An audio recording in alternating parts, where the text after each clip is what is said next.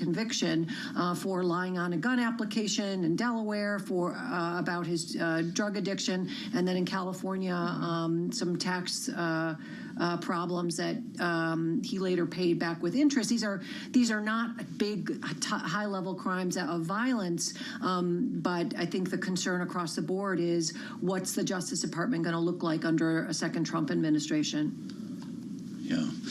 Well, just the idea of these preemptive pardons, if we can call them that, has been getting a lot of talk around Washington. Some folks are raising their hands. Benny Thompson was asked about it, the former chair of the January 6th committee in the House, concerned about being targeted. We've heard Liz Cheney's name bandied about, Adam Kinzinger. What would that mean for the precedent in this administration if Joe Biden went there? So those people actually, to the extent to which they were taking actions in connection with the speech and debate clause, there's arguably some immunity they already would have. I think the bigger concern really is the lower level folks that maybe participated as witnesses. You know, these documents, some of it is probably not even public, that Donald Trump would then have access to, that kind of retribution. But absolutely, this would be a precedent-setting action. But my view is that it would be in response to a precedent-setting plan for the Department of Justice. You know, arguably under Hoover, there was J. Edgar Hoover, there was the Justice Department used to spy on political enemies, famously Martin Luther King, for example. That was, you know, not a proud part of American history. What Donald Trump and what looks like his cabinet picks seem to promise is widespread, potentially vindictive prosecutions. And for that, yeah, this would be setting a brand new precedent with a lot of problematic implications around across the board. Well, so as we consider what future preemptive pardons might be given to, say, members of the January 6th committee, there's also the question of pardons for people who have been convicted of crimes on January 6th. Just today, in an interview published with Time, the president-elect, who of course is Time's Person of the Year, was asked if he would pardon all January 6 defendants. He said yes. When asked, "You're going to do all of them?" he said, "I'm going to do case by case, and if they were nonviolent, I think they've been greatly punished." And the answer is, I will be doing that. I'm going to look to see if there were some that were really out of control. Keeping in mind here, Kim, that there are already hundreds of people who have been convicted or pleaded guilty to crimes related to their activities on January 6th, with the majority of those receiving some time behind bars. But given there have been different crimes and different sentences here, can he just do this in a blanket way, or will it have to be case by case, single names? He could do it in a blanket way, or it could be case by case. The pardon power in the Constitution is extremely broad. There's very few cases that have made it to the Supreme Court to narrow it or put any limitations on it. And of course, in the Trump versus U.S. immunity case, where the court created criminal immunity for presidents, it went out of its way to get out a black Sharpie and underscore that the pardon power is extremely broad as far as the president's authority. You know, to answer your question on January 6th, that would be about, you know, lawyers crafting the language of a more generic pardon to be sure that it captures the folks that Donald Trump would want to be included in that. I think there are over 1,800 prosecutions at this point. If he's talking about violent offenses, that kind of language, sort of accepting maybe people from the pardon if they engaged in violence, maybe that would be in there. Or he could give a list. I think it's on the Justice Department's website, fairly straightforward and easy. But that kind of pardon, I think, is of a concern in a way that, say, the Hunter Biden pardon was not, because of the nature of January 6th and the violence that was part of that. We have to ask ourselves with pardons, going back to George Washington, is a pardon being issued going to make the country less safe, either because that person will go on to commit crimes, or because the pardon is being done in a self-interested way, in a corrupt way, in a way to allow the president to commit crimes. Those are different categories, I think, of pardons than pardons under the traditional way for mercy that go back before the King of England, back to the Bible. Jesus Christ was denied a pardon, and that gave birth to the Christian religion. The whole idea is the criminal justice system, people fall through the cracks, and there needs to be a fix. A survey done this summer, both Republicans and Democrats, a majority of both did not want to see pardons for the January 6th people that participated in that because of the concern of violence around elections and an emboldening of the energy around what happened on that day. Kim Whaley talking with us on Bloomberg TV and radio as we return to Bloomberg's Tyler Kendall. Tyler, really interesting when this idea of preemptive pardons, unclear what's going to happen in the next couple of weeks, but what are we hearing from the White House on this? Right. Well, since that interview, we do know that White House Press Secretary Karine Jean-Pierre did come out and say that President Biden is looking into this, but that she didn't want to get ahead of the president and his own legal team. Now, when it comes to President-elect Trump, who really would be sort of the impetus for this happening, he's given us sort of mixed signals when it comes to this, but his most recent one was in a Truth Social post on Christmas, where he said what he referred to as the radical left's best chance is to get pardons before he takes office. So sort of mixed signals there on what that actually might mean in practice, right? Of course, Trump has said that in his opinion, the best retribution is that he ultimately won office and that he's not going to urge his top prosecutors to go after people. We'll be watching, of course, Attorney General-elect Pam Bondi's confirmation hearing for any signs of that. We'll have a lot more to follow on this for sure. Bloomberg's Tyler Kendall. Tyler, thank you so much always for the great reporting. We're going to have a lot more in hour 2 of Balance of Power. Stay with us. Congressman Chuck Fleischmann, the Republican from Tennessee, will be part of our conversation ahead. This is Bloomberg.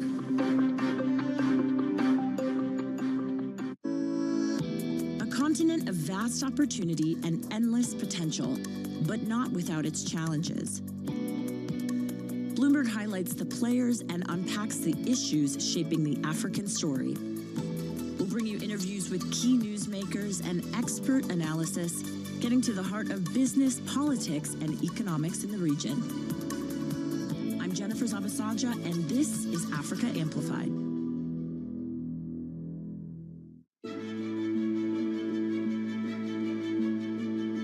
One of the very critical things is that a lot of young entrepreneurs don't realize is that when you start as an entrepreneur, you're not just building your business, which of course you are, but you're also building your organization. And most people don't realize that. And building an organization is not just about hiring people.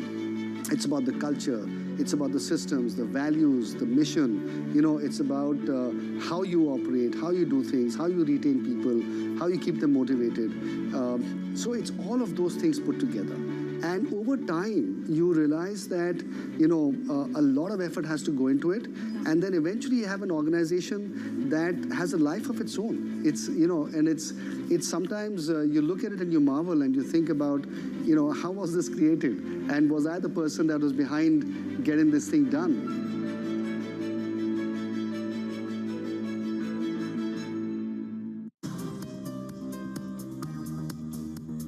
It's the countdown to the market open as we bring you the first trades across Europe. We'll debate the most important stories and what will drive the big investment decisions throughout the morning. I'm Guy Johnson. I'm Kriti Gupta. And I'm Anna Edwards. Join us every weekday morning for the opening trade, live at 7 a.m. here in London. Only on Bloomberg. Context changes everything. It's a multi-trillion-dollar industry. We'll show you what's happening in ETFs like no one else. Bloomberg ETF IQ, Monday on Bloomberg. The top names in business are on Bloomberg. We are in the midst of the largest wealth transfer in history right at this very moment. So $100 trillion of wealth is going to next-gen and millennial clients over the next decade. So that has some pretty significant implications. But in addition to that, women are controlling more and more global wealth. Today, they control 1/3 of global wealth, but in the next 5 years, $30 trillion is going to pass in the hands of women, and they're going to control over 50% of the global wealth market out there today. Women care deeply about investing with purpose, investing to make an impact, doing good with their investments. So you're going to see some significant opportunities for us as we lean in and have been leaning in to capturing more of the female wallet globally. Nobody covers business like Bloomberg. Context changes everything. It's the world's second largest economy with a growing influence in global affairs. But geopolitical uncertainties, deflationary pressures, and questions about foreign investment linger. Bloomberg, the China Show, brings you the unmatched expertise you need to keep track of breaking news, in-depth market analysis, and the most influential newsmakers in and around China. Bloomberg, the China Show, weekdays on right here on Bloomberg. Context changes everything. From the world of politics to the world of business, this is Balance of Power.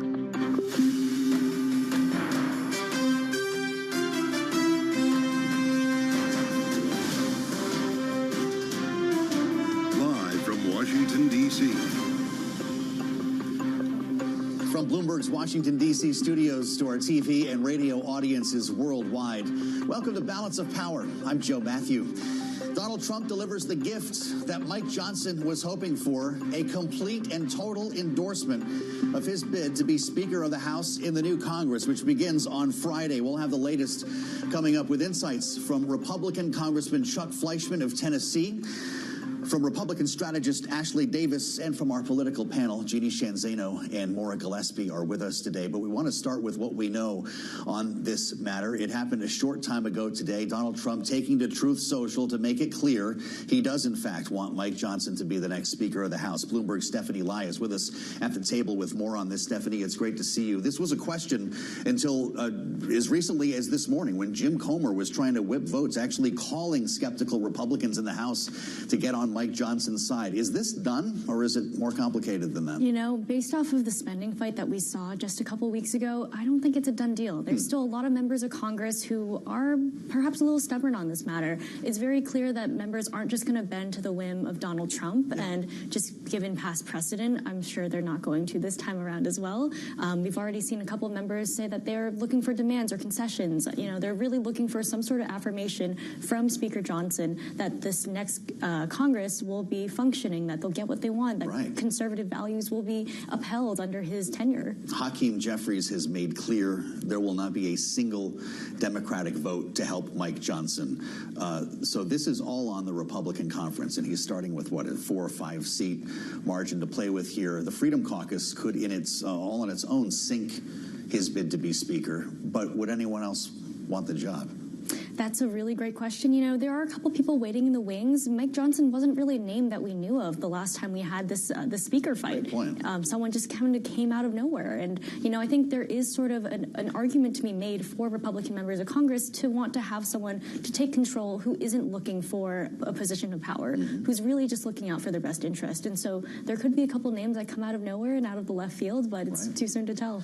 Well, I don't know what was in the nachos at the Army-Navy football game. Remember, they got together in the suite there. They were going to hammer out the agenda for the new Congress.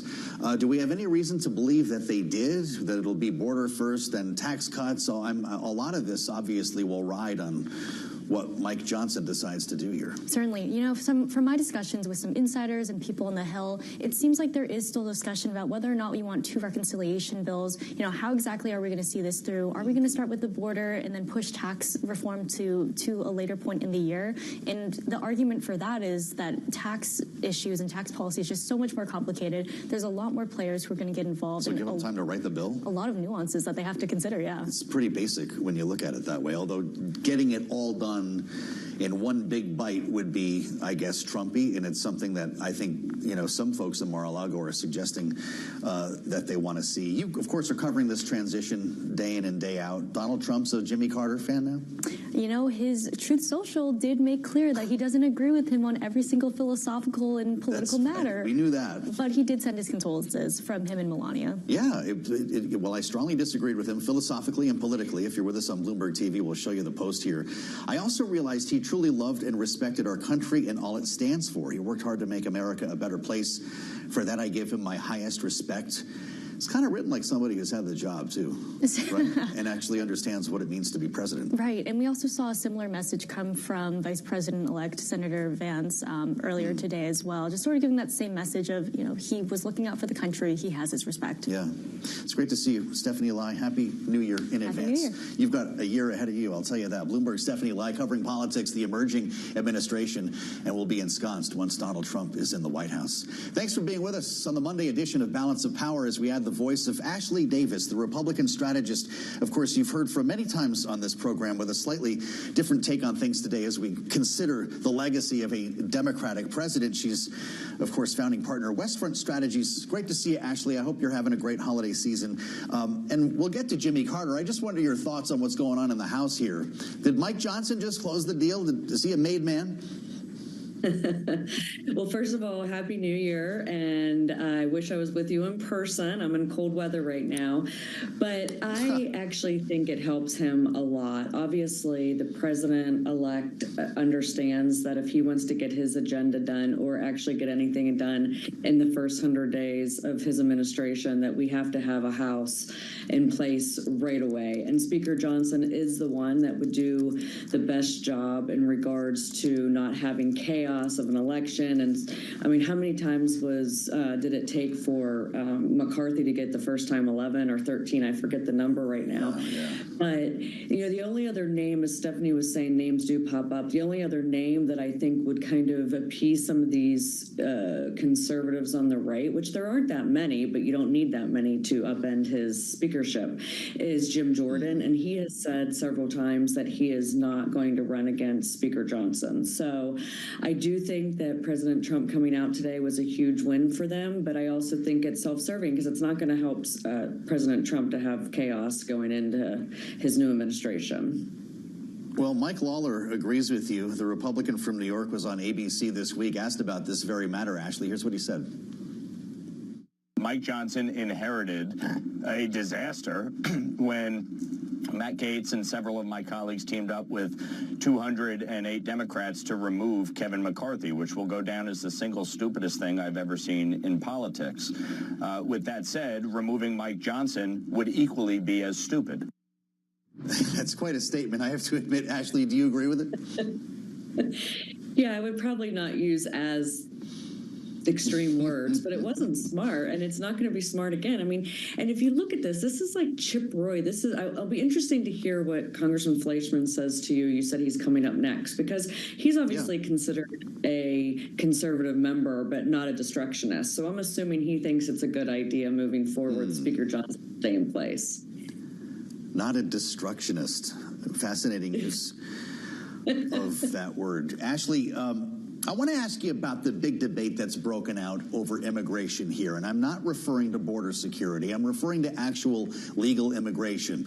People who watch this program know that you have a long history in the national security space and helped to bring about the Department of Homeland Security. And this idea of H-1B visas suddenly being extremely controversial as a component of this border issue is really interesting. Elon Musk, of course, suggesting that we lift the cap on these H-1Bs, bring in foreign-based talent to help us, particularly in high tech. But that runs counter to what a lot of the MAGA world thinks ought to be happening when it comes to the border and America first. How do you square this from where you're sitting? Yeah, I think that this is totally getting combined into one conversation that really shouldn't be, because the visas that Elon and Vivek are speaking about, the HB1, they're actually legal visas that are sponsored by companies and corporations to bring talent in. And the MAGA side of the party and many others, not just MAGA, that are concerned about border security, in my mind, are people that are coming over here illegally. So I really think it's important to split the topic up, because one does not have anything to do with the other one. You have 65,000 available HB1 visas every year to apply to, and you get a 3-year, that visa lasts 3 years, and you have actually one more chance to extend it another 3 years. But otherwise, it's not that people are coming across the border illegally, staying here, and not being able to be found. And then obviously the ones that commit crimes that are here as well. So it's a different program. So I do agree with Elon and Vivek on this, and I guess the president. Duly noted. But now that Elon Musk and Vivek Ramaswamy have kicked the nest on this. We have an active debate going on over work visas, whether they're skilled or not. And Donald Trump was talking about dreamers in the only interview he's done since being elected as something that he would work with Democrats on. So it sounds to me, Ashley, like just shutting down the border is not enough. Is the answer not comprehensive immigration reform? I think that comprehensive immigration reform, I mean, in 2007 was the closest that ever was becoming true to reality when Senator Kennedy and then President Bush almost did strike a deal. I think that a win for President Trump is in this first year right away, which is why I think reconciliation will happen. I think there's two buckets that will happen per your earlier conversation with Stephanie. I think they'll do border first along with energy. But the reason why is if you get the 1 million illegal immigrants that are in this country out of the country the first year that have committed a crime or have completely exhausted their appeal process, that's 1 million people that can go out right away, which is a huge win for Trump. So if he does that, then work slowly over the next 3 years trying to find and round up all these other people that have come over here illegally, I think that's going to be phase 2. But if you deal with HB1 visas or if you deal with dreamers, I mean, that's in my mind is stage 3, 4, 5. You've got to get rid of these top ones first and second that have committed crimes in this country. Rick Davis's ears are burning after I said comprehensive immigration reform as we spend time with Ashley Davis. I haven't asked you about Jimmy Carter. Ashley, what do you make of the constant comparisons, by the way, not just today, but for the balance of Joe Biden's administration being compared to Jimmy Carter? Is that fair? No, I think, listen, I said this before in my show. President Bush, my boss, used to always say, let history make its decision on what I've done. And I think that Jimmy Carter will go down in history as and even yesterday when he passed away, there's many people that believe in many things that he did. I think during the campaign when people were criticizing President Biden, they were giving him obviously an insult saying that President Carter never did anything to this country. What you said earlier and what Stephanie said in regards to President Trump giving his condolences, being part of this club is a very lonely club. And I think that there are many people in the country that do respect this. You see that the funeral will be on January 9th. Obviously, the stock market will be closed. Does that mean you get off on the 9th, Joe? I don't think so. We're going to call you to join us, actually. But I think that it was more of an insult to President Biden than it was, to go back to your question, than it actually was about Jimmy Carter. He'll go down in history of maybe making some mistakes, but also doing some good things. Huh. You think that Trump's statement about Jimmy Carter was more of an insult to Joe Biden? Is that what you're suggesting? During the campaign, when he was being compared to Jimmy Carter, the statement that he made yesterday, I thought was very appropriate. Well, so what's the lesson here? And, I always save the easy question for last when we're out of time, Ashley. But I keep hearing from people, Democrats and Republicans, who say, you know what? The lasting impression is that he had dignity, that people trusted his word, that he was a nice guy. What am I supposed to take from that in this age in Washington? Well, I mean, obviously there's lots of criticism, but I'm reading this book right now, actually, talking about all the various presidents that have gone down and saying there wasn't integrity or there wasn't, they weren't patriotic enough. I mean, how many people hated Ronald Reagan that now the entire Republican Party runs on being Ronald Reagan-esque? So I think, again, this to me goes back on time heals a lot of wounds and a lot of memories are short. How true. Joining us live from the Matterhorn, Ashley Davis, founding partner, Westfront Strategies. It's great to see you, Ashley. Happy New Year, and we'll see you in 2025 because we're going to have a lot to talk about. Of course, that's going to start right after we come back from New Year's Day. We will get a break in the markets on Wednesday. We're back Thursday, and the new Congress begins on Friday. That's when the voting we're talking about from Mike Johnson and the swearing in of this Congress will take place, and we're going to have live coverage for you of what could be another rambunctious day in Washington. To the 6th, of course, to certify the vote. To the 9th, in which Jimmy Carter will lie in state here in Washington on the 20th, our inaugural. This is Bloomberg.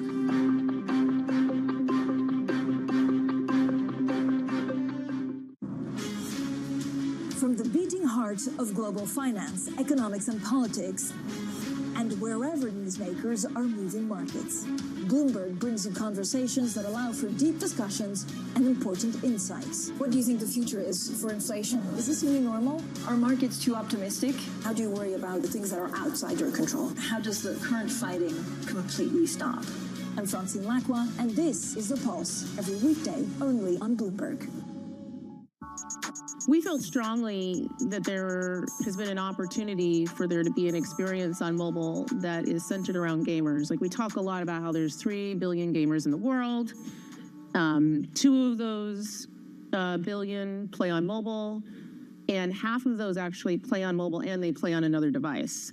But there isn't actually a gaming platform and store experience that is centered around players and goes truly across device, where who you are, your library, your identity, your rewards, that travels with you versus being locked to a single ecosystem.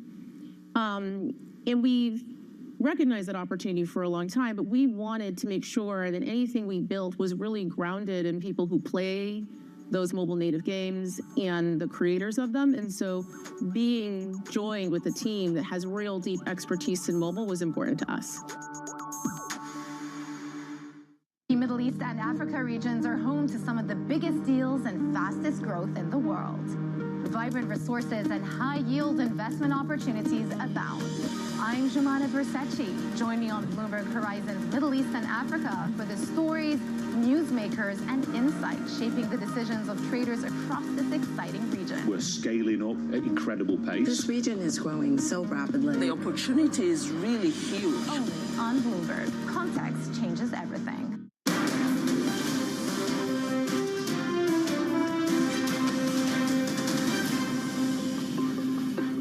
Monday edition of Balance of Power here on Bloomberg TV and radio. Underway live from Washington. Great to see you. Thanks for joining us here. I'm Joe Matthew in the nation's capital, where the words complete and total are resonating on Capitol Hill. They would be from Donald Trump, of course, the president-elect, on Truth Social this Monday before the new Congress begins, offering his complete and total endorsement to Mike Johnson to be the speaker in the new Congress, writing, quote, "The American people need immediate relief from all the destructive policies of the last administration."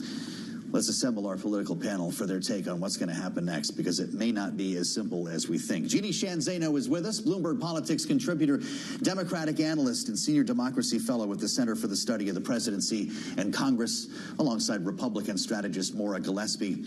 Of course, principal and founder, Blue Stack Strategies. Great to have you both with us today. And Jeannie, I wonder your thought on this, because as soon as we think we have things figured out, then you go through 15 rounds of voting. We know that the Chip Roys of the world, members of the Freedom Caucus, and some other MAGA-aligned Republicans don't like Mike Johnson. They don't like the idea of the continuing resolution that we're operating under right now.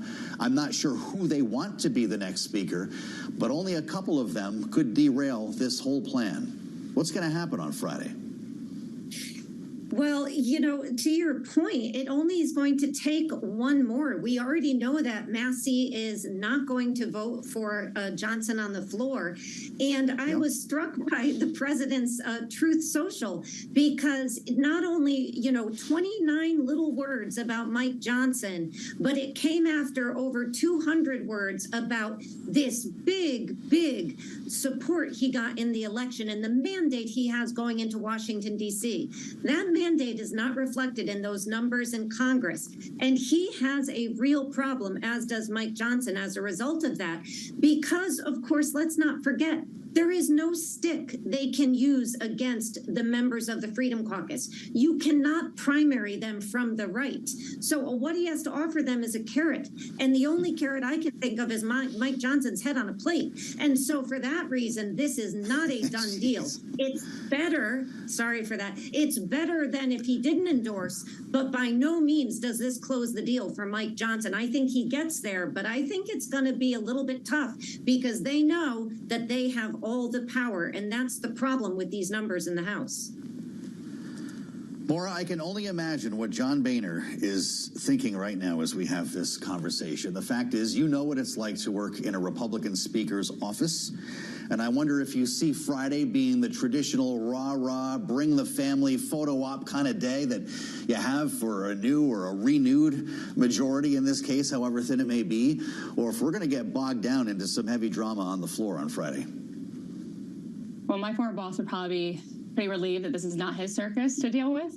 I think that for those far-right MAGA members of Congress that are already out there saying they're not going to support Mike Johnson and or making lists of demands in order to get that vote, to give him their vote for Speaker, they should probably be concerned about maybe MAGA world turning on them. And I think that that's what the Trump world should be doing.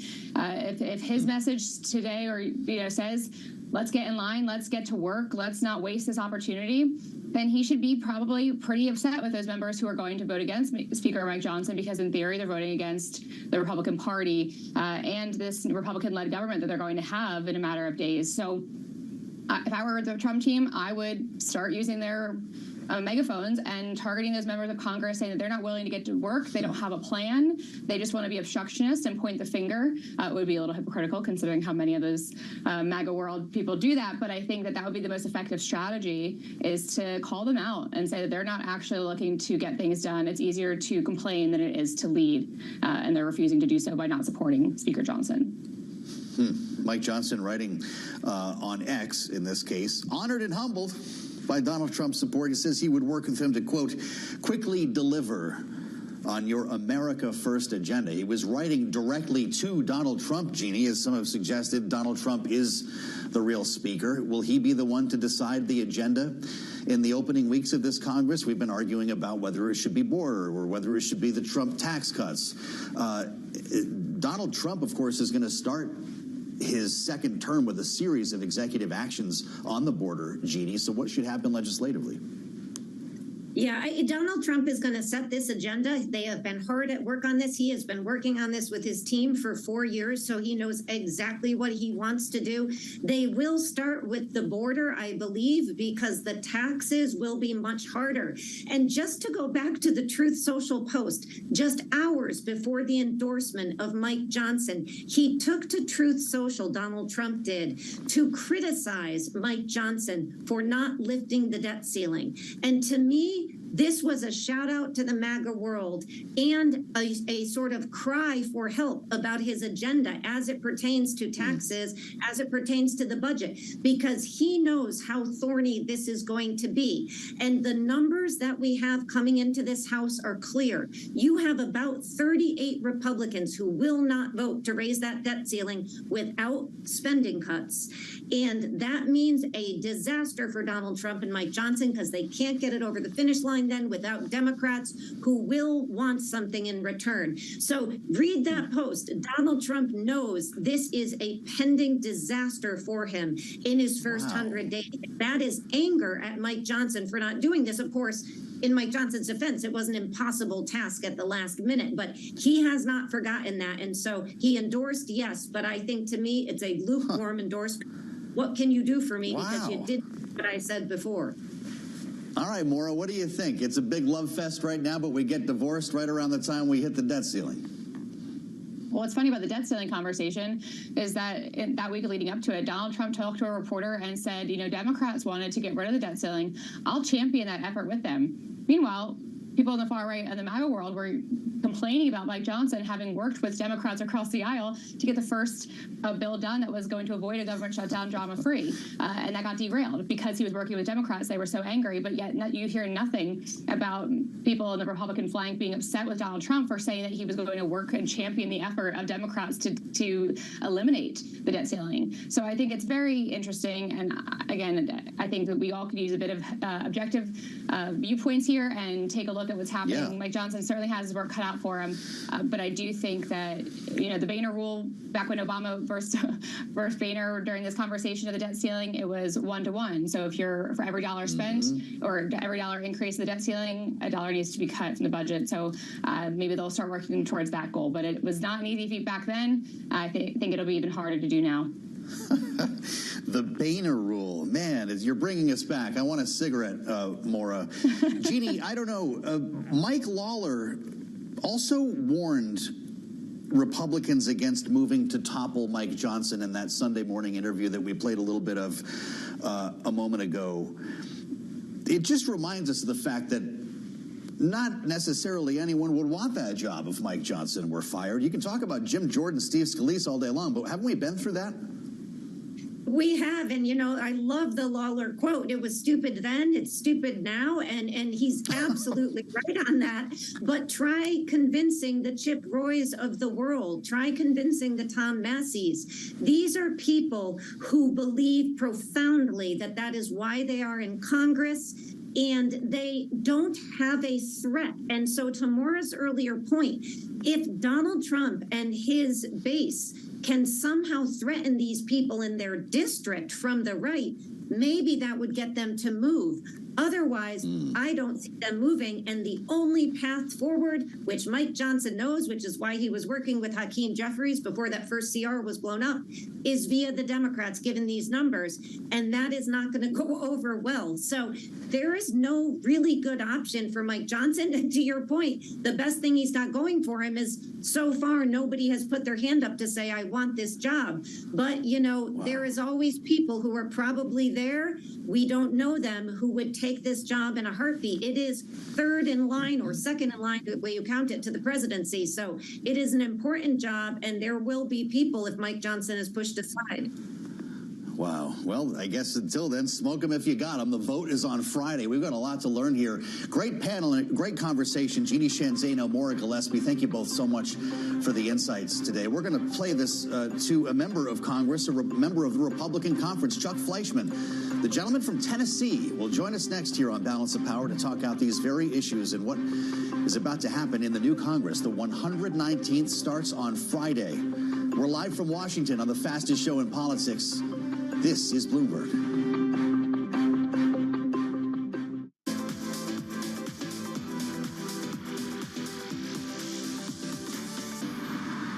You've released, I think, a Bollywood song, a reggae album, a gospel album. You've done a bunch of different genres. Is there any genre you haven't tried that is, because it feels like this next one you're doing is sort of back in your sweet spot. I did a jazz album that I haven't released yet. It's more or less like spoken word over jazz music. That was a genre that I've always wanted to go into. Quincy Jones hit me to Mr. Mumbles, Clark Terry, which was his teacher. And we had an opportunity to spend time with Mr. Terry, and we did a record together. And that was a genre that I always wanted to venture into because I felt like I had a jazz voice. So your role in a jazz album is just your singing? No, I'm spoken word. Or spoken, sorry. My voice and my conversation, my poetry,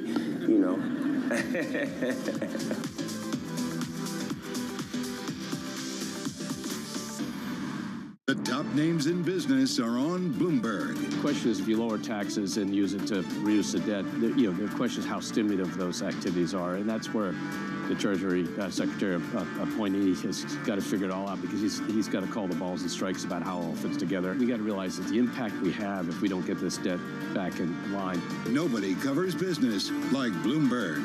Context changes everything.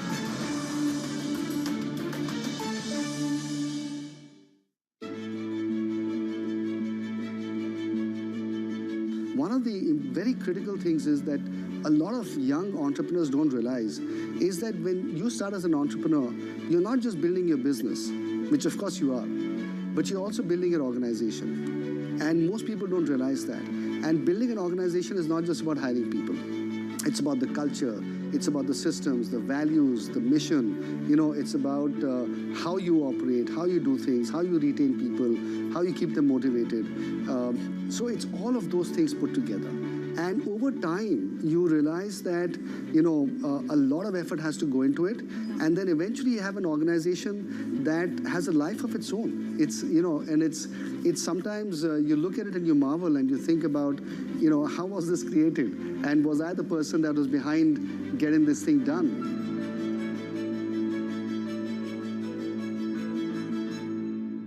Morning from my World Headquarters in New York, I'm Menace Krennic. And I'm Danny Berger. Let's set your agenda. Bloomberg Brief delivers the market news, data, and analysis you need live every weekday, only on Bloomberg. Context changes everything. Welcome to the world of decentralized finance. Massive outperformance from Bitcoin. Bloomberg's covering all things crypto, the people. The tectonic shift emanating from Washington. All we're looking for is clear rules and an ability to build in the United States. Crypto shouldn't be partisan. The transactions. Really a record-breaking moment. Crypto VC is back. And the technology. It's really the beginning of a global on-chain economy. And if America doesn't embrace it, we're going to be left behind. Bloomberg Crypto, Tuesdays, only on Bloomberg. Bloomberg Surveillance covers the latest in global markets and the political events that influence your world. Join Jonathan Farrell, Lisa Abramowitz, and Anne-Marie Hordern only on Bloomberg. Context changes everything.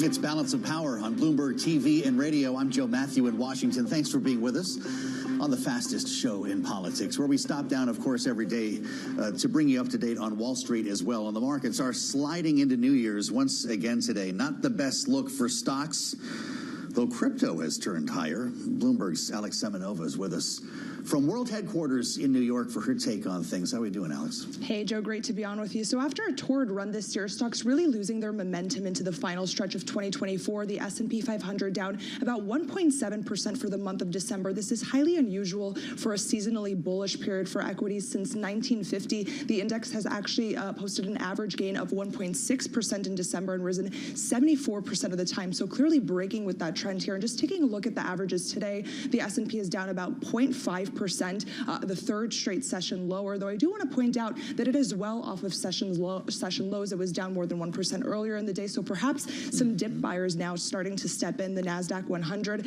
down about 0.7%, and the Dow Jones Industrial Average down about 130 points, and all three major averages earlier in the day were down more than 1%. The U.S. 10-year yield retreating down to 4.55%. You remember, Joe, last week it eclipsed 4.6%, and some of the names in focus today are Boeing, of course, that stock down after the deadly plane crash in South Korea that unfortunately killed 179 people, though analysts are coming out to defend the stock, saying this has nothing to do with the production of the aircraft, but was just perhaps a bird that got stuck in the engine. Investors still investigating that.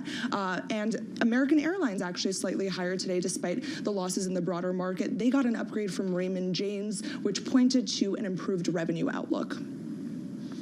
I'll tell you, it's just a matter of time, it seems, Alex. People just can't resist, right? That's been the story of the market this year. Every time we were headed for a correction, the dip buyers moved in and moved this thing to new highs. And if you go back a year, there's been some interesting reporting on the terminal. Nobody seemed to call this, right? This was supposed to be a year of modest gains after a big jump the year earlier. And here we are talking about another 20% move. Yeah, Joe, I don't envy anyone on Wall Street whose job it is to predict what the stock market will do, but especially not for the past 3 years where we've seen so many twists and turns with the economy and the market after the pandemic. And especially these past couple of years, investors were worried that higher interest rates by the Federal Reserve would tank the market, would spur a recession. But instead, we got 2 consecutive years of returns of more than 20%. Last year, of course, people were predicting losses. We got a 23% S&P 500 rally. And going into this year, no one thought that at lofty valuations that could happen again. And so investors kind of predicted a modest gain, and instead, again, double-digit returns. And that saw big names like Goldman Sachs, UBS, they had to revise their forecasts for stocks about 4 times this year, a highly unusual frequency. And then we saw some of the biggest bears on Wall Street, of course, capitulate their outlooks. Mike Wilson, notably, he was a bear the past few years, and he has turned bullish on equities. JP Morgan also held on to its bearish call for the past 2 years, but now it can't resist this rally. So going into next year, now forecasters also predicting a gain, perhaps at a time where we're actually at a crossroads where valuations are so high and there's uncertainty around what will happen with yields and if this momentum can continue, Joe. Yeah, big questions, too, around crypto, whether we'll see that Bitcoin national reserve. I know there have been a lot of bets made already on that front, but it's something that we'll be following closely with your help. Alex, great to see you. Thank you so much for the coverage today from New York, as always. I'm Joe Matthew in Washington, where we do have breaking news on the new Congress, or so we think we do.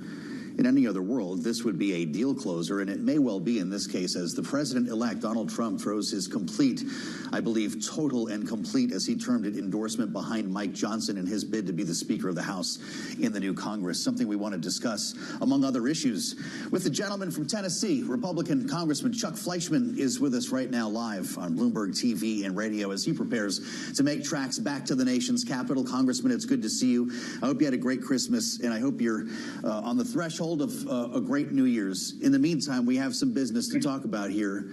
Is this a deal closer for Mike Johnson to carry the gavel in this new Congress? I feel so good about President Trump's strong and unequivocal endorsement. I did the same thing this morning right before him, so I like that. I sent out a little tweet to Mike Johnson thanking him and saying, look, the great news is the president-elect, President Trump, and I are on the same page once again. The reality is we're going to have a one-seat majority after the three leave. It's going to be a tough Congress. Really, this should be Mike Johnson's. He's earned the job. He's earned our trust. He's got my full support. But candidly, getting Donald Trump's support is going to really, really help close this deal. It's a deal maker. Without that endorsement, I was a little bit concerned for Mike Johnson. Now I feel very good about January 3rd.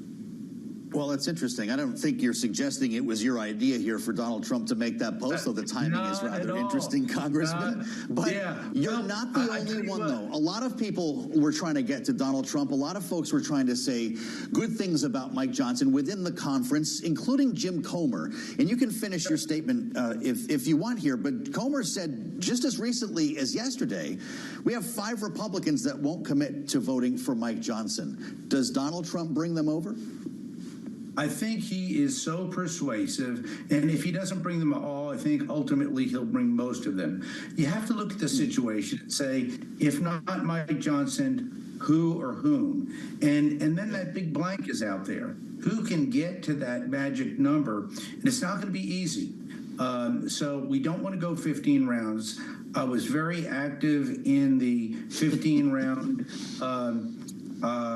fight to get McCarthy made Speaker. I actually helped him in that. In fact, I was one of the last people to go and speak with Matt Gaetz and plead with him. And it actually went well at that time. Didn't go so well later. But the reality is we need a strong, unified message because, candidly, the way it works, the Democrats are watching on the other side of the aisle. If they perceive weakness, they will take advantage of that, and we don't need that. In order for President Trump to have a strong agenda carried out, the House is going to have to be that first step. Getting Mike Johnson elected as Speaker, I think, will clearly get that done. Then, of course, in the Senate, I think sledding will be much easier with that 53-seat majority. Well, let's talk about the agenda for a moment then. I know that Donald Trump and Mike Johnson were talking about it at the Army-Navy game. I don't know that anything has been hammered out for sure. Will Republicans try to get their arms around the border first? Trump tax cuts second? Or both at the same time? I think you start now, of course, President Trump will choose his batting order, but I think it's smart to start with the easier tasks first. The border is easy because Joe Biden and this administration have done such a terrible job. It's porous, it's open. We've had millions and millions of illegals come in. We have got to fix it. And you've got the vast support of the vast majority of the American people. Big cities, rural areas, we have got to deal with this. It's a national security crisis. Getting that done. I think the second thing should be foreign policy. I think Trump is going to be very strong in bringing peace to Ukraine and Russia. I think he will have great credibility with both Putin and with Zelensky. So I think that could be another strong early win. The Middle East is another story. It's a very tumultuous region, but Trump can take his best shot at that. I think he'll do well there. Taxes is going to be something else. It's going to be difficult. It's cumbersome. Our tax code is cumbersome in and of itself. We need to preserve these Trump tax cuts that I actually voted for in his first term. I think it's critically important for our economy. But I think we will take these in progression. We will test the waters. We will work through the process and hopefully have a good, strong first 100 days for President Trump. There's a question about how wide to go on the matter of immigration, Congressman. We've been dealing with the idea of border security in a vacuum until Elon Musk brought up the matter of H-1B visas. These are, of course, the work visas that bring skilled talent from other countries. I talked to your colleague, Haley Stevens, Democrat from Michigan, about this. Here's what she said. I'd say that Elon Musk maybe knows a thing or two about it, given his immigration history and given his employment base and given, frankly, the role that his companies are playing, not just here in the United States of America, but across the world. And so we need access to that talent. I think that could be very interesting. It maybe be a smart move of the Republican governing majority if they could do something for high-skilled workers. Is she right, Congressman, and should work visas be part of this debate? I have worked for work visas back when I was the ranking member, highest Republican on Homeland Security appropriations. This is something, we've got a great talent pool that sometimes we are educating in this country and then forcing away.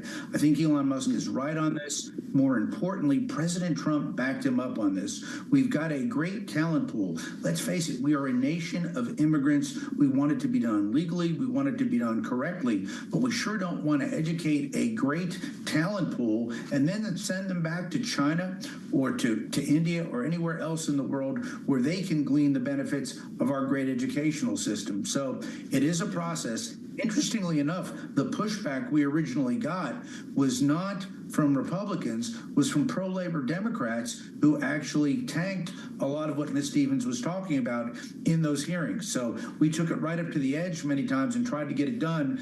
It was labor Democrats who scuttled it. It was not Republicans. Right up to the edge. Isn't that the truth? Congressman, we're spending a lot of time this week on Bloomberg talking about winners and losers from the year on Wall Street. And among the biggest gainers we saw are companies you know a little bit about: Constellation, Vistra, nuclear power providers that are suddenly in high demand because of data centers, because of the need for clean, renewable energy to run data centers that are apparently going to help pioneer the way forward when it comes to AI. This is something I know is close to your heart and you've worked closely on when it comes to utilities and nuclear power specifically. What will this new Congress do to make good on these bets that Wall Street is making, that growth is coming? Yes, I'm excited. So our listeners know what I do. I'm the chairman of the Energy and Water Subcommittee of Appropriations. That funds the Department of Energy, funds all of the nuclear power and new nuclear technologies. This is what I do in Congress. I've had the privilege of speaking with Elon Musk about this. I've spoken with other folks. I've had one-on-one conversations with President Trump in his first administration, actually even on Air Force One, about this, and wrote a paper for him. Chris Wright, the new incoming Secretary of Energy, very bright, very capable, very solicitous of nuclear. He has previously sat on the board of some nuclear companies. So I am bullish on new nuclear. But what does that mean? That means, Joe, we have got to get it right. There's a lot of designs out there. There are a lot of dollars out there. If you look at the fiscal 2025 bill that I wrote, I structured it on appropriations to basically continue to fund new nuclear. About $9 billion. $8.9 billion specifically for that. We've got to make a delineation, though. We need big new nuclear, like the Vogtle plant. We need to build big plants. We need to build smaller plants, and we're looking at microreactors. The bottom line is American technology in this area is superior. Our adversaries are moving ahead in this, meaning Russia and China, but our friends are as well. The French, the South Koreans, they are moving into this sector and doing a good job. The bottom line is, I think we need public-private partnerships. We need to invest in that. I do think the markets will respond to that. We have just got to make sure we pick the right technologies. If we pick the wrong ones, we will lose. Well, that's a good answer, Congressman. I've got less than a minute. Is Donald Trump on board with nuclear? I think so. Donald Trump is great. He's on all of the above. What I'm going to do is create an 8th energy caucus. I've got several in Congress. I'm going to call this the American Dominance in Energy Caucus. It's designed to parallel Donald Trump's Energy Council that Governor Burgum is going to chair. The reason we want to do that is make sure that all of the above means all of the above. Let's face it, I love oil. I love natural gas. Come back and talk to us more about it. I love solar. This is going to be a big story in the new year, Congressman, and it's good to be in touch with you. Thank you for the time today, and thanks for sharing the insights with us ahead of the new Congress. It starts on Friday. Chuck Fleischman, the Republican from Tennessee.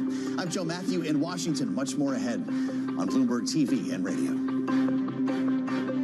The top names in business are on Bloomberg. We are in the midst of the largest wealth transfer in history right at this very moment. So $100 trillion of wealth is going to next-gen and millennial clients over the next decade. So that has some pretty significant implications. But in addition to that, women are controlling more and more global wealth.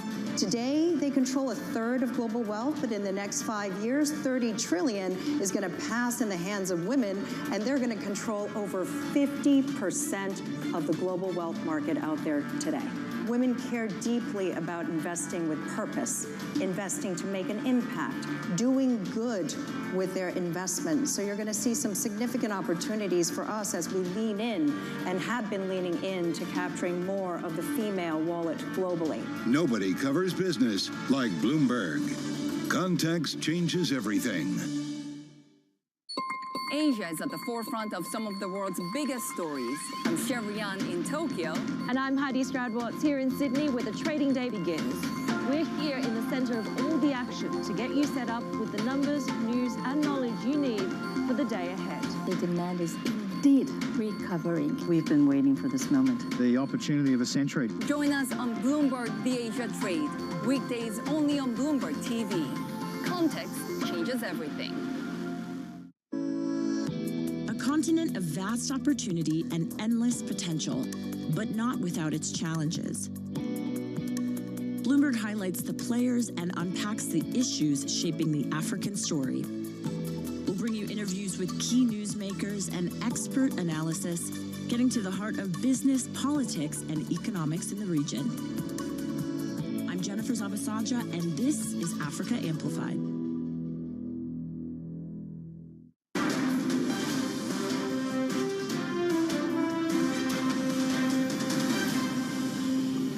I would hope that the nations of the world might say that we had built a lasting peace based not on weapons of war, but on international policies which reflect our own most precious values. These are not just my goals, and they will not be my accomplishments, but the affirmation of our nation's continuing moral strength and our belief in an undiminished, ever-expanding American dream. January 20th, 1977. President Jimmy Carter, having just been sworn into office there on the scaffolding on the west side of the Capitol. That scaffolding is back in place now for the inauguration of Donald Trump, of course, just a couple of weeks away. President Biden has announced that Thursday, the 9th of January, will be a national day of mourning. As we've been telling you on Bloomberg, that will include a market closure. Markets will be closed on January 9th with the pomp and circumstance that you would expect surrounding the funeral of a president of the United States in the offing. Plans are already underway right now at the White House for all of this, and we want to bring you to the White House for an update now from Bloomberg's Tyler Kendall. Tyler, what do we know? Yeah, hey, Joe. As you mentioned, President Biden has ordered an official state funeral for former President Jimmy Carter to take place here in Washington. That will happen on Thursday, January 9th. In a statement last night, President Biden called Carter a, quote, dear friend, adding that he was a man of, quote, great character and courage. Biden was actually one of the first senators to endorse then-candidate Carter's bid for the White House in 1976. He actually retold that moment during remarks last night from St. Croix, where he's vacationing with his family. When I endorsed him for president, I told him why I was endorsing him, and that it was not only his policies, but his character, his decency, the honor he communicated to everyone. In a post on Truth Social, President-elect Trump said the challenges Carter faced as president came at a, quote, pivotal time for our country, and he did everything in his power to improve the lives of all Americans. For that, we all owe him a debt of gratitude. Of course, Joe, there were many tribulations during the Carter presidency, from foreign to domestic policy, including economic turmoil marked by a stagnant economy and high inflation. Now, other world leaders have also weighed in. That includes UK Prime Minister Keir Starmer, Canadian Prime Minister Justin Trudeau, even the Pope, all sending their condolences in statements last night as the news crossed. Now, the Carter Center has said that there will be 2 public observances, one in Atlanta, of course, the other here in Washington. And as we do await more details of those events, one thing that we are expecting, Joe, is that the flags will fly at half-mast during President-elect Trump's inauguration at the U.S. Capitol on January 20th. We've had national days of mourning in our recent memory. Of course, Tyler, the deaths of former presidents George H.W. Bush, that was 2018. Jerry Ford, that was 2006. And then, of course, in 2004, I'll never forget the procession in the funeral of Ronald Reagan here in the nation's capital. What will Washington look like this time?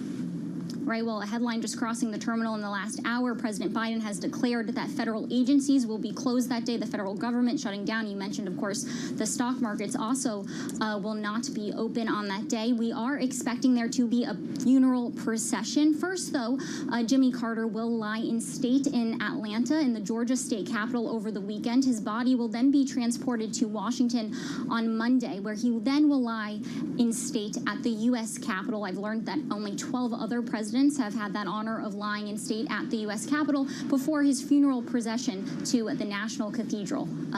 We are also expecting, Joe, that President Biden will deliver a eulogy. We are still awaiting word on whether or not President-elect Trump will attend that ceremony. All right, Bloomberg's Tyler Kendall, live from the North Lawn of the White House. Tyler, thank you so much. Just out of frame where Tyler is standing is the other part of the scaffolding that's been erected for the inauguration. That's where President-elect Trump will review the parade once he gets to the White House that day. Of course, the reflections that we all have, the memories that we have from Ronald Reagan's funeral procession here in Washington, quite pronounced, with black bunting on federal buildings, the caisson carrying the former president's casket, and the riderless horse, one of the great elements of tradition that will likely be part of this procession, something that we'll keep you posted on as these plans come together. Of course, Jimmy Carter died yesterday at 100 years old, and we remember the life and the legacy of Jimmy Carter here on Bloomberg. President Carter came to office in the wake of Watergate and Vietnam with a commitment to right the ship of state. President Carter brought back to government honesty, integrity, and faith in government. He ran as a candidate on a government as good as his people, and he truly did deliver that. I think President Carter in many ways was ahead of his time in terms of his emphasis, for example, on human rights, in terms of his thinking about alternative energy, in terms of his role in the Middle East peace agreements that he put together. And we all know that his ex-presidency, which has been such a long one, has been graced by remarkable contributions to humanity by former President Carter. I think right now, he is seen very favorably. I'm really happy to see that because he's a very special man. One of President Carter's biggest challenges was energy in the face of the second Arab oil embargo. Well, he was president during a very challenging time. As you recall, there was the oil embargo, which drove oil prices up dramatically. That became a catalyst for the highest inflation that we had really since the war, and probably even before that. And so he had to take some very tough fiscal measures. He did appoint Paul Volcker, who, by very much tightening monetary policy, caused a recession, which certainly was not an easy thing for President Carter to run through. He was the first person to talk about energy and how we had to start looking at renewable energy plans and how our country could invest and incentivize in that area. And I don't know if you remember, but he had a solar panel on the White House, which when he left, President Reagan took down. But he also had fuel mileage standards and, really realized, I think, way before anybody else, that we had to start thinking about what climate and what it was doing to our planet.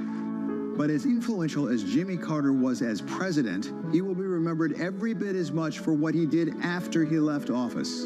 The thing, though, that I think is absolutely most notable about President Carter is we can all debate the relative merits of any individual president's term, but I think it's inarguable that President Carter is the single most impressive, most successful, and most to be admired ex-president in the history of our nation. This is a man who took the responsibilities of being a visible public figure incredibly seriously and was a role model to all of us.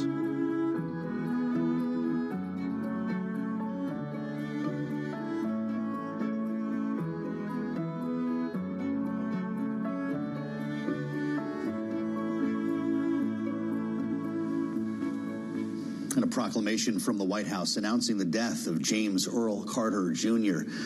writes in part, President Carter was a man of character, courage, and compassion whose lifetime of service defined him as one of the most influential statesmen in our history. Joe Biden goes on to write, he worked to eradicate disease, forge peace, advance civil rights and human rights, promote free and fair elections, house the homeless, and always advocate for the least among us, unquote.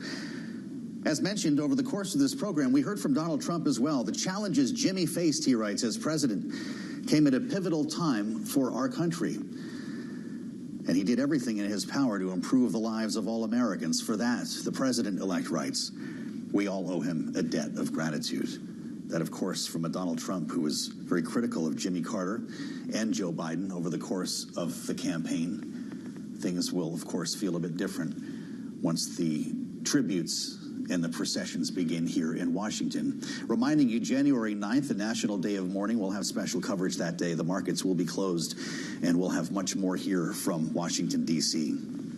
I'm Joe Matthew in the nation's capital. Thanks for being with us on the Monday edition of Balance of Power here on Bloomberg TV and radio.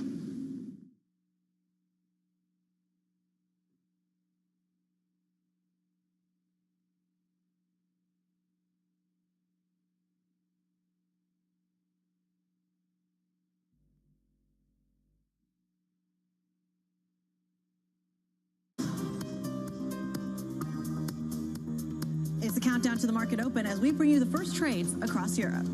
We'll debate the most important stories and what will drive the big investment decisions throughout the morning. I'm Guy Johnson. I'm Kriti Gupta. And I'm Anna Edwards. Join us every weekday morning for the opening trade, live at 7 a.m. here in London. Only on Bloomberg. Context changes everything.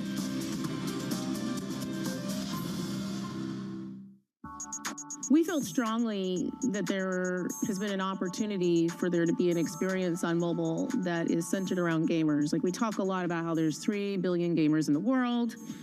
2 of those billion play on mobile, and half of those actually play on mobile and they play on another device. But there isn't actually a gaming platform and store experience that is centered around players and goes truly across device, where who you are, your library, your identity, your rewards, that travels with you versus being locked to a single ecosystem. And we've recognized that opportunity for a long time, but we wanted to make sure that anything we built was really grounded in people who play those mobile native games and the creators of them. And so being joined with a team that has real deep expertise in mobile was important to us. It's the world's second largest economy with a growing influence in global affairs. But geopolitical uncertainties, deflationary pressures, and questions about foreign investment linger. Bloomberg, the China Show, brings you the unmatched expertise you need to keep track of breaking news, in-depth market analysis, and the most influential newsmakers in and around China. Bloomberg, the China Show, weeknights at 8 p.m. Eastern Time, right here on Bloomberg. Context changes everything.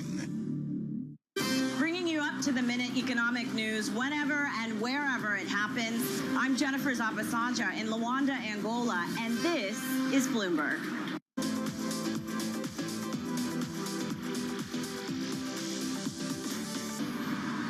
You've released, I think, a Bollywood song, a reggae album, a gospel album. You've done a bunch of different genres. Is there any genre you haven't tried that is, because it feels like this next one you're doing is sort of back in your sweet spot.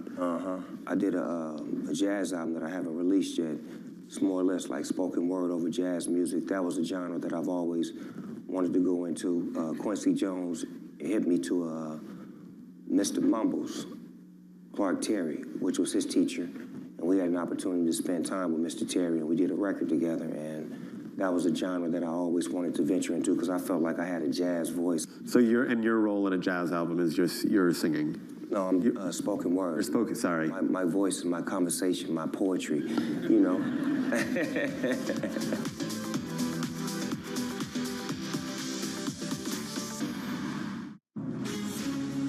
From the beating heart of global finance, economics, and politics, and wherever newsmakers are moving markets, Bloomberg brings you conversations that allow for deep discussions and important insights. What do you think the future is for inflation? Is this new normal? Are markets too optimistic? How do you worry about the things that are outside your control? How does the current fighting completely stop?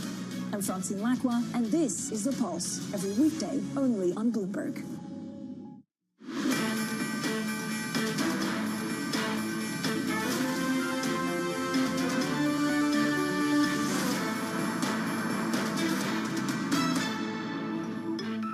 And a very good afternoon, everybody, live on Bloomberg Television, radio, on YouTube, and Bloomberg Originals. This is a special edition of Bloomberg Markets. I'm Carol Master, along with Vonnie Quinn. We are getting ready to wrap up 2024. 2 more days. Can you believe it? A day and a half, I know. It's been a crazy ride. Another year of gains. It's pretty remarkable if you think about the last 2 years. And this is kind of an interesting day. It does feel like the markets are a little bit tired, but we are definitely, Vonnie, off our worst levels of the session. And when you think about it, when the 2024 targets were put in place, we surpassed those within the first 3 months of 2024. So what's in store for 2025? Could we have yet another year of gains?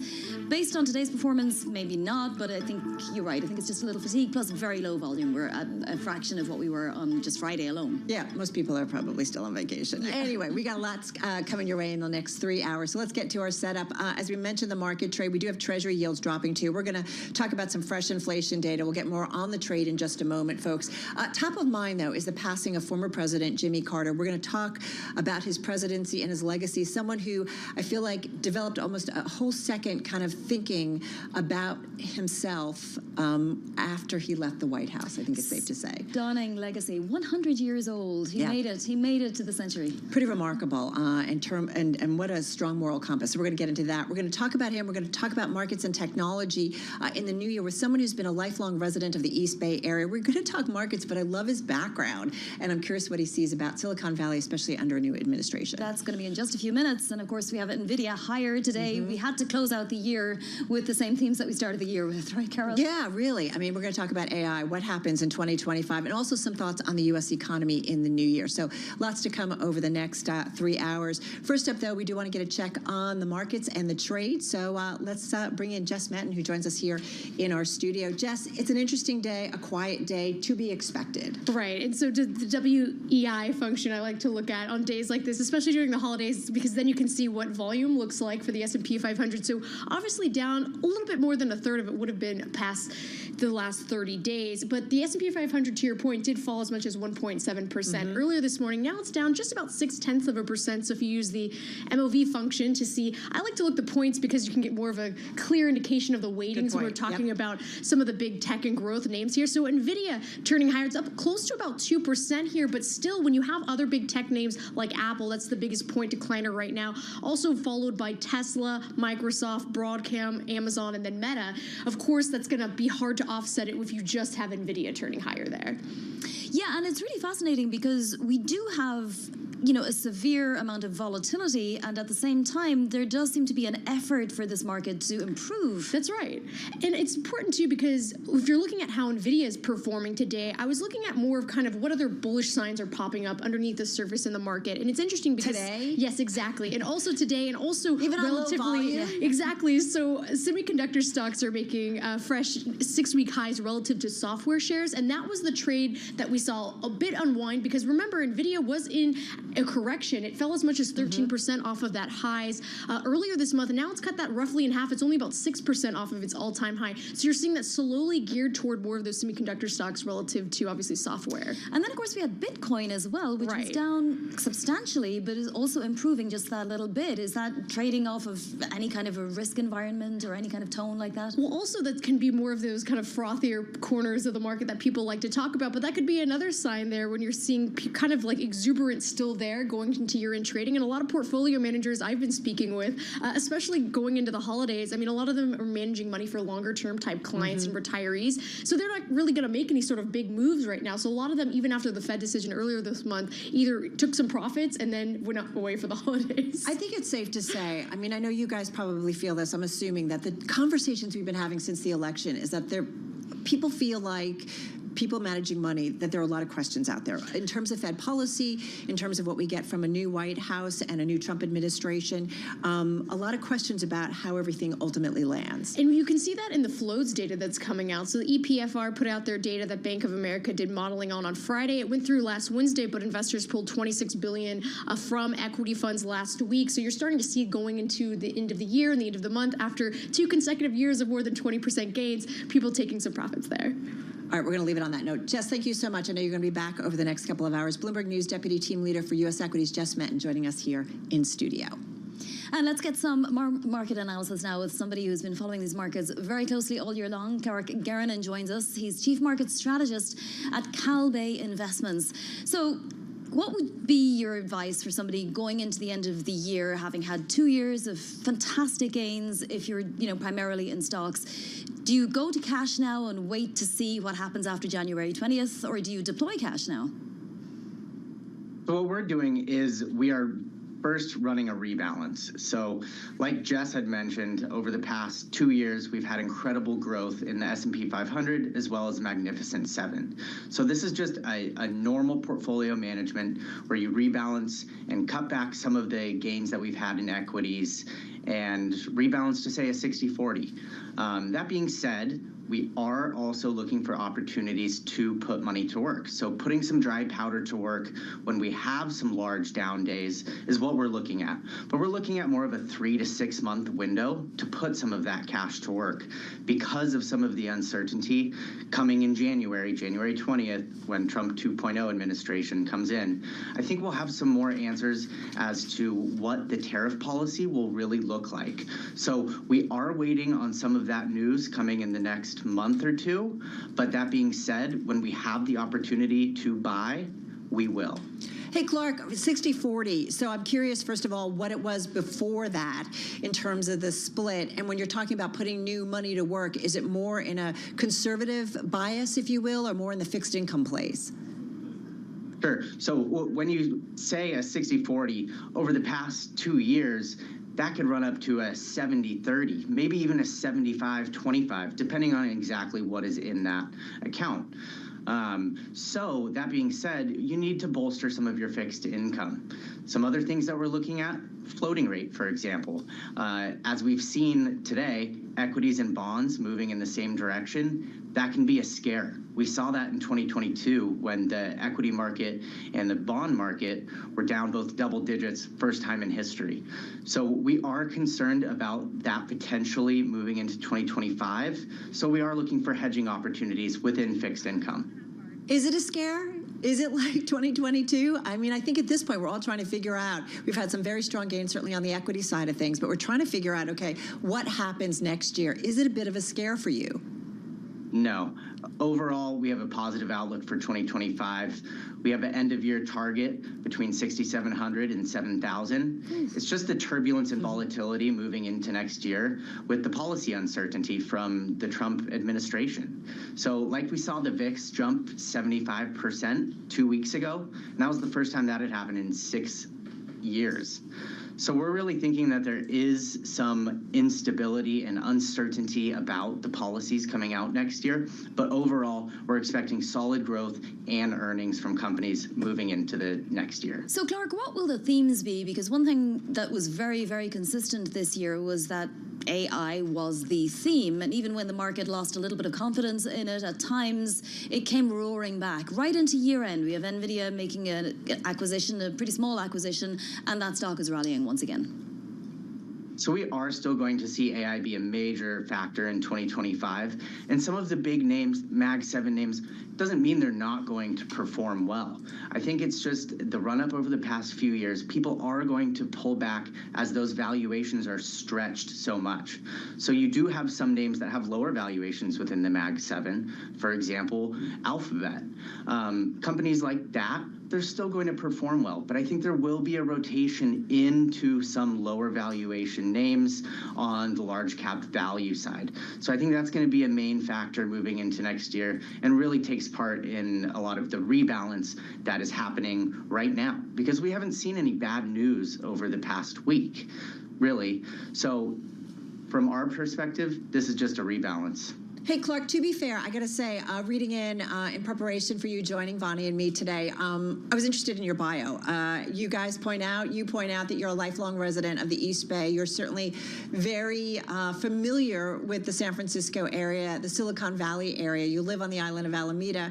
I am just curious what you think about the outlook for tech innovation, for venture. What is kind of the mood that you're hearing, and especially coming or in preparation for a new administration in the White House? So with the new administration coming in, I think there's a few things that we can bet on. It's deregulation and corporate tax rate cuts. So moving the corporate tax rates from 21 to 15%, I think that's going to be a huge benefit to some of these younger companies, especially in the tech arena.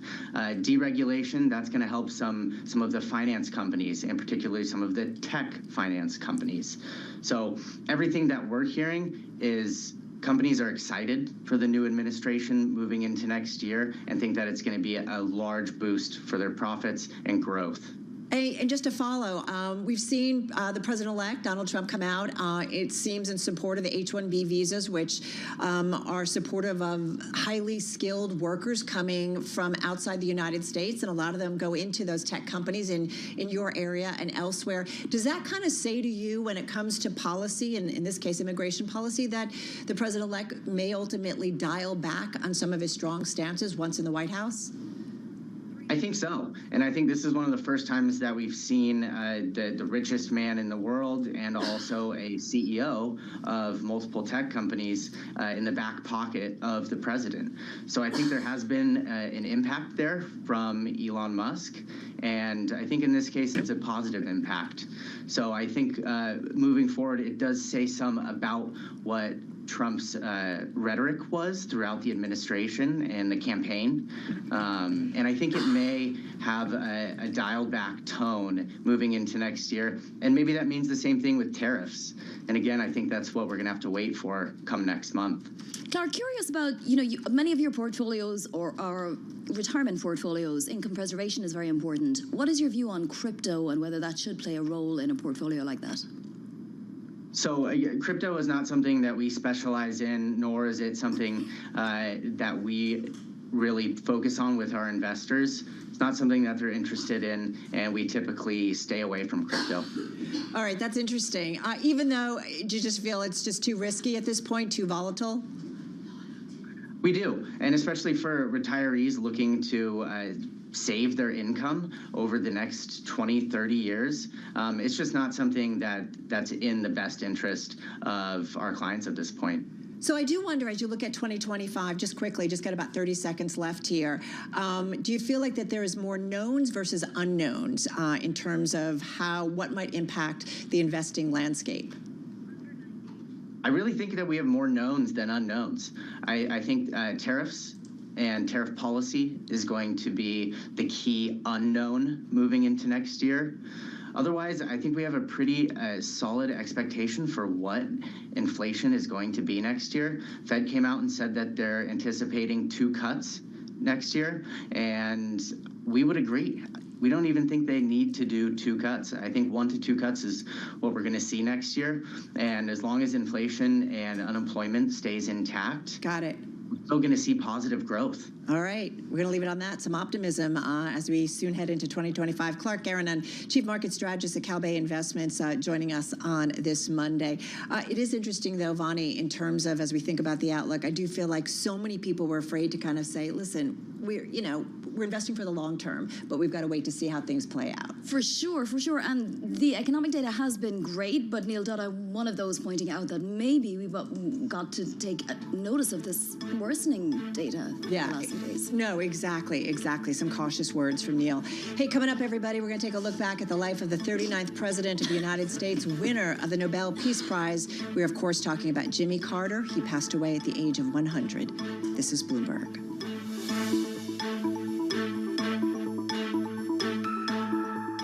The Middle East and Africa regions are home to some of the biggest deals and fastest growth in the world. Vibrant resources and high-yield investment opportunities abound. I'm Jumana Bersechi. Join me on Bloomberg Horizon's Middle East and Africa for the stories, newsmakers, and insights shaping the decisions of traders across this exciting region. We're scaling up at incredible pace. This region is growing so rapidly. The opportunity is really huge. Only on Bloomberg. Context changes everything.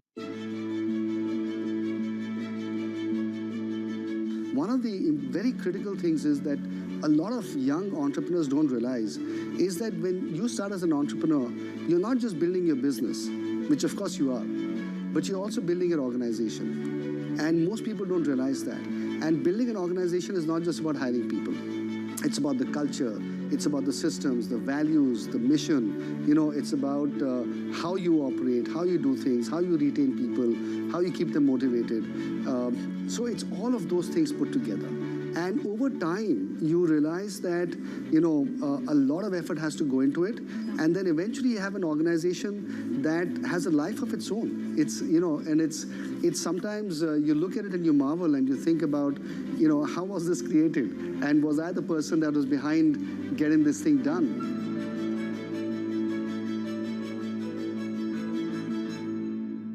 Top names in business are on Bloomberg. The question is, if you lower taxes and use it to reduce the debt, the question is how stimulative those activities are, and that's where the Treasury Secretary appointee has got to figure it all out, because he's got to call the balls and strikes about how it all fits together. We got to realize that the impact we have if we don't get this debt back in line. Nobody covers business like Bloomberg.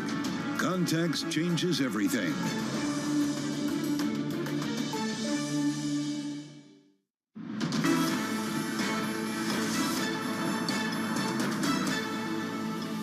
Welcome back to Bloomberg Markets, a special edition with myself, Vonnie Quinn, and Carol Masser joining you. Well, Jimmy Carter, the 39th U.S. president, has died at the age of 100, leaving behind a legacy of promoting human rights and peace around the world.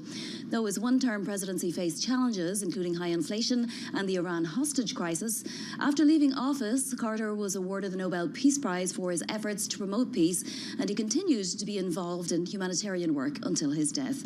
David Weston joins us now. So David, talk to us a little bit about the peace process for a start. It was something that was really unprecedented at the time. Could it have solved even more if there had been a little bit longer to work with? Well, that's always the hope, right? In the Middle East, it will solve even more. But he was coming off of, as you recall, Kissinger really negotiating a ceasefire of a war over in the area. And then Jimmy Carter took it a big step further of actually negotiating a peace, going to Camp David for 13 days. He sat down with Anwar Sadat and Menachem Begin and negotiated a peace, which I will note has held up through everything that's happened, including this year and last year in the Middle East.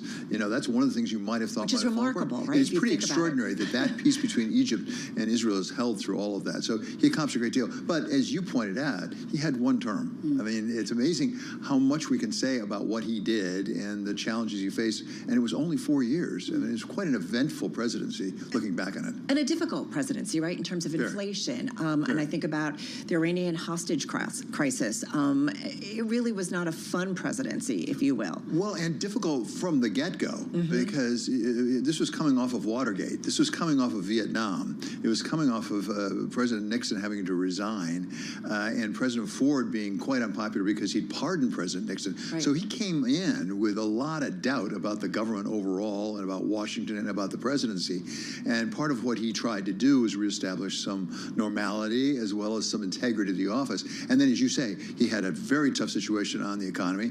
I think most economists would say not entirely his fault at all. It was coming off of what had been done before. Right. And we had runaway inflation. We had stagnant growth, although it's interesting, when you go back over the 4 years, actually the average GDP growth was over 3.2%. Not so bad. Which we would take in a moment now. So it wasn't so bad. So it was a very difficult presidency. And of course, the Iranian hostage crisis, as you say, Russia invading Afghanistan. So he had a lot of challenges to face. And I think it's fair to say he did his best. And in fact, you know, we talk about the Volcker Fed all the time because that was the one that sort of reset modern monetary policy, if you like. It was Carter that appointed Volcker.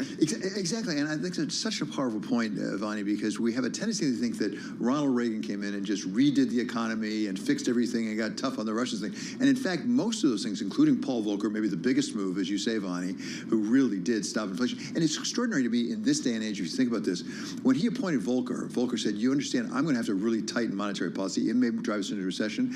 And Jimmy Carter said to him, I'll worry about the politics, you worry about the economy. And he backed him, which it's hard to imagine a president today saying, don't worry about driving us into a recession, I'll take care of it. It so seems like everything he did in the White House and after was this moral compass of trying to really help people at large. Which was his strength, and often our strength is right next to our weakness, right? He refused to consider politics, even that story I told about Volcker. He refused repeatedly to consider the politics. And in Washington, that's a dangerous game. You want to believe your president has principled and really believes in policies, but you also have to really garner the votes, including on Capitol Hill. Well, to that point, you know, I was thinking about him, longest living former U.S. president ever, perhaps someone you might not have expected to be president, considering maybe where he started, or maybe he represented change, which is what the nation was looking for. I think to take your point, I think if you'd gone back 10, 15 years before, Jimmy Carter would have been the last person that you would have thought would actually be president, given his background, where he had come from. But again, the country was ready for a change. And he was an outsider who came after several insiders in a row into the presidency. And in that sense, he was sort of ahead of his time. It reminds you a little bit of Donald Trump in 2016, coming from, so many people thought, nowhere to the presidency. He showed it. And he also ran against Washington. When he went to Washington, he was not very popular. He and Rosalind Carter were not very popular with the social elite, you know, of Washington, because he didn't really play the game. He didn't like to go out to fancy dinner parties and hobnob with the socialites in Washington. And didn't play the game post-presidency either. Two other things that really resonate today as Donald Trump takes office in just a couple of weeks. Carter was the one who established formal ties with China, and he was also the person who signed the treaty granting Panama ownership of the Panama Canal, both of which are now perhaps in jeopardy. Ironic, isn't it? That's exactly right. I mean, Richard Nixon obviously reached out to the People's Republic of China, but it was President Carter who decided we're going to normalize relations and actually have ambassadors and recognize them as a country. And there was some division even with his own administration about that. They weren't sure about it. And interestingly, Vani, to the very end of his life, he was saying, and writing that he was worried about where U.S.-China relations were headed. He was concerned that we were going back to what he described as the sorts of risks that he addressed with Deng Xiaoping when they normalized relations to avoid that problem. And Panama, of course, he returned the canal to Panama, and now incoming President Trump says he'd like it back. I don't know if this is history repeats itself or it makes you just kind of think about kind of where the origin of all of this stuff. He was unpopular when he left the White House, but he became very, very popular afterwards. Yeah, he was the third least popular president leaving the White House after Truman and George W. Bush, actually. He was quite unpopular. And historians were really very down on him, and that has changed somewhat. There's some revision going on, what's going on. Now, part of that, as you suggest, Carol, is what he did afterwards, because he and his wife, Rosalind Carter, really traveled the world, you know, on human rights, on enforcing democracy, policing elections, obviously the Habitat for Humanities, all the good they did for such a period of time, and really changed things, in addition to things like diseases in sub-Saharan Africa that they fought against. It's quite extraordinary. And of course, he got the Nobel Peace Prize, not for the Camp David Accords, but for what he did after he left the White House. Which is what I forgot. Like, in kind of rereading about him, like, oh, I didn't realize it was kind of something different, and it was after the White House. Yeah, exactly. Talk to us a little bit more about, say, for example, the environmental policies that he was so instrumental in. Really good point. Another way in which he was ahead of his time. He was concerned that U.S. did not have an energy policy. Of course, he was dealing with an oil crisis because of the embargo and what was it? I was around for those gas lines where you had to line up with your car, which is pretty awful. But he said, we need an energy policy. He deregulated a lot of the energy field in addition to airlines. We think of Reagan as being the one who did it. Actually, he started the deregulation. And he also said, we need to be more responsible with fossil fuels, and got in trouble with some of his own Democrats, particularly from the coal states. He really went after it. And remember, he actually put solar panels on the roof of the White House, which Ronald Reagan took down. But he said we need to move into things like solar and wind. We cannot be so dependent upon it. Now, part of that was geopolitical, because obviously he was dealing with problems in the Middle East. He said, we're too dependent upon the oil over there. We have to be more independent. He was right. It was, in retrospect, totally right, yes. When you look, you've been talking about him throughout the day, and lucky for us that you have been, but when you think about, I don't know, his life, his legacy, I don't know, what's top of mind for you? His character. Yeah. I mean, for any of us who've run any organization, in the end, it comes down to character.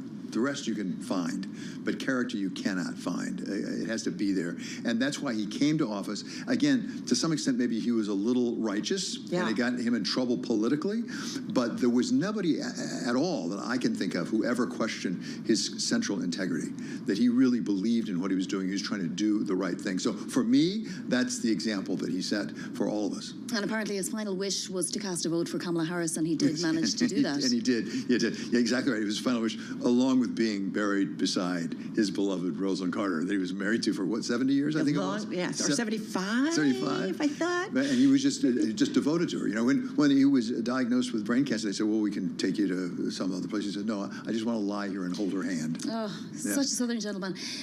There's going to be, obviously, a National Day of Mourning. That's January 9th. The markets are going to be closed. Bond market is advised to close early. We know that Joe Biden will deliver a eulogy. He's been asked to do so. We're not quite sure yet if Donald Trump will attend. Is that right? Although I must say, and I don't mean this to sound political at all, I thought the incoming president, Donald Trump, was pretty gracious in his remarks about Jimmy Carter. Now, obviously, on the campaign trail, he was much more critical like Carter as well as President Biden, but he's been quite gracious in what he said about Jimmy Carter, which is appropriate given Jimmy Carter, but also the dignity of the office. So I will say I've been pleasantly impressed by what the incoming president has said. I agree, and something you would expect from a former president as well as an incoming president, you know, in terms of commentary. David, thank you so much. Really appreciate it. Wall Street Week anchor David Weston joining us here on Bloomberg Markets, of course, talking about the late Jimmy Carter, his life and his legacy. This is Bloomberg.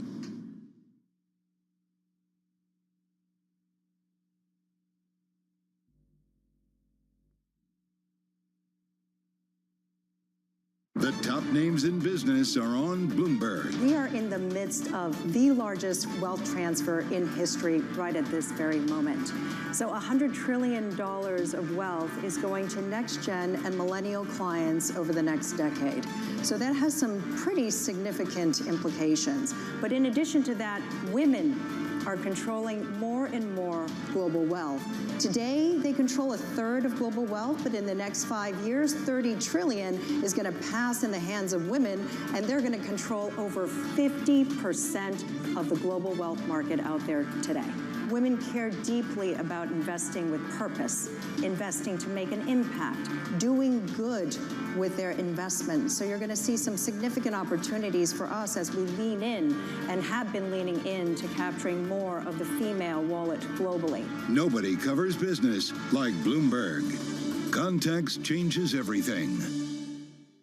Welcome to the world of decentralized finance. Massive outperformance from Bitcoin. Bloomberg's covering all things crypto, the people. The tectonic shift emanating from Washington. All we're looking for is clear rules and the ability to build in the United States. Crypto shouldn't be partisan. The transactions. Really a record-breaking moment. Crypto VC is back. And the technology. It's really the beginning of a global on-chain economy. And if America doesn't embrace it, we're going to be left behind. Bloomberg Crypto, Tuesdays, only on Bloomberg.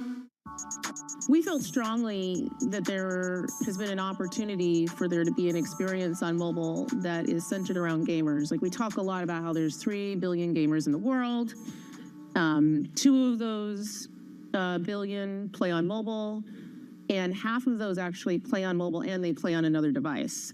But there isn't actually a gaming platform and store experience that is centered around players and goes truly across device, where who you are, your library, your identity, your rewards, that travels with you versus being locked to a single ecosystem.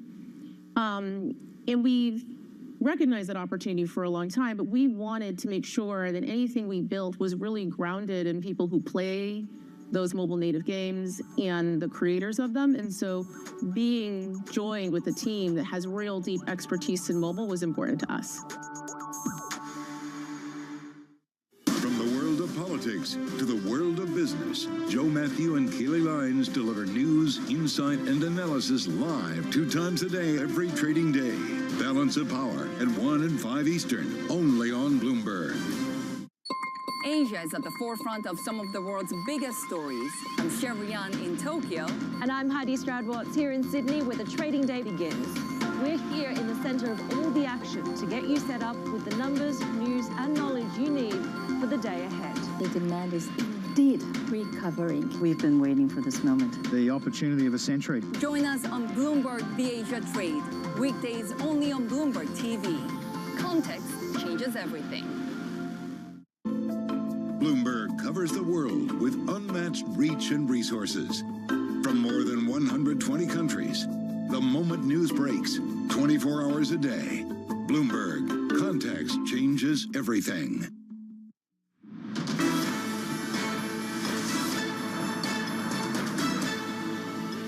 And we are back on a special edition of Bloomberg Markets. Carol Massar along with Vonnie Quinn. 2024, man, it was a benchmark year for the semiconductor industry. Companies including NVIDIA and Broadcom reaching new highs. Not everyone, though, sharing in the good fortune. Intel, as we know, a story we talked throughout the year, falling sharply in 2024 as the company contended with losses and grim forecasts and really trying to figure its way forward. For more, we are joined by someone who knows the semi space like no other, Bloomberg semiconductor and networking reporter Ian King joining us on this Monday. Ian, good to have you here with Vonnie and me. I do want to start with Intel. I do wonder if 2025 is going to be the year where it figures itself out. I don't know. How are you thinking about it as we get ready to kick off a new year? Yeah, no, I mean, that's a huge question right now. It doesn't even have a CEO, remember? We still don't even know who is going to lead this company forward. The last thing we heard from its 2 co-CEOs, who are the interim appointees, was that, is the company going to be broken up? We don't know. That'll be for something that whoever takes the CEO role will decide. So that's even the existence of this company, as it currently is, as it always has been. Even that's a question at this point. What's its expertise in now, Ian? Sorry, I said its expertise. What would it be bought for? Well, historically, it had one of the strongest design teams in microprocessors, still owns a huge percentage of the PC market in terms of market share, still owns a big percentage of the server market in terms of market share, and it used to have the best factories in the world.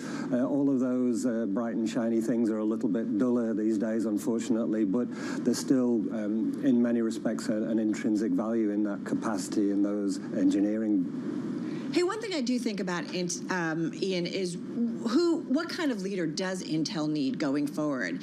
You know, we've talked a lot about it, you know, the insider versus the outsider. And I do wonder, what is the kind of leader that this company needs to compete in this NVIDIA world, if you will, or NVIDIA-dominated world, at least at this moment?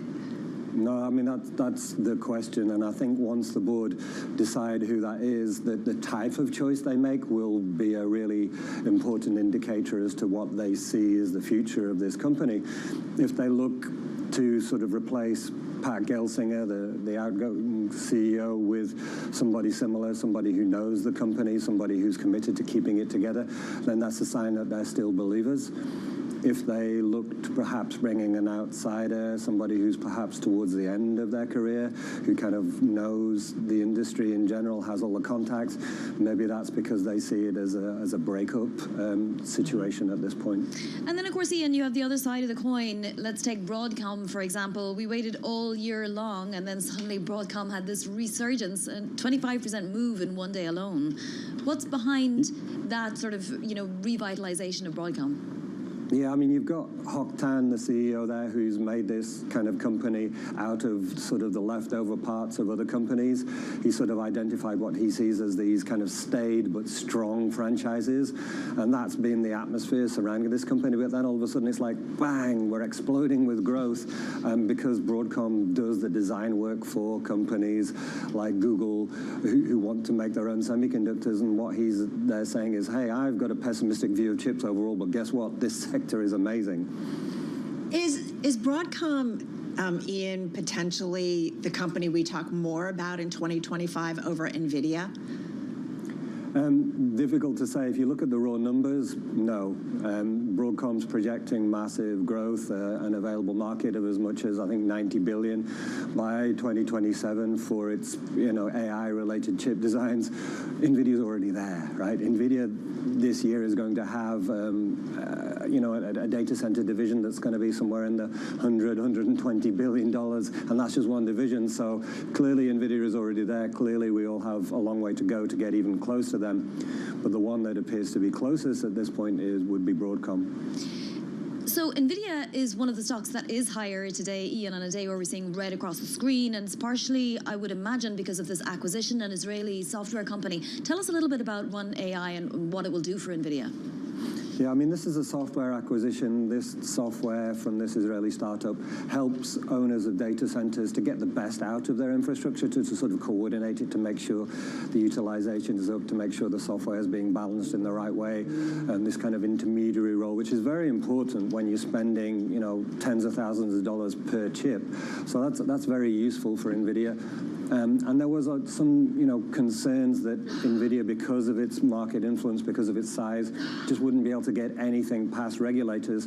That's obviously not the case. It's obviously been able to close this deal, and it's shown, you know, that NVIDIA perhaps still has room to do deals and to be able to sort of make moves and influence the industry externally. Hey, Ian, one quick last question, 45 seconds here. I am curious, we've talked so much about the semiconductor cycles, right, where there's lots of demand, then there's the buildup, and then there's oversupply. Will the AI semi-cycle be the same thing, or is it something different this time? Every time, I mean, Scarlett likes to point out how long I've been covering this industry. I've been listening to CEOs telling me this time is different for most of those 25 years, and that's never been the case. So why would that change now? Fair enough. I will definitely, whatever you say, I'm going to follow it. Ian, thank you so much. Happy holidays. Happy New Year. Ian King, of course, Bloomberg Semiconductor and Networking Reporter. All right, folks, we just chatted, of course, about semis with Ian. 2024 was, once again a year about artificial intelligence in a big way. Check out one measure on that. If you look at the $2.6 billion Global X Funds, Global X Artificial Intelligence and Technology ETF, it's up about 26% year to date, and that's after a 55% gain in 2023. So the question at this point is, can it outperform for a third year in a row? Let's get some thoughts on that. We welcome Zeno Mercer, Senior Research Analyst at Vetify. Zeno, good to have you here with Vonnie and me. Strong year in 2024, strong year in 2023, much stronger in 2023. What's your investment outlook for AI-related investing come 2025? Do you have any clarity on that? I think it's clear at this point to most people and viewers of the show that AI is coming down the pipeline in every facet of society. It's not just chat and interfaces, it's advanced, autonomous vehicles, it's logistics, it's, we're advancing to the next kind of phase of human tech interaction. It's not just going to be locked into screens. It's going to be real time with us. We had the iPhone in 2007, maybe wireless earbuds, and then ChatGPT. And now, from a consumer, enterprise, government, industrial standpoint, we're starting to see kind of the AIification of everything. And to be clear, there's still a lot of challenges and roadblocks ahead for deployment and implementation. There's new safeguards. There's new challenges that occur when you start to automate more. Human society isn't perfect. We operate off communication and assumptions and ledgers and things of our own. AI and robots, for example, also depend on real-time and accumulated knowledge to make decisions both from an individual basis as well as a societal basis. And so what we expect to see is continued implementation of AI and robotics that, we expect to start to continue to eat the world, to kind of paraphrase Mark Andreessen. And that's definitely something that we don't expect to slow down at all, especially when you consider some of the policies and global dynamics that are happening right now. Sure, but what kind of return on investment will it provide? And specifically for investors in companies that are making those investments, is there a case for waiting to see what it can actually do in terms of the bottom line? Well, I mean, if you look at, just to look at how Wall Street's looking at it classically, projected top and bottom lines for AI and robotics companies are both projected to continue to accelerate next year. Now, NVIDIA might start to, grow into its accelerated growth that's been going on since, October 2022 or, November since when it bottomed out. But, these end markets are expected to grow rapidly. I mean, we're talking about, majority of GDP starting to be AI and robotics driven. That's a huge, you're talking about the TAM of the world that you can reverse engineer tasks and processes and everything else. So if you break down the stack of what AI or robotics are, let's talk about, cerebral digital automation and all the connectivity and data storage that happens on that side, and the physical inputs, right? We're physics bound, and then physical automation, which is even less automated. There's a lot of subsectors within those that are parts of that. Sensors, for example, as we start to have robots that can connect and do more rather than just static and non-dynamic, we're going to have dynamic robots with more skills. Higher adoption rates because they can do more. The payback periods are going to be better, both for manufacturers. Right now, there's a lot of push to move away from China. So we've got Vietnam, India, and even the U.S. A lot of people are saying like, hey, why don't we build more here? We've got very low robotics penetration rates here. We're 10th in the world, the United States. There's a lot of room to grow, and if we actually want to be able to match parity of cost and make this efficient for everybody, we have to do more there. So Zeno, walk us through then, how does my life maybe change as a result of what you're saying? How does Vonnie's life, how does everybody who's listening and watching, their life change maybe in 2025 as a result of what you're saying, this collaboration between AI and robotics? Well, some of it will be less obvious and behind the scenes, right? Like how food and deliveries get to you, right? When we're used to pressing a button and magically things appear. So kind of continue, like let's go a step further, right? Navigating around your home, for example. We have remotes and automatic doors and dispensers and things like that. But what's the next level of that, right? Meta, for example, is working on interfaces that combine your real-time vision and potentially a wrist-worn sensor that allows you to navigate your environment. Now, this could be huge for elderly, impaired, disabled, other people, as well as everyone else. On the other side, personal AI assistants, I think, will start to take off a little bit more in a more impactful way in 2025. We've seen Gemini do this. It starts to connect with your calendar, your goals, your budget. It's not exactly there yet, but kind of a more simple way is, just even, OpenAI's latest and others, ability to look at a scene and ask questions. It's kind of, there's a lag period. We'll start to see that inference time disappear. Maybe we'll even see that full AI capability on that specific device, whether it's a glasses or a camera on your phone. And that allows you to basically have kind of like a personal AI assistant, life coach, or, trainer, or just kind of this omni all-knowing thing that can help you solve whatever problem you have. Are there companies then that have been overlooked so far in this bull run, companies, that are doing some of the things you just laid out? Well, there are certainly a lot of companies that are putting their hat in the ring. There's public and private companies, to be clear. You've got humanoid robots that are coming. That's one form factor of many, to be clear. You might not even have humanoids be the form factor in your home. It might be on a base with a stand and a telescopic arm and things to do chores for you. So we probably will have an iPhone-like moment or ChatGPT moment in the next year or two. To say 2025 might be a bit bullish, but it's coming. You're seeing lots of companies working on it. I think at this point, because things are moving so fast, it's almost better to have a basket of companies that are that have exposure. And, if you have AI and autonomous vehicles take off, you need cloud connectivity, right? Because they're not just operating as a lone device, they're networked. So they depend on inputs and sensors. And so a lot of these components like actuation, computer vision, I would almost look at it as leaders of these subsectors that make a lot of sense to get access to how we're seeing the majority of GDP transforming into a more automated world. Hey, Zeno, I do wonder, do we make the leap of AI having its own agency, right? We talk a lot about autonomous agents and basically AI not needing human intervention to respond, react.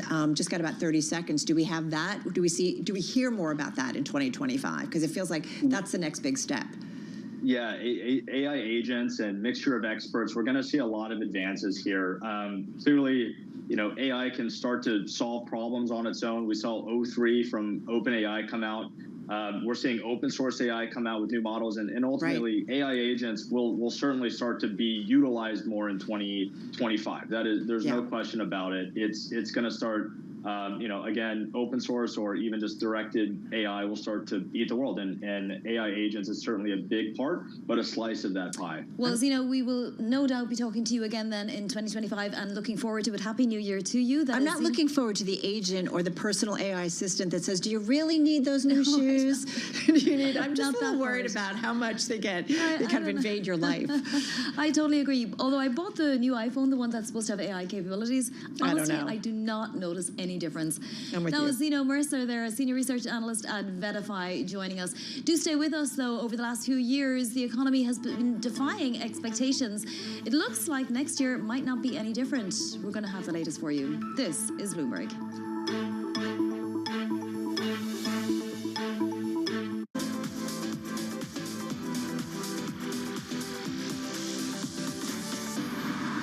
You've released, I think, a Bollywood song, a reggae album, a gospel album. You've done a bunch of different genres. Is there any genre you haven't tried that is, because it feels like this next one you're doing is sort of back in your sweet spot.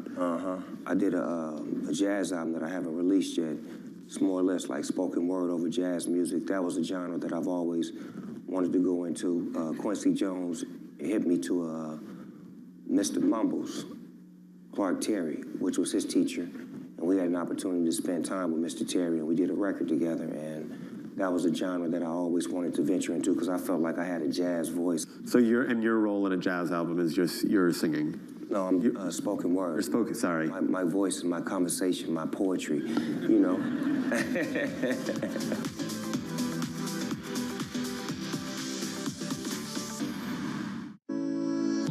A continent of vast opportunity and endless potential, but not without its challenges. Bloomberg highlights the players and unpacks the issues shaping the African story. We'll bring you interviews with key newsmakers and expert analysis, getting to the heart of business, politics, and economics in the region. I'm Jennifer Zabasaja, and this is Africa Amplified.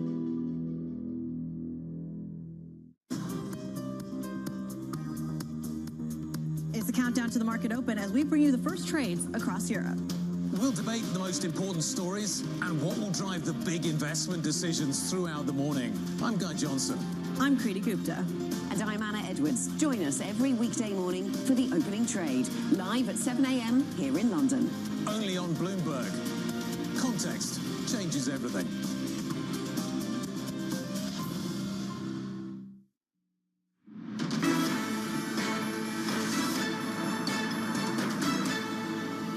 Welcome back to a special edition of Bloomberg Markets with myself, Bonnie Quinn, and Carol Masser today. The IMF expects the US to be a top economic performer among the G7 in 2025, despite uncertainty around the presidential election, elevated interest rates, and a cooling labour market.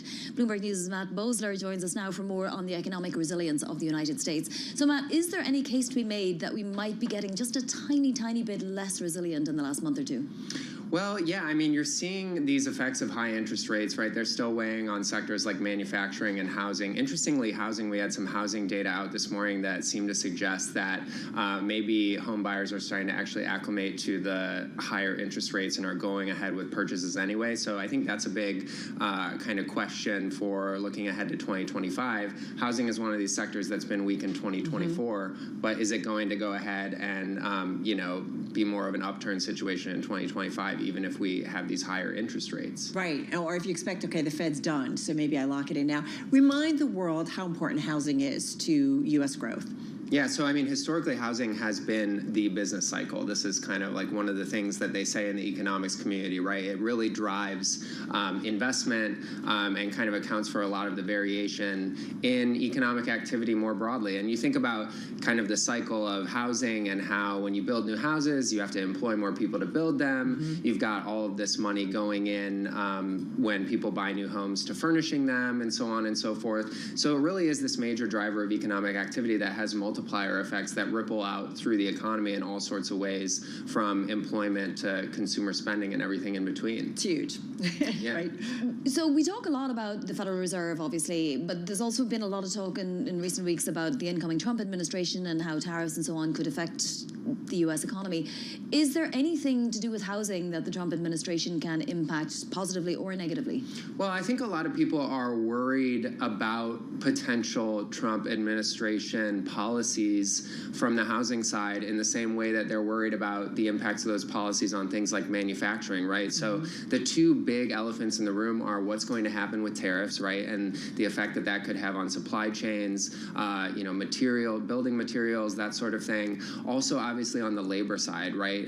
This idea of mass deportations, that could really have an impact on labor at a time when this sector has been struggling with labor constraints for many years now. And so to exacerbate that would only put us in a situation of ongoing, challenges in housing affordability that would potentially get worse. Matt, you talked about housing and the importance of that. I also think it's just about the consumer, right? How many times do we remind everybody here that we're a consumer-led economy? And I just, consumers have kind of held up really well. But I do wonder if there's are we seeing an increasing number of cracks in terms of the strength of the U.S. consumer? Yeah, so I think this is obviously the biggest question because consumer spending makes up such a large portion of economic activity, but also one of the most interesting ones because for years we've been expecting this slowdown in consumer spending. There was obviously a big boom with the reopening from the pandemic because there was all this pent-up demand from those pandemic savings. Most estimates of those savings suggest that they're gone, right? And so now we're really relying on wage growth, the strength of the labor market. That's been slowing, and yet we're still seeing this really strong consumer spending. So where does that come from? What are we missing in the current picture with this current sort of story we have of this divergence between a cooling labor market and, accelerating, in some cases, consumer spending? And does that continue in the new year? There's some evidence to suggest that it's increasingly being driven by high-income households, whereas low-income households are, starting to feel more the weight of higher interest rates and increasing debt loads. But at an economy-wide level, household debt to GDP is at a 24-year low, and it keeps going down. So that's a very different backdrop from, for example, the 2000s. All right, Matt, thank you so much. Always keeping us honest on U.S. economics here. Matt Bosler of our economics team are at Bloomberg News, and our thanks to you.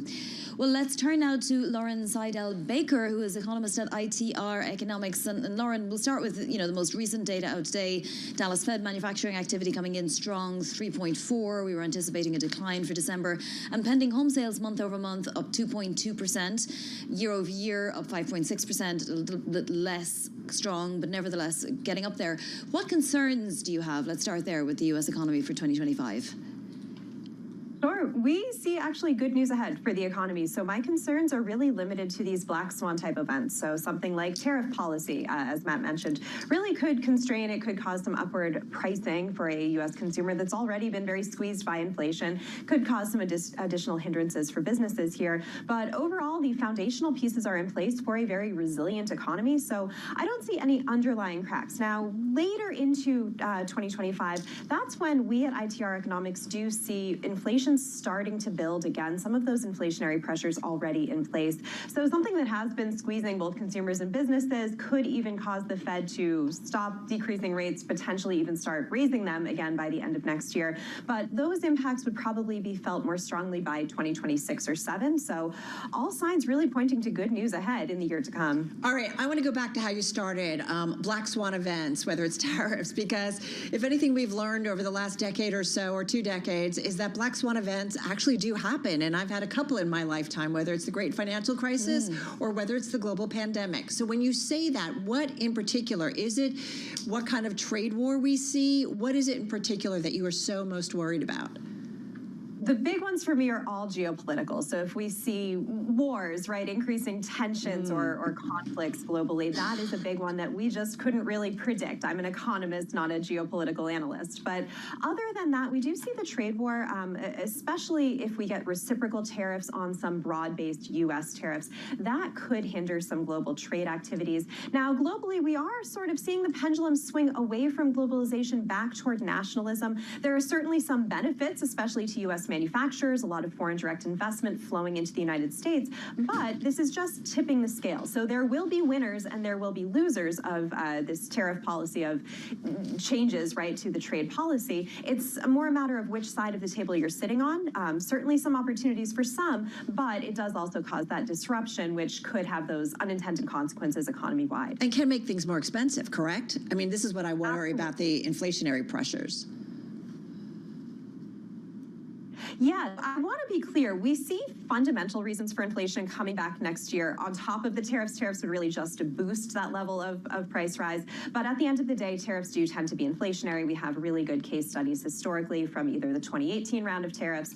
Even domestic producers do tend to increase their own prices when they get that room from their foreign competition being priced up. So I would expect this is building on what we already see as, again, fundamentally resurgent inflation. So we've seen quite the rebound in yields. Treasuries just really having the most phenomenally awkward and strange year.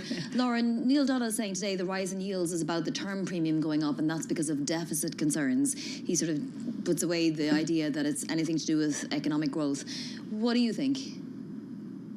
I think there's a real case for the market just putting its hand on the scale in this case. So we've seen even things like government, kind of funding treasury levels, mortgage rates, which certainly we think would be driven by something like the federal funds rate, but seem much more closely correlated, especially this cycle with those treasury yields and just not reacting in quite the same way to the Fed funds rate as they have historically. So there is certainly a lot of money at play, right? The kind of differential between global central bank policy is coming into effect here. But overall, the U.S. is still a very good place to do business. Anytime we get that additional risk premium, right, we are the gold standard. So I see why yields have reacted in the way they will. Deficit concerns, I'm watching those in the, I'll call it medium term. I'm looking toward 2030 to be where we really have to do something about this debt level, something about this deficit. That's when I see the problem coming to an abrupt end. But in the very near term, the U.S. is still the gold standard. So this technically technically, yes, is what we consider, right, the risk-free premium. When you think about, Lauren, doing something about the deficit, okay, we have been here before, but it does feel like it's something different, and the pressure is certainly building. And if it means cutting the deficit, that means either cutting programs or cutting spending somewhere. And I do wonder about and worry about the economic impact. So how do you see this potentially playing out and the impact on the U.S. economy that might result? No good answer to that question. There are a lot of different things we could do, from cutting programs to raising taxes to monetizing the debt to defaulting on the debt, right? Throw our hands in the air and just say we're done with it. None of those would be pain-free for the U.S. economy. Some would be clearly more painful than others. But at this point, with our debt burden being so high, with our deficit really growing year after year after year, contributing to more and more debt, with higher interest rates today, just the mere interest payments on our national debt are a huge and growing problem. Again, contributing to that higher and higher deficit spending year after year. It seems like we're far enough down this road that there just isn't any easy answer anymore. It never is easy. Lauren, thank you so much. Lauren is economist at ITR Economics, joining us on this Monday. Hey, coming up, everybody, counting you down to the closing bells and breaking down all the action in the final hour of trading. Right now, we've got stocks off their worst levels of the session. The S&P up about 38 points, down 38 points, excuse me. NASDAQ down about 163. This is Bloomberg. It's the world's second largest economy with a growing influence in global affairs. But geopolitical uncertainties, deflationary pressures, and questions about foreign investment linger. Bloomberg, the China Show, brings you the unmatched expertise you need to keep track of breaking news, in-depth market analysis, and the most influential newsmakers in and around China. Bloomberg, the China Show, weeknights at 8 p.m. Eastern Time, right here on Bloomberg. Context changes everything.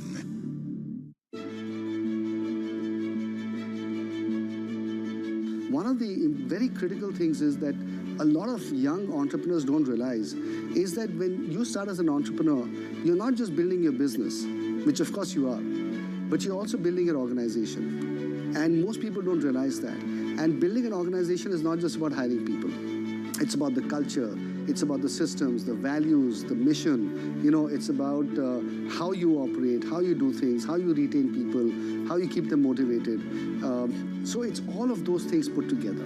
And over time, you realize that, you know, a lot of effort has to go into it. And then eventually you have an organization that has a life of its own. It's, you know, and it's sometimes you look at it and you marvel and you think about, you know, how was this created? And was I the person that was behind getting this thing done?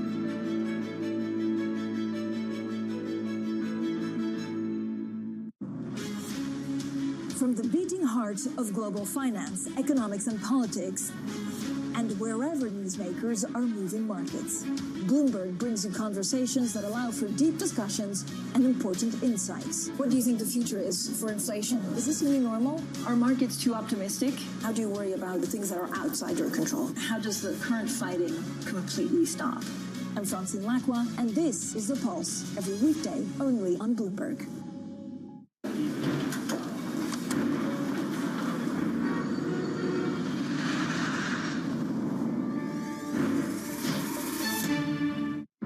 Names in business are on Bloomberg. We are in the midst of the largest wealth transfer in history right at this very moment. So $100 trillion of wealth is going to next-gen and millennial clients over the next decade. So that has some pretty significant implications. But in addition to that, women are controlling more and more global wealth.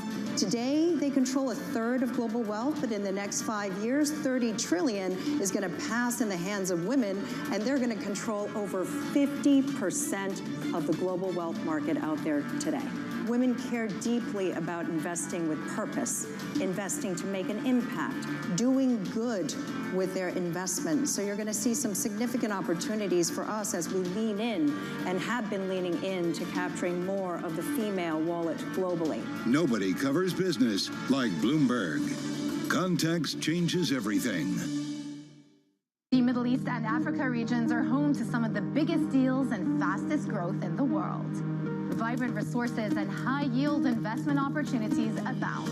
I'm I'm Jumana Versace. Join me on Bloomberg Horizon's Middle East and Africa for the stories, newsmakers, and insights shaping the decisions of traders across this exciting region. We're scaling up at incredible pace. This region is growing so rapidly. The opportunity is really huge. Only on Bloomberg. Context changes everything.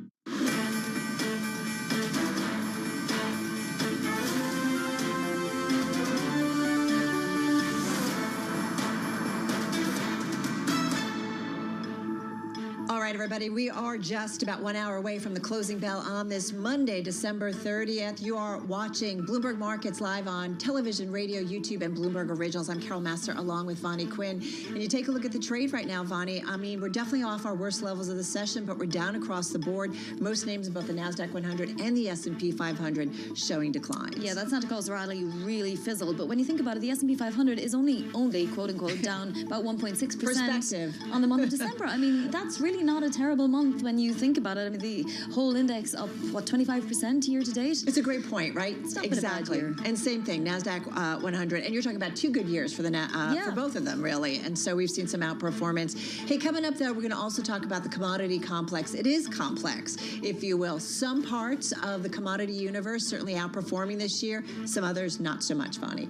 Yes, look at natural gas today. I mean, who would have thought, right? The front month contract was up almost 20%, more than 20% at one point. We're going to be speaking with Michael McGlone to tell us what exactly is going on in the natural gas market here in the U.S. Yeah, and while we're talking commodities, is it a commodity? Is it a currency? What the heck is it? We're talking about Bitcoin, man. It has had quite a year, a bullish year in 2024. So we're going to get some thoughts on maybe what comes back. And the dollar index still above 108 on the DXY, Carol. We're going to get an outlook for global currencies, because what happens to the other currencies if the dollar is taking it all? Yeah, no, that's a really good point. And we'll also see what kind of Trump policies perhaps impact the U.S. dollar and global currency markets. And then we're going to continue to mark the passing of former President Jimmy Carter. We'll talk about that a little bit later this hour. But first up, we do want to get a check on the trade at this hour. And once again, we welcome in Jess Menton, who's been keeping an eye on it for us throughout the holidays. I don't know, we're off our worst levels of the session. Is that a good thing? You know, talk about momentum or lack thereof, Jess. So a lot of that, some of the growth names came off some of their lows from earlier. So obviously an hour ago, we talked about how NVIDIA had turned higher, but you're seeing Tesla give back some of its earlier losses here. That's why you're seeing discretionary come off some of the lows, because of the weighting, obviously, when it comes to Tesla as well as Amazon in the discretionary sector. But I wanted to point out materials, because y'all were talking about, obviously, commodity-oriented type sectors. That's actually the worst sector performer this year, and it's the only one that's down year to date. So it's down about 2% year to date when you have the other 10 sectors Which higher tells for the you year. What? To me, it would almost say materials would say not so great in terms of the economic outlook to some extent. Well, in some ways, people can look at that. Other ways, actually, Bloomberg Intelligence, Gina Martin Adams' team, they have their revision momentum when they look at a 12-month basis for EPS forecasts, and it's materials and energy that are being marked down the most, and it's because less so concerns about what's happening in the economy, Cheaper more so for companies? because of what's happening, but more so because commodities and general oil prices, even though they've turned a bit higher, they're still trading near the lows of the year. So that still tells us a lot. I mean, obviously, it's very tied to the global economy, but it's more of a commodity-centric type story right now. Yeah, it's incredible. I mean, Bitcoin as well is something that we always keep an eye on, even though it's hard to know what it correlates to these days. It went to 108,000. I mean, you know, Michael Saylor is still buying, but it's not really helping his stock too much. Right, MicroStrategy, if you look at that particular stock today, I mean, obviously down over 5% on pace for its worst day since December 23rd, so not that long ago, but still it's continued to be under pressure. And something else I've been looking at is more, we talk so much about the broadening of the rally. Right. If you look at the equal weight index in the third quarter, it had outpaced its broader benchmark for the S&P 500. But this month, actually, if you look at the SPW, it's down 6% on pace for its worst month since September of 2022. So actually, where the S&P 500 is trading right now, it's basically erased its gains since the day after the election day, if you see that. So we've seen a big reversal here where we did see a broadening out, but now those gains have been given back. What about small caps? What do we need to know about the trade today? So that's the big thing, because obviously that's an area we've talked year after year, because this is the fourth consecutive year of underperformance for the Russell 2000 relative to the S&P 500, and also the worst year for it relative to the S&P since 1998. So if you're talking to Gina Martin Adams and her team, especially Michael Casper, because he covers small caps for her team, the whole thing is, well, if you're looking at the Russell 2000, there's there's all-time high for the amount of zombie companies in that, whereas the S&P 600, they have a better earnings potential. So it kind of depends on which type of index you're looking at. And the big story is we almost saw it outtake that all-time high from 3 years ago, very close last month, but still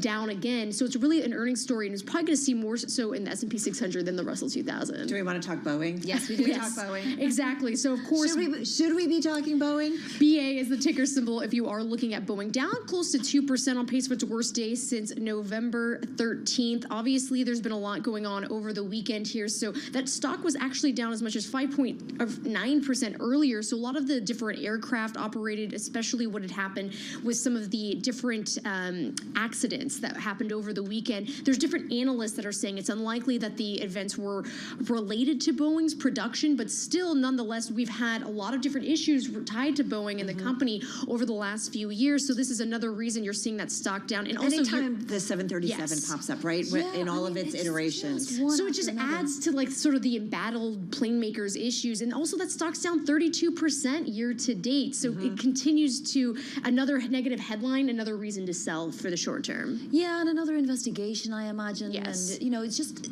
bad PR, if nothing else, right? And there was talk about landing gear not deploying as well. So it may also be a Boeing issue. I mean, would you want to get on a Boeing plane right now? You often don't have a choice. My dad, who was an aeronautical engineer, said the best time to get on a plane is after an accident. I hate to say that, but it's like, I know it sounds great, but because everybody is very intense in terms of checking the security of planes. And then when you think about how many rivals does it have, I mean, Airbus really is the only big one. So it still is going to be a competitor in something longer term that a lot of portfolio managers still have to hold.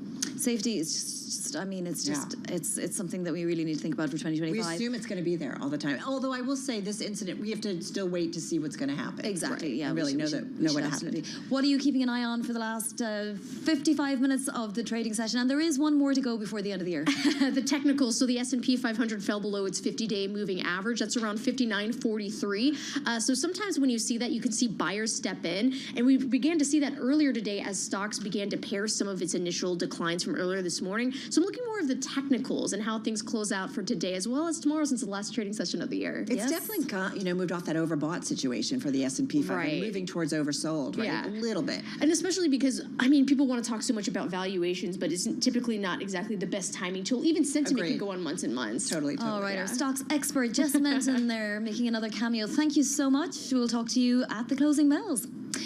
So companies like Boeing and other multinationals are obviously really rather savvy when it comes to navigating swings in the global currency market. One wonders, though, especially for U.S. global companies, how a stronger dollar might actually impact business in the new year, especially as it eyes its best year in 9. And so to the FX market we go. And with us in studio is Jayati Bharadwaj, Global FX Strategist at TD Securities. Thank you so much for coming in to join us, Jayati. This dollar index, it continues to go higher, DXY above 108. Where does it end? Thank you so much for having me. I do think the dollar has had an incredible journey, but it's not the end of that journey. It's only the start. I do think that the dollar still has more strength to continue, especially in the first half of next year, and that will be based on 4 pillars of support. The first one will come from tariffs. Tariffs are inflationary. That means that the Fed will have to pause their interest rate cutting cycle. In fact, we believe that the Fed was able to squeeze in one last easy cut, but they might actually have to go on an extended pause and might not be able to cut for all of the first half of next year. And support for the U.S. currency. Correct. The second pillar of support comes from just growth. U.S. growth, we know, has been resilient. Now you add on to the fact that the U.S. will be injecting new macro uncertainty to other countries, particularly Euro area and China, who are very trade dependent and whose growth will be hurt by these tariffs. So the U.S. will be sort of engineering its own exceptionalism and sort of extending it. So that will be the second big pillar of support. The third pillar of support will come from just geopolitical uncertainty. The U.S. will now be driving the geopolitical landscape, and whenever there is uncertainty, the dollar rallies because it's still the safe haven of the world. And the fourth pillar of support will actually come from the fact that Trump is, sort of seen as someone who supports tax cuts, who, supports deregulation. In that environment, U.S. equities tend to do better than, equities of the other countries, particularly China, Euro area, Antipodians, even UK, and that in itself is also good for the dollar. JT, there are things, though, that the president-elect, and once he is president and sitting in the White House, can do through executive order, and then there's things he needs Congress to help him with. So how much of you think what we've heard on the campaign trail, whether it's tax policy, whether it's tariffs, ultimately doesn't get done because he can't do all of it alone? I think because it sounds like you think a lot of it's coming. Yes, and there's a few reasons for that. Just the level of support that Trump has had in the election has been surprising. In fact, we have been pointing that out as the biggest risk in the last 3 months, and that tail risk actually did eventualize. He managed to capture the swing states, with massive victories, and that all has been surprising. What that means is that we definitely will get tariffs, because tariffs is something he can do with a single executive order. We also have precedents from his last term of doing that. So that will actually be his first order of business. In terms of the countries he's going to target, it's not just going to be China this time, it's also going to be the Euro area. Trump is unlikely to be an ally to them. And what's interesting is that until now we've been expecting that Mexico and Canada will be exempted from it given the USMCA, but his rhetoric on Canada is tough, which means that we cannot rule that out as a risk either. Secondly, you mentioned tax cuts. We also have precedents for tax cuts, and for that, you do need Congress, and we do have, more Republicans this time. And even that is going to be easy to pass.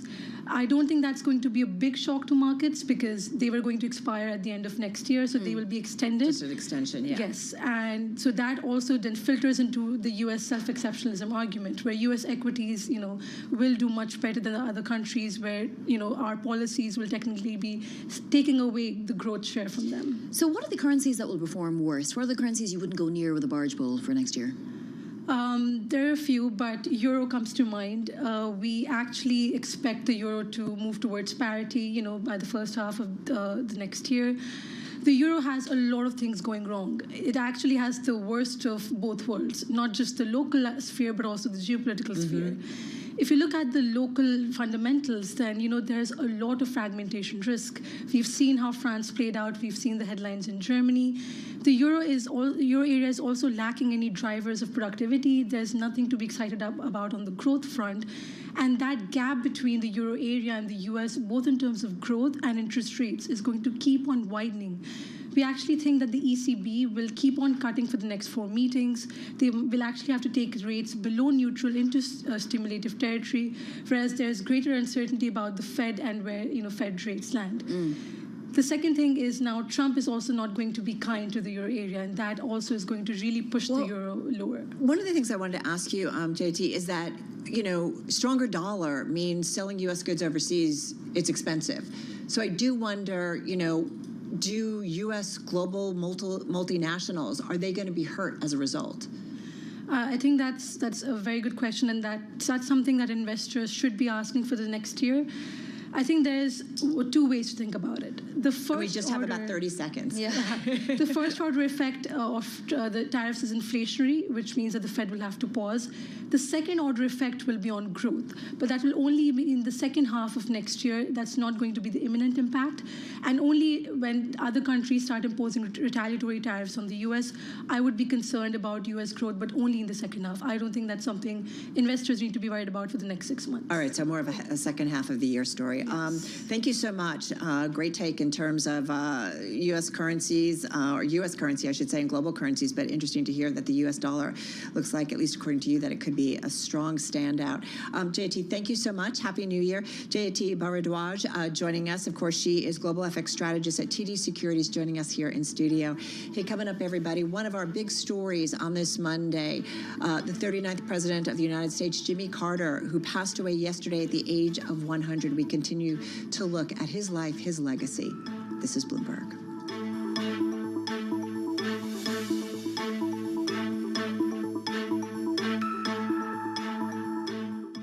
Top names in business are on Bloomberg. The question is, if you lower taxes and use it to reduce the debt, the question is how stimulative those activities are, and that's where the Treasury Secretary appointee has got to figure it all out, because he's got to call the balls and strikes about how it all fits together. We got to realize that the impact we have if we don't get this debt back in line. Nobody covers business like Bloomberg. Context changes everything.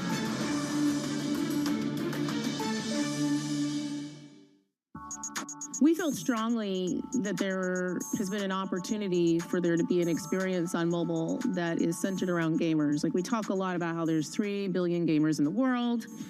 2 of those billion play on mobile, and half of those actually play on mobile and they play on another device. But there isn't actually a gaming platform and store experience that is centered around players and goes truly across device, where who you are, your library, your identity, your rewards, that travels with you versus being locked to a single ecosystem.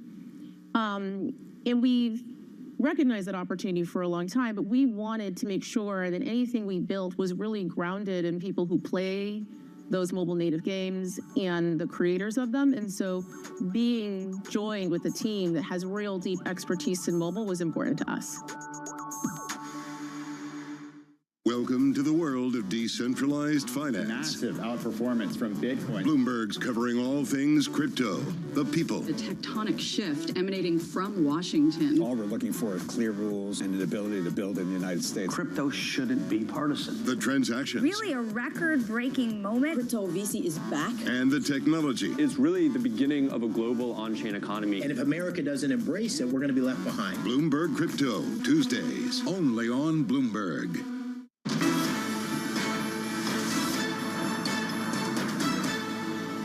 Welcome back to the special edition of Bloomberg Markets on Bloomberg Radio and Bloomberg Television. I'm Bonnie Quinn along with Carol Masser.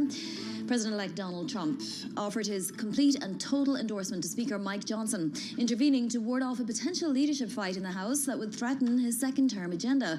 The House is slated to hold its vote for Speaker Friday. Joe Matthew is co-host of Bloomberg's Balance of Power and is with us now for more. Joe, how sure are we that we're not going to have another fist fight in Congress? We're not sure at all. This is a pretty big development today, but we can't say that Mike Johnson is out of the woods because of the math. It's pretty basic. You need 218 to be Speaker. Republicans have a House majority, or will, when they come into town on Friday, with 219. So he can lose all of one. And we know that Tom Massey, the Republican from Kentucky, is a no. He's been kind of a thorn in the side of the Speaker. And based on what we had been hearing before the Trump endorsement, there were as many as 5 Republicans who could vote no. So do we go through another 15 rounds a la Kevin McCarthy? Anything could happen. I'll remind everybody that the first day of the new Congress is usually quite festive. Lawmakers bring their kids. They get together and have a big rah-rah experience as they elect their Speaker and get on with the business of the new Congress. Then the hard stuff starts. The first day isn't supposed to be the hard stuff. I can't believe we are here again, to be quite honest. I guess what I want to know, Joe, is where's the best buddy or first buddy, if you will, Elon Musk on all of this? Actually, he came in to support Mike Johnson today. I'm really glad you asked me that, Carol, because after the criticism we saw from Musk over the continuing resolution, the way they were handling the matter of budgeting toward the end of the year here, Elon was given a thumbs down to Mike Johnson. So he's got Elon Musk and Donald Trump behind him, which is probably the best position you could be in. It's just you're dealing with such tough math here that 1 or 2 upset people makes a whole different story. And this isn't necessarily Kevin McCarthy all over again. No one's gunning for him like we saw with Matt Gaetz. And by the way, no one else is raising their hand, Carol. This is not exactly a job a lot of people want. So, Joe Matthew, you understand the cycles of Washington better than most. So why are we here again? Boy, that's quite a question. You could probably write a good book about that. But we got here again because of the division in this country. People talk a lot about the Trump mandate, and he did win all 7 swing states. He has a lot to brag about here with the way this election turned out. But when it comes to the legislature, this is an incredibly tight majority for Republicans in the House, and it could get tighter. Donald Trump has actually tapped 3 members to join his administration. If they all join, Mike Johnson has a majority of 1. And good luck renegotiating the tax code, right, in an environment like that. We've got some big stuff coming, including the debt ceiling that they were unable to manage at the end of last year. Joe, I should say this year, by the way. I keep thinking it's 25. So well, it basically is at this point, right? A few more hours. Joe, how much would Mike Johnson suit the Democrats? I mean, he's been Speaker for a little while now. How often? What about the Democrats? I'm sorry if you could How just much ask would again. it suit the Democrats if he were to continue to be Speaker? Well, I don't think it's going to change their lives much. One thing we do know is that Democrats are not going to help him, right? We heard from Hakeem Jeffries that not a single Democrat will vote for Mike Johnson, which was something that had been considered for a time. But the conference is going to vote all Hakeem on one side. We'll see how many vote for Mike Johnson on the other. But considering what this agenda will include, the border, first and foremost, most likely, by what we're hearing, followed by extending the Trump tax cuts from 2017, lifting the debt limit to make that happen. It's not likely Mike Johnson's going to have a lot of Democrats on his side unless he does want to work with them. All right, so appreciate it. Joe Matthew, of course, co-host of Balance of Power here on Bloomberg with the latest out of the nation's capital. Joe, thank you so much. Also happening in Washington, President Biden said he'll order a state funeral in the Capitol for Jimmy Carter, calling the former Democratic president who died Sunday an extraordinary leader, statesman, and humanitarian. Joining us now to talk about this and Jimmy Carter's place in the presidential history, if you will, and really his legacy after he was out of the White House is Barbara Perry, University of Virginia's Miller Center Presidential Oral History Program co-chair. So nice to have you here with Vani and myself, Barbara. My understanding is that Jimmy Carter was the first president that you voted for. Take us back to then and tell us how you are thinking about the former president today. Oh, well, first of all, thank you for having me. And I do think of it very personally because I saw Jimmy Carter when he was certainly Jimmy Who in 1973. He was here for a Democratic conference of governors from the Democratic Party. And I was a high schooler and I was selected as a page to help with that meeting. And people, didn't pay too much of attention to him in terms of a presidential candidate. But by 1975, he came back to Louisville for an issues convention for the Democrats. And by that time, 8 other people had joined him to run for the nomination of the Democratic Party in 1976. And since I knew that was going to be the first election I voted in, I was really looking for a candidate. And I thought all the other people, these 8 other people who were big names in the country and around the world, and they had been in Washington for years. But I was really impressed with Jimmy Carter. I kept an open mind. He spoke about foreign affairs, which wouldn't have been an area of expertise for him, but he had traveled all over the world, and he obviously had a very good mind. So I thought, well, this is somebody who could maybe be in the mix. And sure enough, he won the Iowa caucuses and then went on to win the nomination and just improbably went on to win the presidency in 1976. And I decided to go to his inaugural. So it was freezing cold. It was so cold the Potomac River froze over. But I had a warm feeling because he did something very different. He got out of the limousine and he and Rosalind walked hand in hand from the Capitol all the way to the White House with their family behind them. And that was the first time a president had done that. It really did make them seem like they were of the people. It's pretty impossible to do counterfactuals, but what if he had had a second term? Oh, it's a fascinating question, isn't it? I love counterfactuals. I think that the country wouldn't necessarily have been better off, and by that I mean that the economy was not good when he left office. That was one of the main reasons he lost to Ronald Reagan. And Jimmy Carter, while we think of him, I think now in terms of his positive contributions as a post-president, there was a side to him maybe that came from his Christian background that was sort of a dark side and a light side.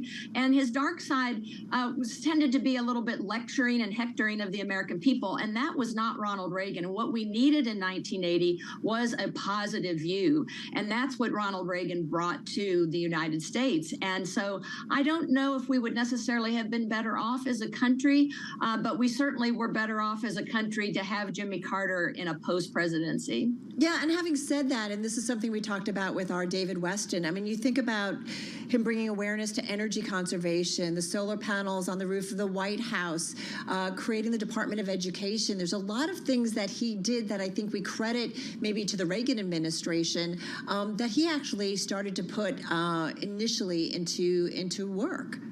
Yes, well, it turned out that his lecture to the American people, the so-called misnamed Malay speech, because he never used the term Malays, but it was a crisis that he was calling Americans to face. But instead of doing it in a more positive way that an FDR or Reagan might have done, again, it was a bit too negative for the American taste, and particularly since right after that, he got rid of most of his cabinet, so it made people feel like things were a bit unstable. So yes, he did the things you just mentioned, and he also upgraded our defenses during the Cold War, that obviously Ronald Reagan could work on that, and in the end, thank goodness, under George Bush the first, end the Cold War. So I do think that there were many positives from the Carter administration, but there were just some unlucky events that he either mishandled or wasn't able to handle, and that brought Ronald Reagan to power. Barbara, we're out of time, but is there a lineage? Do you see any politicians out there that are carrying on a Jimmy Carter type legacy? I do, and it's Joe Biden. And as he said yesterday, decency, decency, decency. That's what he took from Jimmy Carter, and that is Joe Biden. Where that will go come this January 20th is hard to say. That's for sure. All right, Barbara, thank you so much for giving us your time today. And he was the first president she voted for as well, Carol. I love that story and just taking us back there. But the point of him and his moral compass is certainly something that in this division that we are seeing, and money in politics and so many things that seem to get in the way, it's just something to really think about in this current environment. Reflect on, exactly. That was Barbara Perry, University of Virginia's Miller Center Presidential Oral History Program co-chair. Thank you for helping us honor the life of President Jimmy Carter. This is Bloomberg.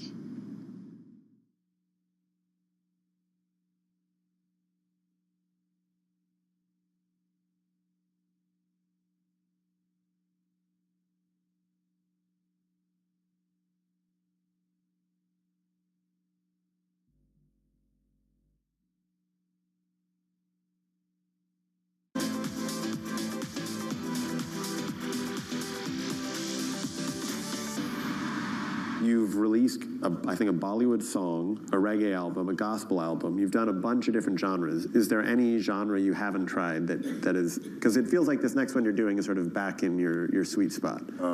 I did a jazz album that I haven't released yet.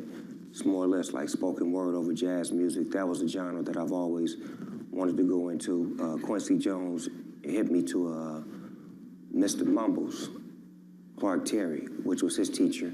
And we had an opportunity to spend time with Mr. Terry, and we did a record together, and that was a genre that I always wanted to venture into because I felt like I had a jazz voice. So your role in a jazz album is just your singing? No, I'm spoken word. Or spoken, sorry. My voice and my conversation, my poetry, you know.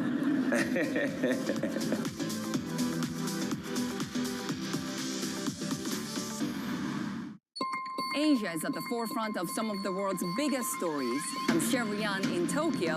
And I'm Heidi Stroud-Watts here in Sydney, where the trading day begins. We're here in the center of all the action to get you set up with the numbers, news, and knowledge you need for the day ahead. The demand is indeed recovering. We've been waiting for this moment. The opportunity of a century. Join us on Bloomberg The Asia Trade. Weekdays only on Bloomberg TV. Context changes everything.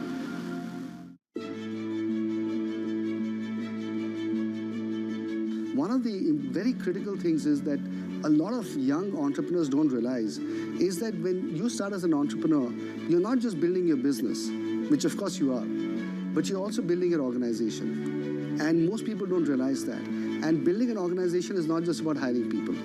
It's about the culture. It's about the systems, the values, the mission. You know, it's about how you operate, how you do things, how you retain people, how you keep them motivated. So it's all of those things put together.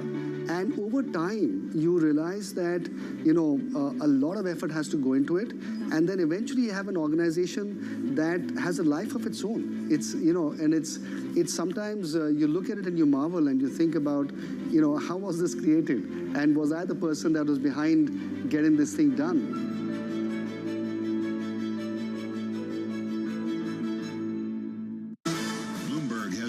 Decision under surveillance, with the fastest coverage and exclusive analysis, including Powell's press conference. Nobody covers the Fed like Bloomberg.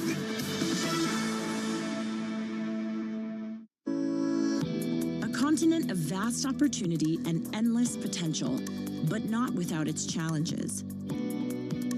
Bloomberg highlights the players and unpacks the issues shaping the African story. We'll bring you interviews with key newsmakers and expert analysis, getting to the heart of business, politics, and economics in the region. I'm Jennifer Zabasaja, and this is Africa Amplified. There is this real momentum from Wall Street. We are basically deep in the European earnings season.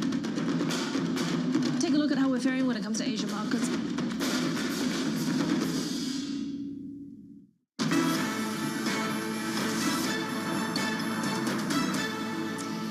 You're watching a special edition of Bloomberg Markets, the final day but one of the year. Almost. Almost final day. And you've got me, Bonnie Quinn, along with Carol Masser. We're going to turn our attention now to commodities because, boy, even though there's light volume today, there were some huge moves in commodities. I'm talking natural gas futures. The front month contract up 15%, and that's off its highs of the day. But also the further out month contracts up 9%, 7%, 5%. So really up across the curve. The most since the contract started trading in 2012. And this is the weather outlook for January shifts colder. So let's bring in Mike McGlone of Bloomberg Intelligence. Mike, is this really only just about weather? It seems like the most massive move, and we weren't at our lows for natural gas. We had been moving higher anyway. Well, the proper question, Vonnie. This time of year, it's mostly about weather for natural gas, and it's typically the time of year it makes peaks right when you put in the fear of a really cold winter. And we just switched over to the February contract. It pumped up to near $4 per MMBTU today. That's pretty good resistance. Typically, a drop down to near 2. And a good example is if you look over at the April, the May contracts, they're trading closer to 3. And I think that where the market's more likely to go. You need a pretty colder than normal winter for it to sustain above 4, and the trend in global warming has been, yes, global warming happens in the winter too. Mike, talk about the trend, though, of 2024 for natural gas. I'm just looking, we've had quite a run this year. Yeah, it's bounced from its lows, but I've been watching the Jan contract. Earlier, the Jan contract in July bumped up in there 4, and then it dropped down to about 350 before it expired. So it's bumping up now because the winter's been colder, but we do have storage a little bit higher than normal, but then it's also a decent amount of demand from electricity. So that's decent demand pull for natural gas, but the lesson you learn in natural gas, most notably over the last decade, every time it gets up to near 4, supply comes back on and pushes prices lower, and I think that's more likely to be the trend. For sure. Mike, we do have to look at Europe, though, as well, and the jump up in prices there based on some uncertainty about Russian flows and what Ukraine will allow happen and so on. Is there any kind of correlation at all between what happens in Europe and the rest of the world? I mean, would it shift flows if Europe had to get its gas from somewhere else, and would that push up U.S. prices? Yeah, the difference right now is we're kind of limited. The U.S. can only export about 20% of its natural gas. A couple of years ago, that was 15%. It might be 25% through LNG, liquefied natural gas. In the next 5 years, it might accelerate with the Trump administration, but supply will too. So that's not too much of a concern as the exports. It's mostly domestic demand this time of year. Hey, you know, I'm looking at the top commodities menu, Mike, on the Bloomberg. Gold's 27% advanced, stands out in a mixed year for metals markets. You guys just talked about natural gas. Cocoa jumping the most since May. Oil traders seeing little prospect of gains as 2024 winds down. When you look back at 2024, what surprised you in the commodity space? What surprised you the most? That's a good question. I think the key thing that's been surprising is that we didn't see lower prices in crude oil. Now, crude oil, as you mentioned, it's pretty bearish right now. It's basically known to have a glut. It's oversupplied. And I think it's being held up by things like the stock market and global and geopolitical tensions. So I think the tilt is towards lower crude oil prices. We have an excess supply. A glut's growing. The key thing that's really been notable is that's been working, I think, the right way is gold continue to appreciate, virtually most commodities, and I think that's going to continue. The biggest surprises were in cocoa and coffee. They just jumped up. So those commodities that are really sown near the equator are showing the effects of climate change, and I think the biggest risk is it trickles down to the other commodities. So for instance, most notably cocoa and coffee, most notably coffee is grown in Brazil around the equator, and also the biggest producer and exporter of soybeans now now is Brazil. And yet the weather for that crop is quite good. So the risk, I think, for next year is those cocoa and coffee pull up things like soybeans and corn. I think it's more likely that they're going to follow corn and soybeans towards that glut and excess supply, which means lower prices. Mike, which commodity is most sensitive to the incoming Trump administration? Wow, you get me with some good ones here. I think it's most notably crude oil. But the question is, how much have they priced for it already? So the drill it will, drill baby drill quotes from President Trump is starting to get priced in, yet the market's worried about there might be a cutback from Iran. But overall, it's definitely crude oil, and it's also the most significant. And I think crude oil, the risk is the next $30 in crude oil from 70 is most likely to be 40, which is not really profound. That's been the low for the last few moves. Then 100 would be a shocker. So overall next year, I think crude oil's risk is lower, particularly if Trump gets his way. We have drill at will and more lower cost energy in the U.S. Hey, Mike, just got about a minute here. Not sure if you're a betting man, but if you were, what's the commodity that you think we should keep on our radar screens come 2025? The Dr. Copper. So Dr. Copper, basically copper and industrial metals basically have to go up for any type of reflation in the global economy from China and from commodities. And I think the risk is it goes down. So copper made a new high this year, around $5.20 a pound. It's back down to around $4.10. I think the risk is it goes back towards $3, which has been its enduring price for most of the last 15 years. It really has to sustain above $5 to show demand pull forces from China. And with this, the key indicator for that is the Chinese 10-year note yield. 10-year note yield, it's 1.7%. It's the lowest on our record, and the risks are markets follow, commodities follow that 10-year note yield lower, which is an indication of deflation in China. All right, so appreciate, as always, touching base with our Mike McGlone of our Bloomberg Intelligence team. Mike, thank you so much. All right, everybody, less than 30 minutes to go until the market closes on this Monday. Equity is retreating across the board, but we should point out we're off our worst levels of the session, but we're kind of rolling over.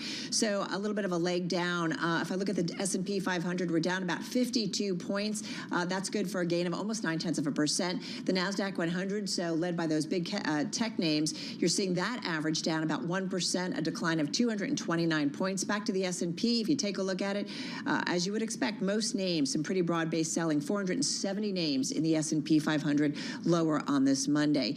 And our next guest, when looking at the markets and the outlook, it looks like much of the selling is coming from the interest rate sensitive areas. That's a quote. The Fed's last meeting put a chill into investors' ideas of where rates are going. Joining us right now is Kimberly Forrest, founder and chief investment officer at Boca Capital Partners. Kimberly, nice to have you join us.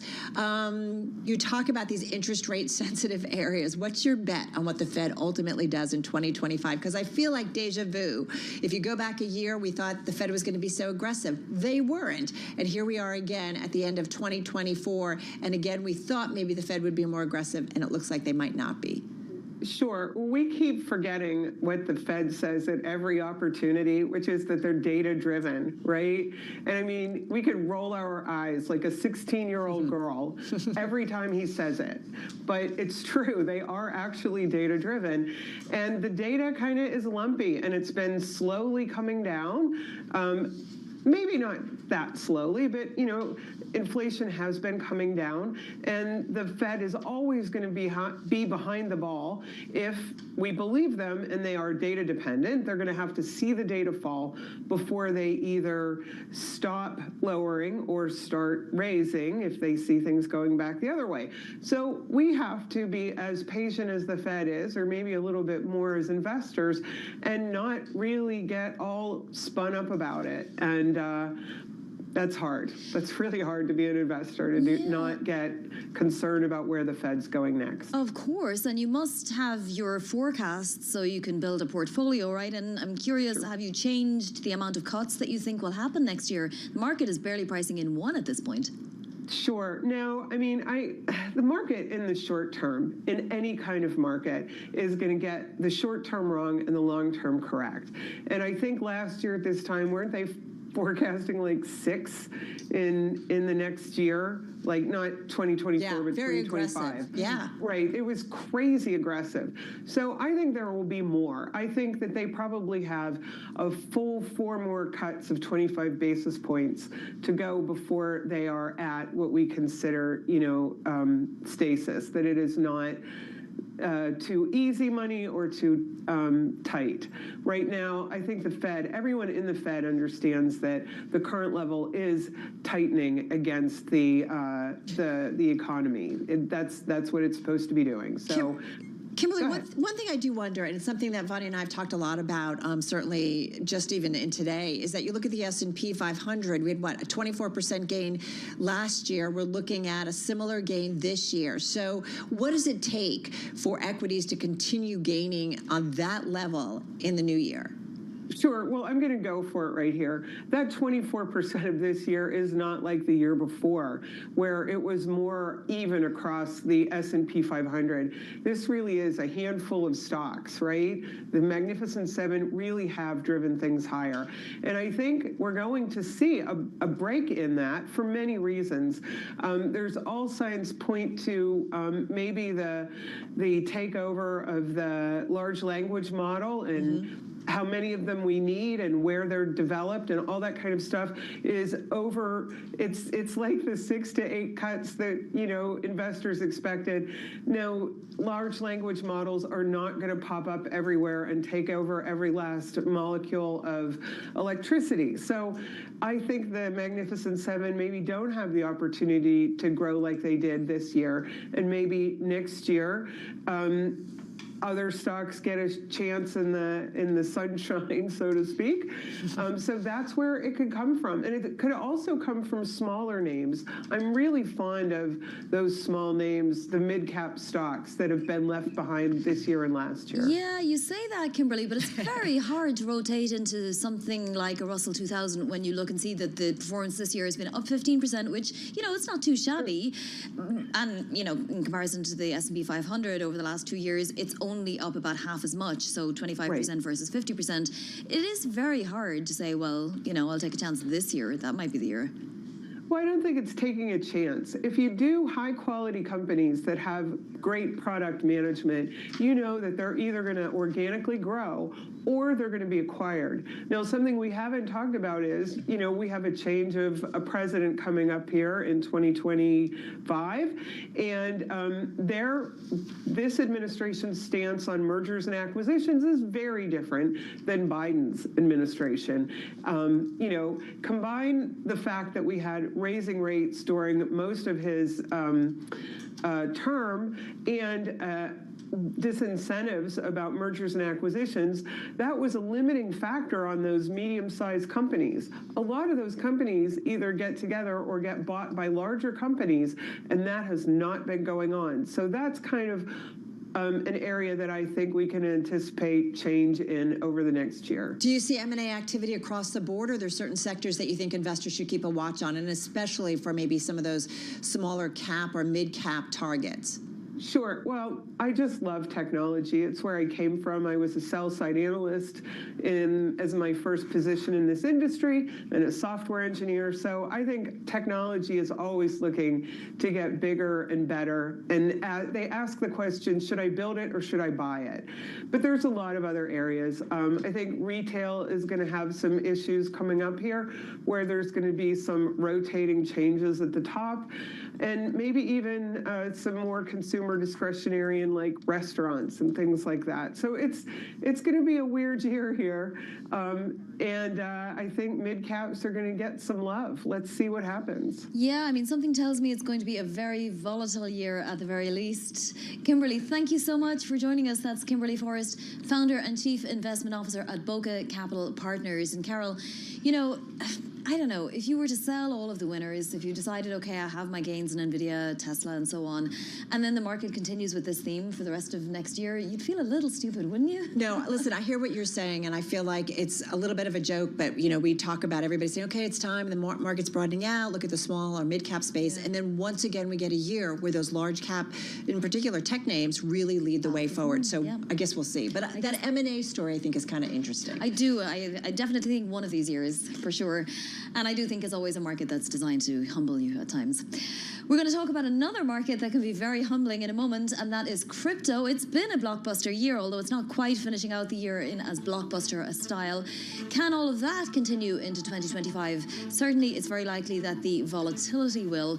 You are seeing Bitcoin up just in the last while, up 1.2%, 94,293 a coin. But remember, that's about $15,000 lower than its peak just earlier this month. How much is it up this year? It's done pretty well. Heftily. We'll discuss all of that next. This is Bloomberg.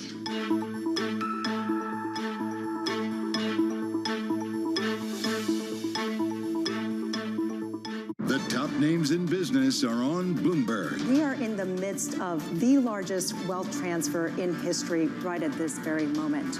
So $100 trillion of wealth is going to next-gen and millennial clients over the next decade. So that has some pretty significant implications. But in addition to that, women are controlling more and more global wealth. Today, they control a third of global wealth, but in the next 5 years, $30 trillion is going to pass in the hands of women, and they're going to control over 50% of the global wealth market out there today. Women care deeply about investing with purpose, investing to make an impact, doing good with their investments. So you're going to see some significant opportunities for us as we lean in and have been leaning in to capturing more of the female wallet globally. Nobody covers business like Bloomberg. Context changes everything.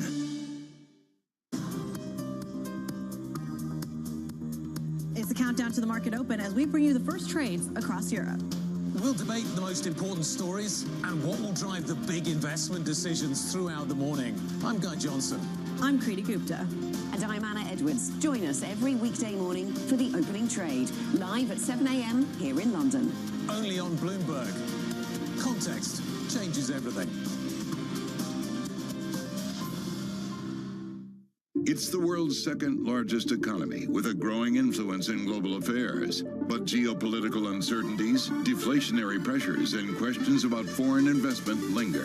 Bloomberg, the China Show, brings you the unmatched expertise you need to keep track of breaking news, in-depth market analysis, and the most influential newsmakers in and around China.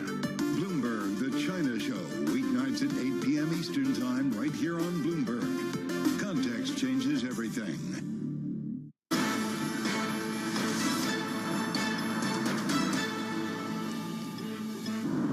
All right, you're back on Bloomberg Markets. Carol Massar along with Vonnie Quinn on this Monday, December 30th. We do have some headlines crossing the Bloomberg terminal. The U.S. Treasury notified December 8th of a hack to certain workstations. The hacker assessed certain unclassified documents, so some access there. The U.S. Treasury writing a letter to Senators Brown and Scott on the incident in particular. The incident attributed to China, to a Chinese state-sponsored actor, and also the Treasury saying that it was compromised beyond trust service was taken offline specifically. And I'm also just looking at some coverage here by the New York Times, the department notifying lawmakers of that breach, which it said was linked to a state-sponsored actor in China. So again, a developing story for you on this Monday. We'll continue to monitor it, bring you any new headlines as they are known. It's a little scary when somebody can compromise a third-party cybersecurity provider because they're the people you pay to keep you secure, right? Yeah, exactly. Well, Bitcoin up on the day by about 1.4% right now. On the year, well, it's trimmed its gains, but it's still up about 125%. Blockbuster year for crypto. Can all of that continue into 2025? Volatility obviously leaving some investors cautious. Our own Janali Basak spoke with Thomas Petterfly on the sidelines of a Goldman Sachs conference in New York City and asked him about his prediction for markets under the incoming Trump administration. I'm afraid that the markets are becoming overextended and that, sometime in the future we will have a downturn in the markets. But I don't think it's going to be a very violent and very far. It will not go very far. So I'm extremely optimistic about the next 4 years and maybe even thereafter. The other thing where a lot of investors are expecting much lighter regulation is in the world of cryptocurrencies. How do you feel about cryptocurrencies from where you stand? And do you think that when your clients are going to interactive brokers, it's going to be something they're asking about more and more and more? So cryptocurrencies are a very interesting area. We have been into cryptocurrencies for about 3 years. We charge less commission on a cryptocurrency trade than any other firm other than Robinhood, but Robinhood has a wider spread because they get their commissions paid by the market maker who they send their orders to. So I think on balance, our platform is probably the most efficient one for a crypto trader. Otherwise, to tell you frankly, I am sort of scared of cryptos because, you know, they can go to any price because it's basically just a figment of imagination. So it doesn't have any underlying value. The only value it has is the same as the paper dollar, which is nothing. But you've seen people pour in nonetheless through ETFs. You saw the price of Bitcoin get to $100,000. Will the investor of tomorrow be more likely to buy Bitcoin or a U.S. stock? Well, it depends. Well, for a Bitcoin, you can buy U.S. stocks, right? For a U.S. stock, it's more difficult to buy Bitcoin, right? So I think that anybody who does not have Bitcoin should have some Bitcoin, but not too much. I would recommend that people put maybe their 2 to 3% of their net worth into Bitcoin. And we, for example, will not allow anyone to invest more than 10% of their assets into Bitcoin because I think that would be very dangerous. And that is Interactive Brokers Chairman Thomas Petterfy there with our own Shanali Bosick. Well, certainly Bitcoin has been front and center here in 2024. MicroStrategy is one of the reasons why, saying it bought $209 million more of Bitcoin, marking the 8th consecutive week of purchases of the cryptocurrencies. The Bitcoin Treasury Company aims to raise $42 billion worth of capital over the next 3 years to buy more cryptocurrency. Well, this comes as the iShares Bitcoin Trust smashed industry records, growing into a behemoth with more than $50 billion in assets since it came on the scene just 11 months ago. Here to talk all things crypto is our own Mike Regan of Bloomberg's cryptocurrency team, joining Vani and me in studio. Mike, it does feel like 2024 has certainly been the year of crypto.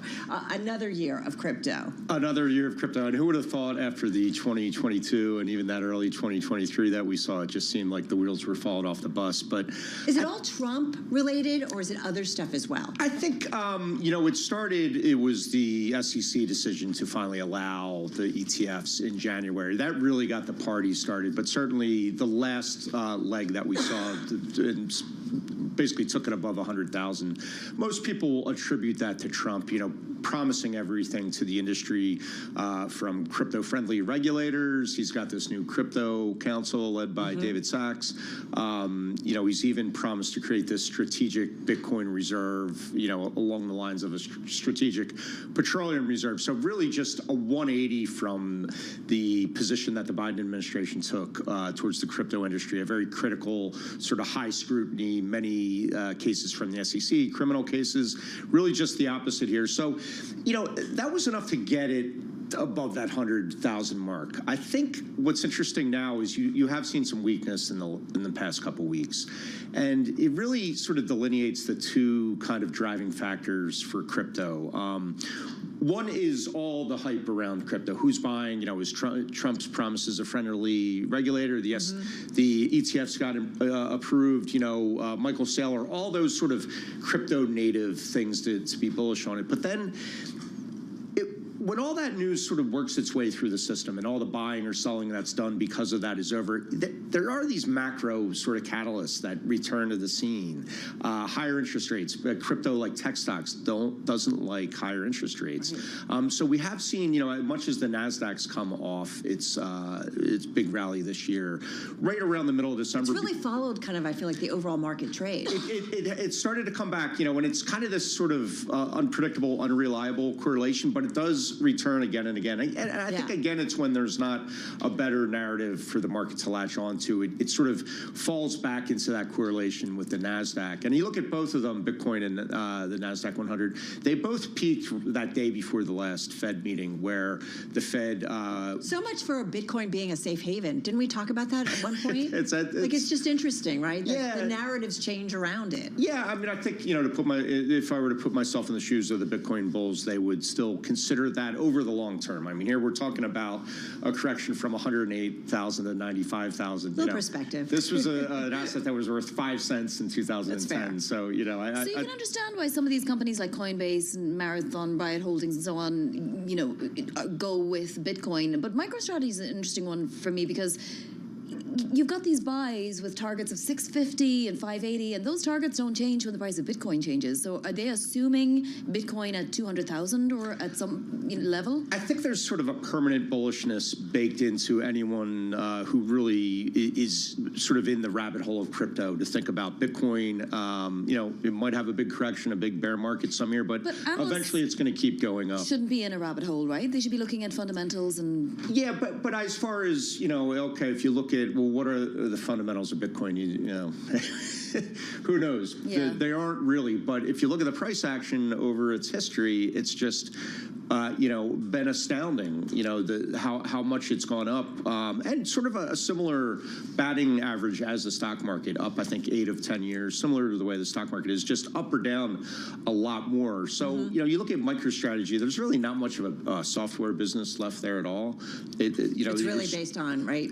It's strictly just a levered play on Bitcoin. So, exactly. You see Bitcoin come down 10%, you're going to see MicroStrategy come down a lot more. Mike, just got about 30 seconds left here. As you think about, 2025, and, we'll see where Bitcoin goes, where the crypto market goes overall, but are there any specific catalysts that might be a positive or negative? I think right for this very moment, I'm thinking about that sort of macro connection again, the interest rates and tech stocks. Further on, it depends if Donald Trump really does create this Bitcoin strategic reserve and gets Congress to actually agree to buy some Bitcoin for it. Then it's off to the races. Right, that's an expenditure, right, on the balance sheet. What's the point of it? Like an oil strategic reserve you can use in times of crisis. What are we going to do with Bitcoin if we run out of oil? Yeah, I mean, there's a lot of arguments against it. And I think that's the resistance he's going to run into. A crypto conversation and lots of questions. Yeah. Go figure. Mike Regan will be following you throughout 2025. No doubt about it. Mike Regan, of course, of Bloomberg's cryptocurrency team. We've got Bitcoin up about 1.4%, Ethereum up about 1.8% as we count down to the close. Although the crypto markets keep on trading. Hey, coming up, everybody, we are just moments away from that closing bell. Chris Brigatti, Chief Investment Officer at SWBC. Chris Brigatti joining us next to count us down to the close on this Monday. I'm Carol Massar along with Vonnie Quinn, and this is Bloomberg.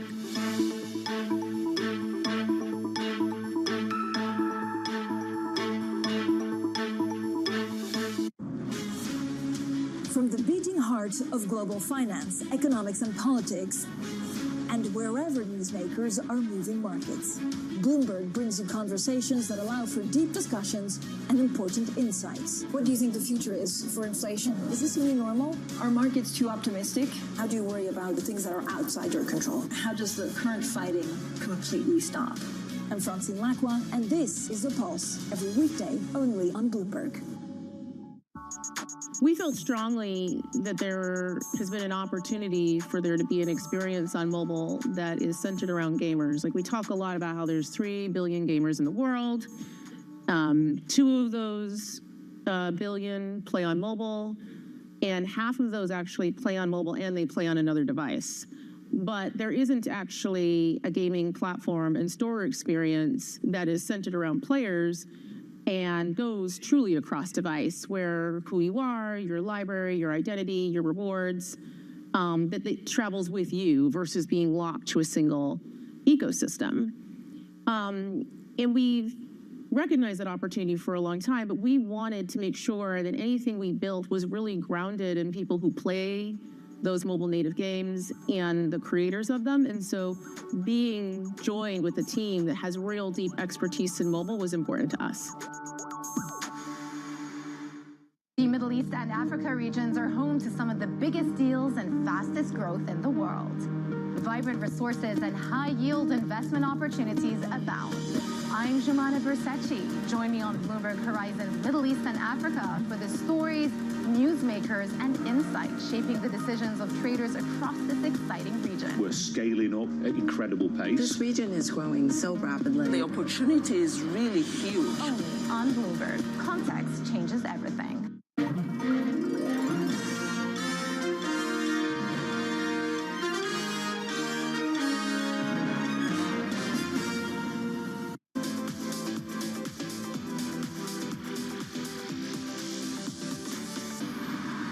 You've released, I think, a Bollywood song, a reggae album, a gospel album. You've done a bunch of different genres. Is there any genre you haven't tried that is, because it feels like this next one you're doing is sort of back in your sweet spot. I did a jazz album that I haven't released yet.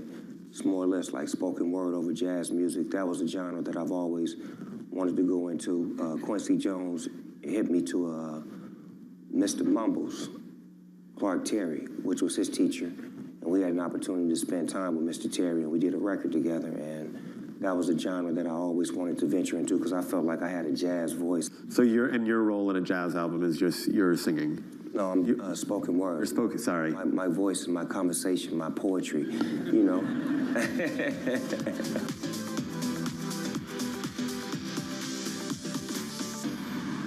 Top names in business are on Bloomberg. The question is, if you lower taxes and use it to reduce the debt, the question is how stimulative those activities are, and that's where the Treasury Secretary appointee has got to figure it all out because he's got to call the balls and strikes about how it all fits together. We got to realize that the impact we have if we don't get this debt back in line. Nobody covers business like Bloomberg.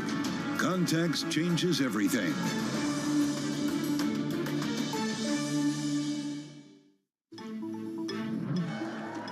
Everybody, you have the closing bell on this Monday, December 30th. This is Bloomberg Markets. Carol Massar along with Vonnie Quinn. We are finishing off our lows of this session, but you still are looking at about a 1% decline in the S&P 500, down 63 points. 59.06 is the close. Moving on over to the NASDAQ 100, and you have a steeper decline on a percentage basis, 1.3% to the downside, down 275 points on that NASDAQ 100. Some broad-based selling with most names in both the NASDAQ 100 and the S&P 500, Vonnie, lower on the day. Well, you know, it's incredible. Until just a few seconds ago, we had one tiny sector that was still positive in the S&P 500, and that was energy. But even that gave up any of its gains, and now we literally are a red pie. It's a Christmas pie. I don't know what's in there, cranberries or something, but we have nothing that's higher in terms of segments and sectors. That said, energy did perform the best, and within energy, we do still have a couple of oil and gas equipment companies that were higher. Baker Hughes, for example, that was basically on the natural gas run up. All right, a lot of red on that screen on that iMap. Let's get to Bloomberg's Jess Menton, who's been watching the days from the early, or the market trade, I should say, the pre-market trade, the trade, and now here we are at the closing bell, just joining Vonnie and me here in studio. Jess, you know, considering how the day started, we saw some selling right off the bat.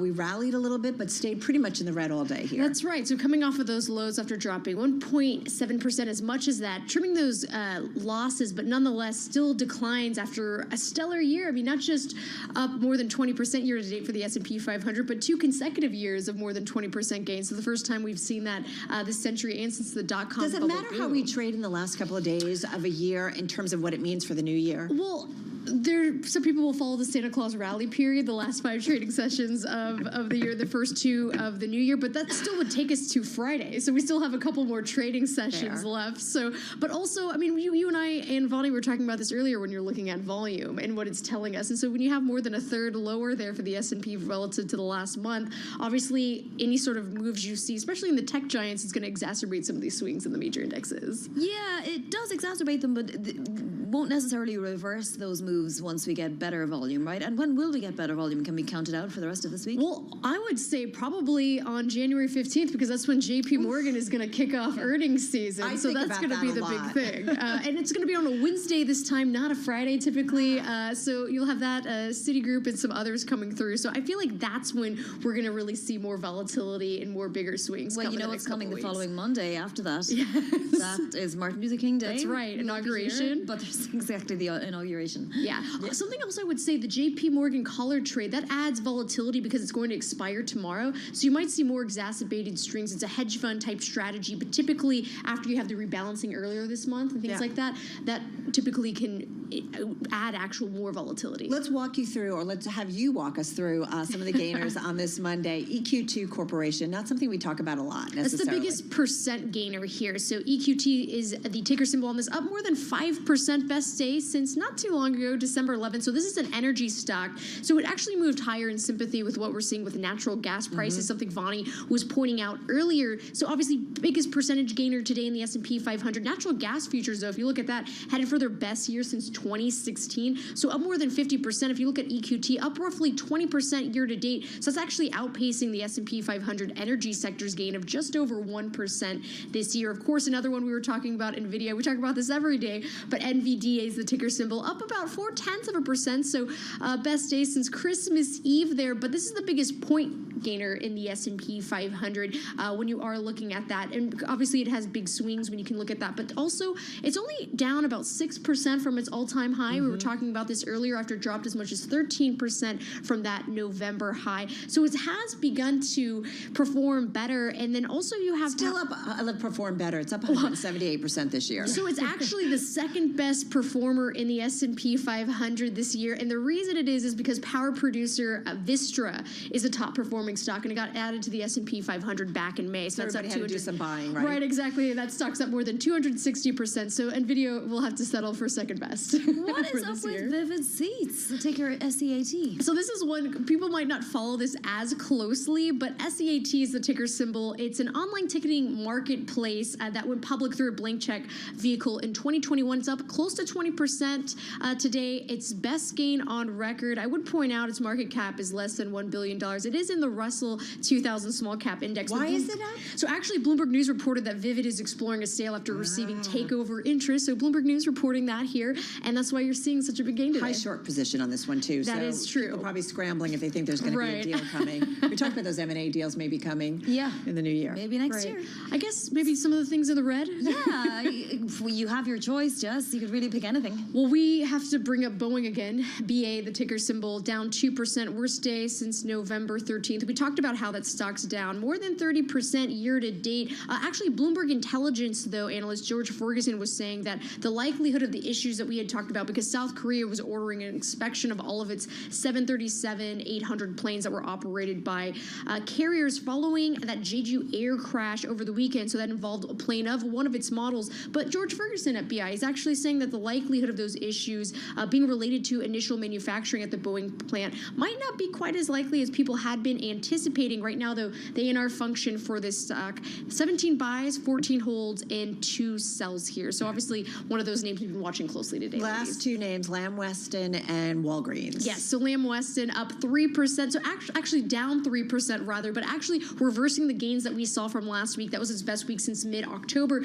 So French fry supplier, unfortunately, undoing some of those gains after it was on a strong run, but it has actually reported earnings earlier this month that disappointed investors, also replacing its CEO, so continuing to weigh on that.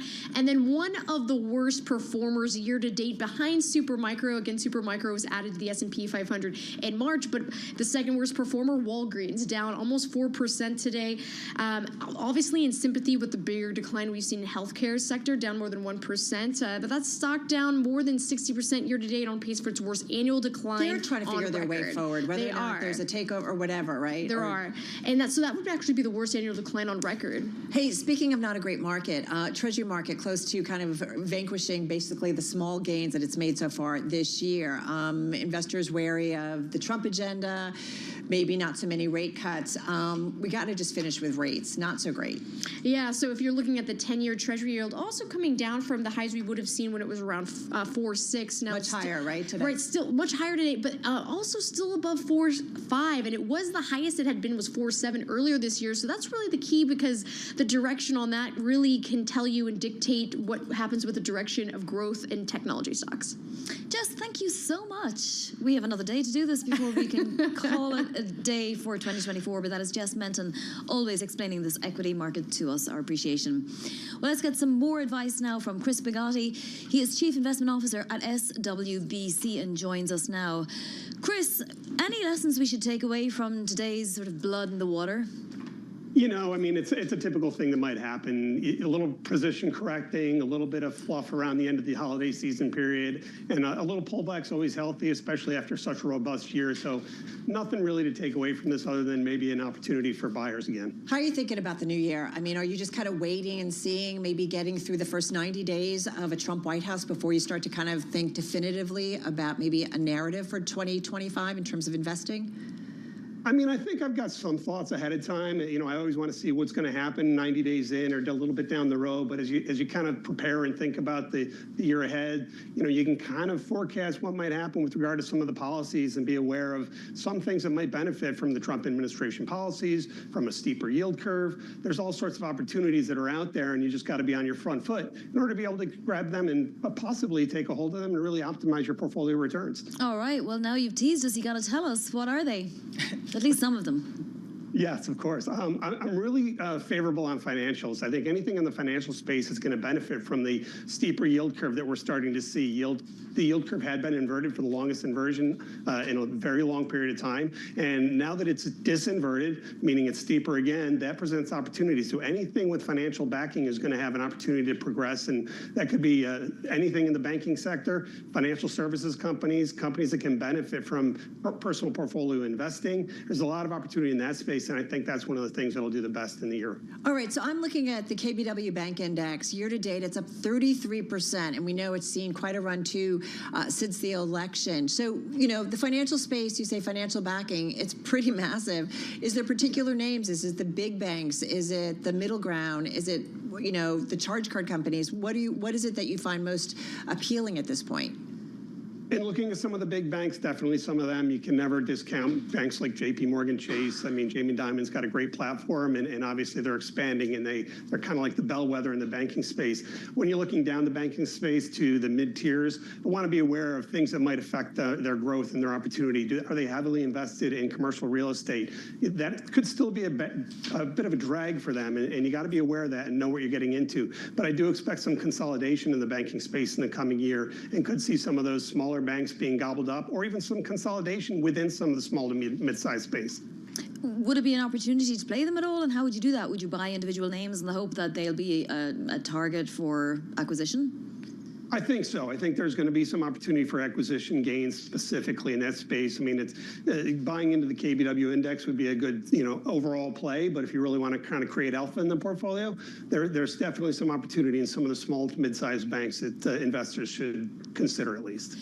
Yeah, curious as to your thoughts on international stocks, because it does seem like the US has had a great run, and I mean, no matter how much of a bull you are, you have to look you know, outside the US sometimes as well. And we saw India have its run for a while. We saw China having a bit of a question mark over its growth next year and the potential for stimulus and so on. Any countries outside the US you'd be interested in?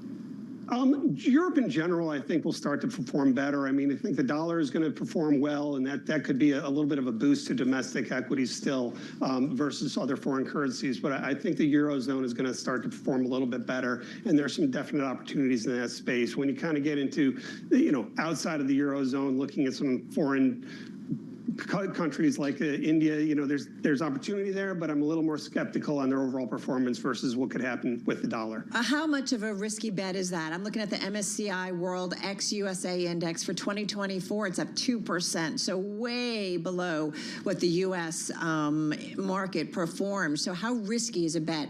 Even if it fundamentally, it's undervalued, it makes sense logically, how much risk is it in investing outside the U.S. right now? You're taking on a little bit of risk there. That's a very fair point. A little bit of a reversion to the mean theory in terms of thinking the U.S. performance might come down, European might pick up, and so the opportunity is a little bit of in both of them reverting to a more normal kind of relationship, and therein lies the rub.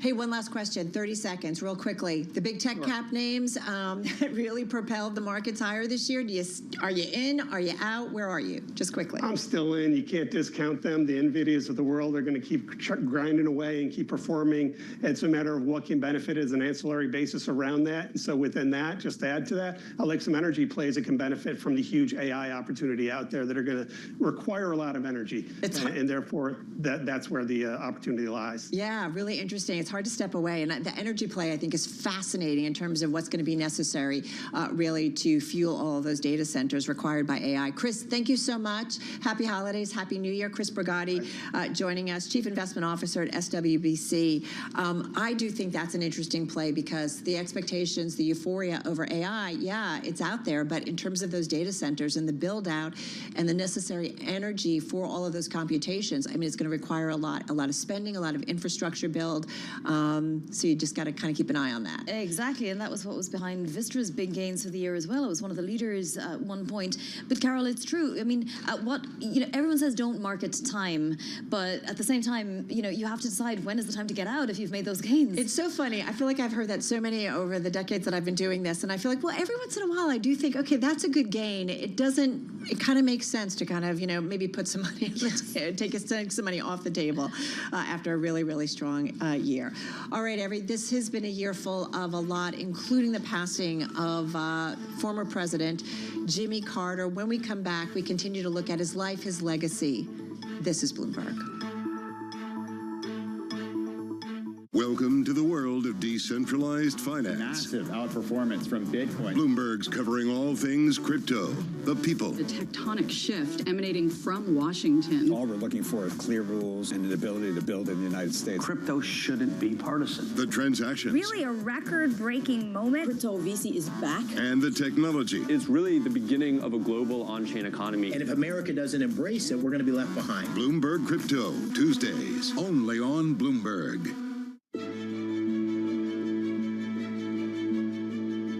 One of the very critical things is that a lot of young entrepreneurs don't realize is that when you start as an entrepreneur, you're not just building your business, which of course you are, but you're also building an organization. And most people don't realize that. And building an organization is not just about hiring people. It's about the culture. It's about the systems, the values, the mission. It's about how you operate, how you do things, how you retain people, how you keep them motivated. So it's all of those things put together. And over time, you realize that, a lot of effort has to go into it.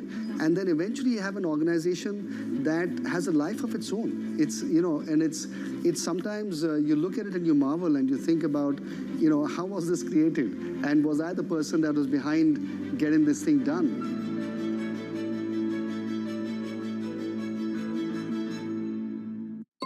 Asia is at the forefront of some of the world's biggest stories. I'm Sherrian in Tokyo. And I'm Heidi Stroud-Watts here in Sydney, where the trading day begins. We're here in the center of all the action to get you set up with the numbers, news, and knowledge you need for the day ahead. The demand is indeed recovering. We've been waiting for this moment. The opportunity of a century. Join us on Bloomberg The Asia Trade. Weekdays only on Bloomberg TV. Context changes everything.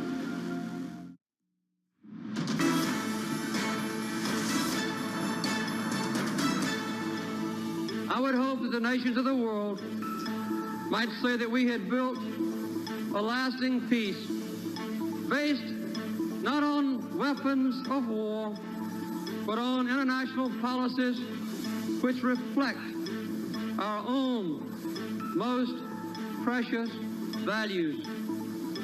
These are not just my goals, and they will not be my accomplishments, but the affirmation of our nation's continuing moral strength and our belief in an undiminished, ever-expanding American dream.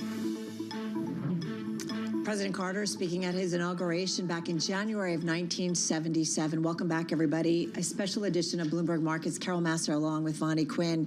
Stock markets will be closed on January 9th to observe a national day of mourning for the late President Jimmy Carter. For more on his life, his legacy, we are once again joined by David Weston, anchor of Bloomberg Wall Street Week, joining us here in studio. David, we talked with you last hour, and I kind of wanted to go back to his beginnings because they were super, super humble. They were indeed. indeed. I mean, he was the son of a peanut farmer in Plains, Georgia, which is a pretty small town, actually, a couple hours outside of Atlanta. And he went to the local high school, by the way, the same high school that his to-be wife, Rosalind Carter, went to.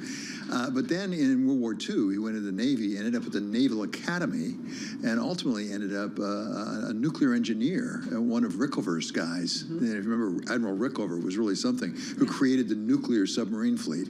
And he was going on to be a more senior officer when his father died, and he went back to the peanut farm in Plains, Georgia to take over the family business. And by the way, built it into a very successful business. He ended up, being a millionaire before he ever ran for office. And went into the Georgia Senate at one point. And what are the odds that he might never have become president? Well, I think most people at the time would have taken those odds and said, there's no way he's going to be president, for all sorts of reasons. He was from the Deep South. I mean, really, from the Deep South. And he was a modest man in many respects. He was a centrist at a time that a lot of his party was moving to the left. But, of course, he came along at a particular time after Richard Nixon had to resign, and then Gerald Ford had taken over and pardoned Richard Nixon. And there was a lot of chaos in the country. And aftermath of Vietnam, among other things, in addition to the scandals of Watergate. And he was sort of a simple man who had been successful as a governor in Georgia, and a man of unquestioned integrity, which appealed to a lot of Americans, I think, in 1976. Do you think if, I guess it's hard to speculate, if Watergate hadn't happened, would he have ended up in the White House? It's hard, I don't know. How do you think about that? It's impossible to speculate, but I would not be the first to suggest that perhaps not. That he was the product of his times, which was both the blessing that led him to the presidency, but also the curse, because all those things put the United States in some pretty tough shape when he took it over. He faced, as you know, almost runaway inflation with some stagflation added to it. He had an oil crisis with the oil embargo. So as he stepped in, he had a lot of problems, and then they got worse. Well, exactly. And as we've seen in the United States a couple of times, but also, in other countries, no need to even name them, runaway inflation can do serious damage to the polity, not just the economy. And it was largely out of control. Again, not largely through his responsibility. If you recall, Richard Nixon, when he took the dollar off the gold standard, it clamped on wage and price freezing. Right. And then people at the time told him, when you relieve those, when you release for those things, you're going to get inflation. And they got it. So I don't think he deserves a lot of the blame for that. In fact, he was a fiscal conservative. I mean, he was one of the most fiscally responsible presidents we had. He did not run up big deficits. He did not spend a lot, unlike what we're seeing now. Which is fascinating when you think about the current environment of, sometimes you have to take really hard steps, right, to kind of get a nation on the right track. And you just, I don't know. Well, it's a hard job. I mean, to state the obvious, not one that I would ever think about having myself, because it's so very hard. At the same time, there are very special people that we've had in our history who can make really tough decisions and somehow figure out how to make them go down. I mean, I think of Abraham Lincoln, talk about hard decisions. FDR made some very tough decisions, but he had a way of understanding the people and explaining it to people and bringing them along. Jimmy Carter was very principled. He had a lot of intelligence, perhaps one of the smartest presidents we've had. I think a lot of commentators would suggest he was not a natural-born politician the way an FDR was, or even an Abraham Lincoln. Yeah, I mean, he's certainly changed the way things were done in Congress in some ways. But I suppose the other thing that we really associate with him, as people who report on the economy all the time, right, is the appointment of Paul Volcker, and then he moved his Fed chair to Treasury. Well, exactly. He moved out his Fed chair because it wasn't doing the job, and he put Paul Volcker in. Didn't know him terribly well. And as I said last hour, reportedly, Jimmy Carter said to Paul Volcker, when Volcker said, I'm going to have to do some very tough stuff, we're going to really put the economy through the ringer, he said, President Carter said, I'll worry about the politics, you worry about the economy. But he not only did that, he really led the way on deregulation, bringing in Alfred Kahn from Cornell, the deregulated the airlines, and then the gas industry to a large degree. So he was very progressive in many respects that way. Created the Department of Energy, created the Department of Education. Right. I mean, he really changed a lot of governments, considering he was only there for 4 years. He only had 4 years. We talk about current politics that, maybe people are looking for something different. I talked a lot about this with friends and peers over the holidays. And I do wonder, would Jimmy Carter be elected today? I have thought about that, Carol, and I would, in some ways, love to say yes. But I'm not sure I'd believe myself. I just don't know. Why do you? Well, first of all, I think the media is entirely different. The country is entirely different. It's much more divided than it was then. There was much more a center, I think, to the country back then. I mean, there was left and right, but it wasn't the extremes that we've seen. And we in the media didn't cover it the same way. We didn't have social media. We didn't even have cable television news. I mean, it was 3 channels, right, for television. It's a very different, simpler time in many respects. I would like to believe we could have somebody that principled, that committed to sound policy, who could be elected today. I'm not sure that's right. We were speaking with Barbara Perry of UVA's Miller Center there just a little while ago, and she maintains that President Biden perhaps was the closest to have carried on the legacy of Jimmy Carter. Yeah, I saw that interview actually, which is interesting. I like Barbara Perry a lot. That could be right, but I think if you read the life of Joe Biden, he is a politician. Yes. In a way that Jimmy Carter wasn't. Good basically, he was an astute businessman and a nuclear engineer. He, deep in his soul, I'm not sure we'd call him a politician. Joe Biden, if you go back to the very beginning, he's been a politician since he was in high school. Yeah. I mean, all the way back. So there may be some similarities. I think there also might be some differences. And is there something to being a governor and then coming to the White House, or is there something, I don't know, versus being a member of Congress? Well, a lot of people say that because you've actually run something. Yeah. You've made tough decisions. You had to make a budget. Particularly in the States, you can't even run a deficit. Right. And so a lot of people think there's a lot of advantages to being a governor, but we've had some very successful presidents who have not been governors. Now, Ronald Reagan was a governor, so that's an example of that. FDR certainly was a governor. Lincoln was not a governor. So you have a mix of that. But there are a lot of people who think you have an advantage if you've actually run something.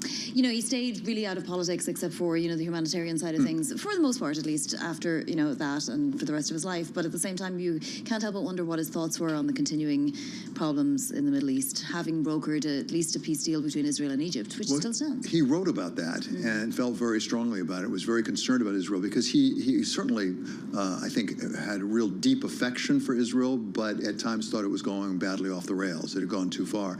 And I think you can't I'm projecting here, but I think this is right. You can't separate his attitude toward Israel, the so-called Promised Land, from his deeply religious roots. I mean, he was a true evangelical Christian, taught Sunday school after he was diagnosed with brain cancer, was teaching a Sunday school class at Maranatha Baptist Church in Plains. And I think that influences someone who has of that faith. The Promised Land is a very special place, and I think he was very concerned. But also, I mean, he was the one who normalized relations with China, and then long after. That to me blows my mind. Yeah, I just think we always think of Nixon and so on and so forth, or opening it up. And it's easy now to think that was inevitable. It was not inevitable. If you go back and read the history at the time, it was controversial, and Jimmy Carter himself had doubts about whether he should do that. There were splits within his own administration. He ultimately came down on that side. But he not only went over there and had Deng Xiaoping actually visit him in Washington, but after he'd left the presidency, he kept going back to China. He was very concerned, and he wrote late in his life that he was concerned about how U.S.-China relations were going back to a bad old time. And here we are. And here we are today. David Weston, thank you. Absolutely. What a fantastic way to commemorate the life of the 100-year-old Jimmy Carter, who passed away on Sunday. And of course, a national day of mourning, January 9th. Markets will be closed, bond markets closing early. The top names in business are on Bloomberg. We are in the midst of the largest wealth transfer in history right at this very moment. So $100 trillion of wealth is going to next-gen and millennial clients over the next decade. So that has some pretty significant implications. But in addition to that, women are controlling more and more global wealth. Today, they control 1/3 of global wealth, but in the next 5 years, $30 trillion is going to pass in the hands of women, and they're going to control over 50% of the global wealth market out there today. Women care deeply about investing with purpose, investing to make an impact, doing good with their investments. So you're going to see some significant opportunities for us as we lean in and have been leaning in to capturing more of the female wallet globally. Nobody covers business like Bloomberg. Context changes everything. A continent of vast opportunity and endless potential, but not without its challenges. Bloomberg highlights the players and unpacks the issues shaping the African story. We'll bring you interviews with key newsmakers and expert analysis getting to the heart of business, politics, and economics in the region. I'm Jennifer Zabasaja, and this is Africa Amplified. We felt strongly that there has been an opportunity for there to be an experience on mobile that is centered around gamers. Like, we talk a lot about how there's 3 billion gamers in the world. 2 of those billion play on mobile, and half of those actually play on mobile and they play on another device. But there isn't actually a gaming platform and store experience that is centered around players and goes truly across device, where who you are, your library, your identity, your rewards, that travels with you versus being locked to a single ecosystem. And we've recognized that opportunity for a long time, but we wanted to make sure that anything we built was really grounded in people who play those mobile native games and the creators of them. And so being joined with a team that has real deep expertise in mobile was important to us. As we spend some time here on the broader presidential race, let's focus in on European politics. Makes you wonder how politics might play out.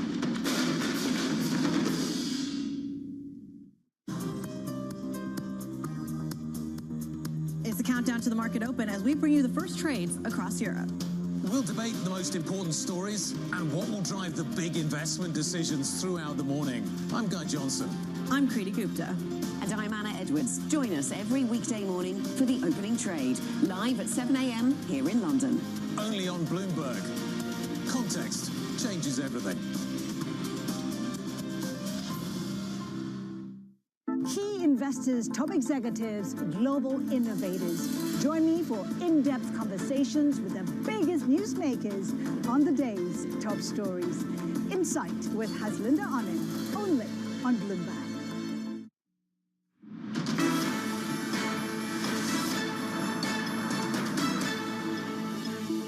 Everybody, we are back on Bloomberg Markets. Carol Master along with Vonnie Quinn. While 2024 was a tale of two cities for commercial real estate, office landlords confronted with the reality of plunging valuations started to strike up some deals to sell properties they no longer wanted, often at steep price cuts. Meantime, they were scoring new equity investments on high-quality towers. There was a lot going on, but we still have a lot of questions when it comes to office properties. Bloomberg's John Gittleson joins us now from LA with more on his story, written with Bloomberg's Natalie Wong. John, good to have you here. We continue to talk about commercial real estate offices in particular. Tell us about 2024. Let's look back, first of all. Sure. Looking back, it was basically a story of bifurcation. There were the haves and the sort of have-losses.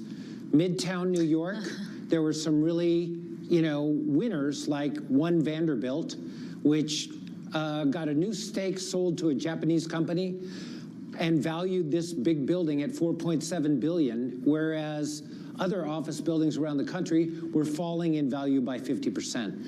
Yeah, I love the way you say it, between the haves and the have-losses. Why do people flock to a successful building like they flock to successful people? Is that why some buildings did so well? Or are they genuinely better buildings? It's both. It's location, location, location is the key thing. If you take One Vanderbilt, it's right next to, Grand Central, and then it's brand new too. The ones that are losers, if you look at that picture behind me, downtown LA, it's not a very desirable place, and the buildings are 20, 30, 40 years old, and those are ones that are falling by value in half. So does that continue, John, in 2025, that we continue to see prices marked down on maybe those, second and third tier properties, office properties in particular, and those prize properties still command top dollar? Well, definitely I think you'll see the top do well. The bottom parts, basically there's a lot of debt coming due that needs refinancing. $300 billion in office properties through the end of next year. And as people are forced to refinance, they're going to look at their books and say, can I make money doing this, or am I going to have to like just pour good money after bad? The ones that are forced to refinance and figure it's a bad deal, those are going to come to market, you know, faster. Other people are going to decide, let's hang on, and maybe we can join that rising tide that's catching the top tier of buildings. All right, so John, wait, so those people that are refinancing and maybe looking at their much lower valuations, do we see more people maybe walking away? I mean, we had some high-profile walkaways, if you will, in 2024. Sure, yeah. I mean, I think more people will walk away, or additional people. I don't know if the number will go up, but defaults are rising, especially CMBS, commercial mortgage-backed securities. They reached 10% this year of those bonds on office buildings are in default. And Moody's projected there's going to go up to 14% next year. There was an example, it wasn't a CMBS, but Starwood was a co-owner of a big office complex here in LA, not even downtown, and the people who bought that essentially paid $200 million, and the building had more than $600 million of debt on it. Oof. That's underwater several times over. That's way underwater, yeah. Yeah, exactly. Well, speaking of underwater, Miami, that was a place where a lot of people moved to during the pandemic, and a lot of offices opened there. And then we heard that, you know, maybe it wasn't as popular anymore. How are office buildings in Miami doing? Well, there is part of Miami, the Brickell area, there's sort of financial district that's doing very well. There was a building on Brickell that traded for $700 million, which is, I think it was the second highest, costliest building, office building in Florida. So if you're in the right place, in Miami, there's still high demand. I mean, yes, a lot of Wall Street people moved down to Miami, and there's also a lot of money coming from Latin America and other parts of the world. So the office properties in South Florida are doing pretty well.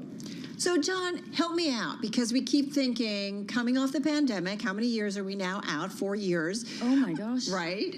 And coming up on 5, yeah. We've been back in the office, but we still see a lot of vacant properties. I mean, are we still going to see some office properties that will never, ever be filled again? Yes.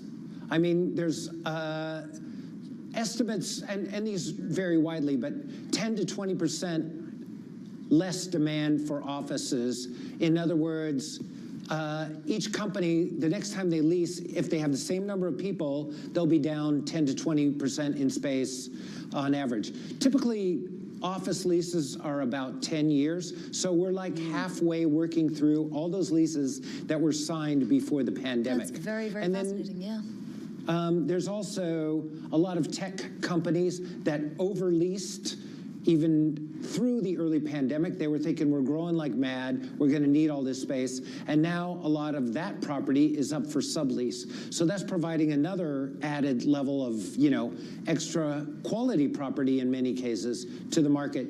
And so there's excess space that still needs to be absorbed out there. John, you know, the unemployment rate is not bad at all by any stretch of the imagination. People are employed in this country, and, you know, for the most part. So you would think that the offices would be pretty full again now if we are really coming up on a 5th anniversary. Are there other centres of gravity, though, that have done well? So I know Nashville, for example, was growing when it comes to financial services and so on before the pandemic. Are there big, huge buildings being built there, and in Houston maybe, or other places? Well, I mean, Nashville, Austin are two areas where there was a lot of new construction that is actually adding to the inventory, and that's not necessarily getting filled up, or by adding more to the inventory, it's creating vacancies elsewhere. John. Austin has one of the highest sublease rates of any city. Wow. All right, John, thank you so much. You are amazing, full of the details there on the commercial and, of course, other housing markets as well. That's John Gittleson coming to us from our LA bureau. Well, across the world, Businesses are not waiting until U.S. Inauguration Day, January 20th, to see which countries' products or tariffs are announced in the incoming President Trump's widely telegraphed trade wars. The mere threat of his universal tariffs sparking a scramble that's leaving the global trading system vulnerable to disputes and disruptions that could impact the global economy. Noel Dixon is VP and Global Macro Strategist at State Street and joins us now from Boston. So Noel, thank you so much for joining. How have you all at State Street been gaming out the potential for disruption and then, you know, the ripple effects from currencies to stocks to bonds of any kind of change in President Trump's tariff theory? Yeah, sure. So I think the uncertainty is certainly palpable in the markets. I think investors are in wait-and-see mode. You know, tariffs, I think, cause, you know, the one thing markets hate is uncertainty, and we don't know what the retaliatory effects are going to have, and then how the Fed ultimately is going to react to those tariffs. So overall, we think it could certainly lower global growth.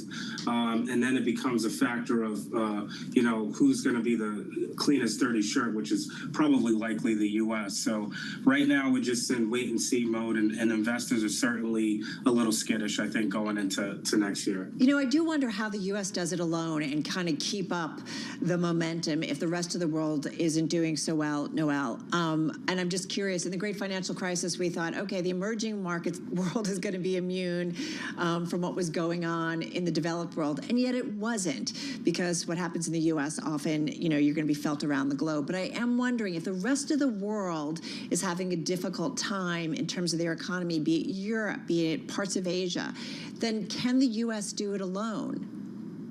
I think it's possible. I mean, we kind of have a playbook, right? We had the Trump 1.0, and he did implement tariffs on several countries at that point in time. And the U.S. actually was able to withstand a lot of the retaliatory impacts. At this point in time, you know, the U.S. Growth is pretty solid. We're growing well above trend. In other countries, I think we'll make adjustments. You know, China currently, they have some stimulus measures. I would imagine if they were hit with high levels of tariffs, they would subsidize some of their industry. I think they would weaken their currency, and that obviously I think will keep them sort of buoyed. So I think, you know, other countries will make adjustments. Europe, for example, they may potentially turn to China to get some assistance as it relates to exports. So I think, you know, so long as we don't go into a real deep global recession, I think the U.S. Could still chug along. Noel, where are the fragilities in the market? You mentioned the Chinese currency there, and obviously we know that China is issuing more special bonds and so on. But where in the markets that U.S. investors have access to do you see the biggest fragilities? The biggest fragility, I think, is the bottom 40% of income earners in the U.S. They're still under a lot of pressure. So we currently have this K-shaped recovery that's only getting exacerbated. So there is a potential, as you get a tightening of financial conditions, that lower sort of two quintile of income earners, they could actually drag down the entire U.S. economy. So for me, I think that is the biggest risk. I think your previous guest talked about the commercial real estate market as well. That's also another risk I think investors are focusing on. So in the 20 days leading up to Inauguration Day, not 20 trading days, obviously, but what would you be doing? Would you be pulling out, you know, out of anywhere that you have liquidity in order to wait and see, or would you just sort of take a bet now and hope for the best? Yeah, so I would definitely avoid duration. So I would definitely avoid the long end of the U.S. curve. I think you have to be selective as it relates to equities. I think there's, if you're already fully vested, I don't think you should, try to, unless it's rebalancing. I wouldn't completely, escape or leave the market at this point. I think there's still opportunities. You just have to be really selective. Glass half full or glass half empty? You sound pretty cautious as we get ready to kick off a new year, Noel. How would you describe it? Yeah, I think we're going to have a lot of volatility. I think that's what we should expect. But I think, the U.S. is still going to, be able to chug along, still have solid growth. But when you have a Fed that is cautious about, super core still being very, very firm, you have, like I mentioned, the commercial real estate concern, the bottom 40% of income earners. I think you do have to be cautious, and it's not going to just be, I think, a broad-based rally. I think it's going to be a lot more selective this time around. Vonnie brought up a good point, earlier, and we've been talking about this a lot. When you look at the 2 years, last year of the S&P 500 up 24%.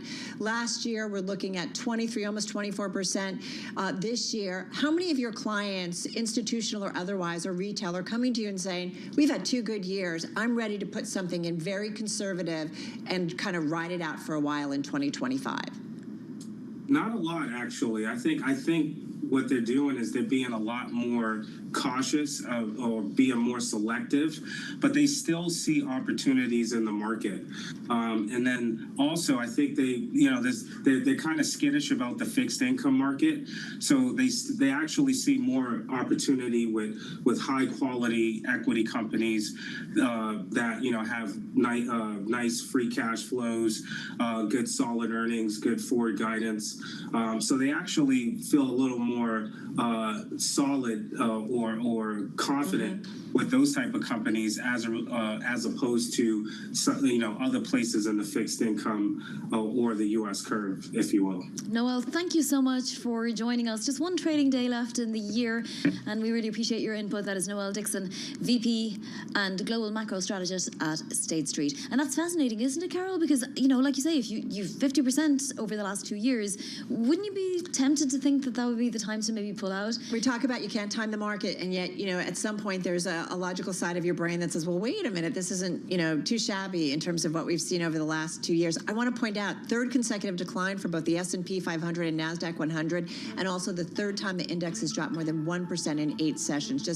That's kind of been the tone over the last week or so. Likely no more records this year, unless we get something crazy tomorrow, which is not completely out of the question. Stay with us, though, because coming up, we're going to be speaking with Wendy Liebman of WSL Strategic Retail on the U.S. consumer. This is a special edition of Bloomberg Markets.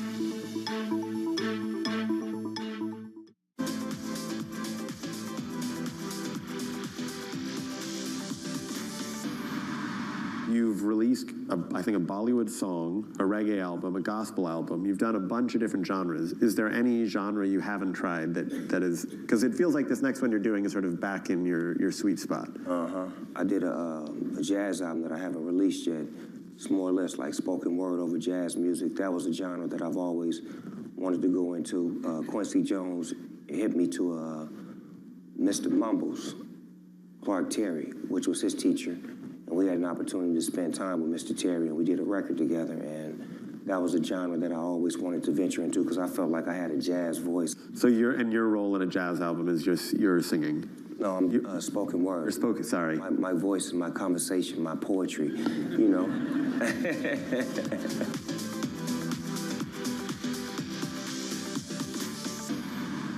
It's the world's 2nd largest economy with a growing influence in global affairs. But geopolitical uncertainties, deflationary pressures, and questions about foreign investment linger. Bloomberg, the China Show, brings you the unmatched expertise you need to keep track of breaking news, in-depth market analysis, and the most influential newsmakers in and around China.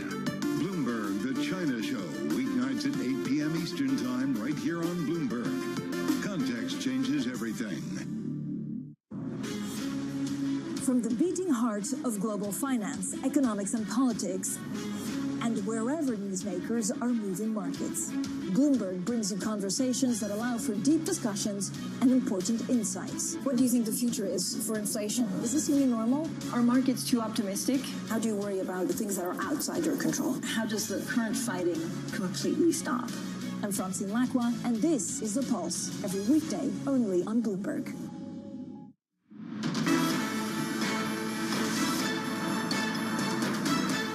You're watching a special edition of Bloomberg Markets on Bloomberg Television and Bloomberg Radio and Bloomberg Originals and YouTube as well. This This year's holiday shopping season on track to be slightly slower than last year's, but still pretty strong according to Bloomberg Economics. Consumers willing to keep on spending even as the labour market softens. For more now on the season and the strength of the consumer, we're joined by Wendy Liebman, CEO and Chief Shopper at WSL Strategic Retail. I want to be a chief shopper. I'm just going to put it out there. Yeah, where do you even apply for those? I'm pretty much the chief shopper of my own home, Wendy, but I'm curious as to the holiday season. Bloomberg Economics seeing just a little bit of a slowdown, but some of the data is coming in pretty strong. How healthy is the U.S. consumer right now? Well, healthy in the sense of willing to spend this holiday season, and with all the uncertainty coming next year, they certainly did put their money mostly where their credit cards were. But I would say this, that they are increasingly cautious, and I think if you looked at the way they shopped and where they shopped, it was very much waiting for the sales, waiting for the deep discounts, and then shopping. So good news that they did shop. Not so good news that credit card debt is up, and people are very concerned about the coming year. So nervousness out there. Hey, how do I felt that way shopping this holiday season. I felt like from the get-go, Thanksgiving week, Black Friday, 40% off right out of the gate, all these deals. Were there a lot more deals this year? Give us some perspective from what we saw maybe a year ago. Yeah, Carol, yes, absolutely. I mean, even before Black Friday, Black Friday means little or nothing these days. You probably saw deals from Amazon and Walmart and Target and others pre-Black Friday. So those set the tone. And then as we moved into the holiday season, retailers were really aggressive. I think the one time that I felt confident was they had listened to the concerns of the American shopper, and they realized that if they wanted to get them to spend this year, they were going to have to be very aggressive on discounts. And that's what you saw across the board, whether it was luxury, department stores, whether it was more popular price, mass retailers or brands.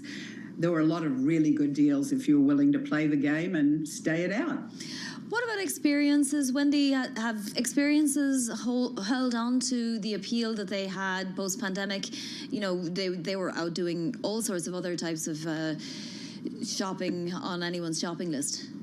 Yeah, absolutely. And I think the tendency was, if you look at how much people spent going out for dinner, things like that, travel up. So people willing to spend on those kinds of things, plus essentials that maybe they hadn't stocked up on for a while, a winter coat, boots, concerns about tariffs, so buying things like, electronics or home, fridges, stuff like that, because there's a concern about what the new year will look like in tariffs, as the earlier speakers said. So it was, yes, a mixture of experiences, of what I need to replenish, what I might need, and then just the little treats and cautions around, whether it was beauty or a new pair of shoes or a bit of jewelry or something like that. So it was quite broad, but very clear that people were really only spending when they thought they got a really good deal. All right, so I like a good deal. That's why I love TJ Maxx. I'm just going to put it out there. This one. I need an intervention. That's no doubt about it. What's the outlook for 2025? Consumers, it sounds like, are going to still feel pinched. So what are you expecting on the retail front? Yeah, I think very cautious. Before we went into the selling season and the election, shoppers were telling us in our How America Shops research, they were quite pessimistic, up 12 points from the same time previous year, really concerned. So I think that's going to continue. Their credit card debt is now up even more. So that first half of the year, I think there's going to be a lot of caution. And like the markets, shoppers don't like uncertainty. So while that's going on, they will sit on their wallets and try and realign their finances for the first half of the year. All right, good perspective. Wendy, thank you so much. Happy New Year. Wendy Liebman, CEO and Chief Shopper at WSL Strategic Retail, joining us. All right, now from shopping for stuff to someone who spends his time shopping for kind of a great travel experience. And he does that a lot as well. 5 continents, 15 countries, 52 flights. That's our next guest tally for travel this year. Here to share the best tips and tricks, his experiences that he learned from a full year of globetrotting is Brandon Presser. He's Bloomberg Pursuit's contributor, and we love his take on his travel experiences, really kind of diving into an experience. Brandon, good to have you here. Tell us about what you set out to do in kind of laying out your year. Sure. So I write a series at Bloomberg called 2 Night Minimum. Internally, we call them the obsessively vetted city guides. And basically what I do is I go to a city, spend as much time as I can, go to as many hotels, as many restaurants, bars, experiences, activities, things to do outside the city. And I'll eat 3 dinners a night, 4 lunches in a day to try to figure out truly what the best things are for you. Oh, you know, we're so grateful, Brandon. I mean, thank you so much. One of the things that you decided or that you figured out on your travel, your very onerous travels, was that the best new restaurants aren't even restaurants. Explain to us what that means. Yeah, you know, it's been a really interesting year. I think the cost of opening a restaurant is prohibitive, and there are a lot of people who are passionate about hospitality, passionate about serving, passionate about food. So I've seen a lot of people break the mold. So one really good example is in Toronto. There's a guy, a chef who used to work for Hessen Blumenthal named Ken Yao, and he's opened a supper club inside of his ceramics studio.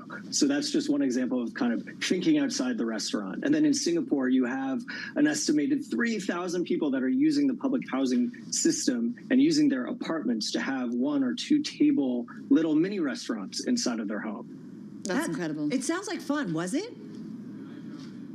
Oh, I mean, all of these are absolutely incredible because you go beyond you know what we've created as the definition of a restaurant, and it feels so intimate, and you get to really interact with the person that owns the establishment. You know, how many times do you go to a fancy restaurant and you don't even get to talk to the chef?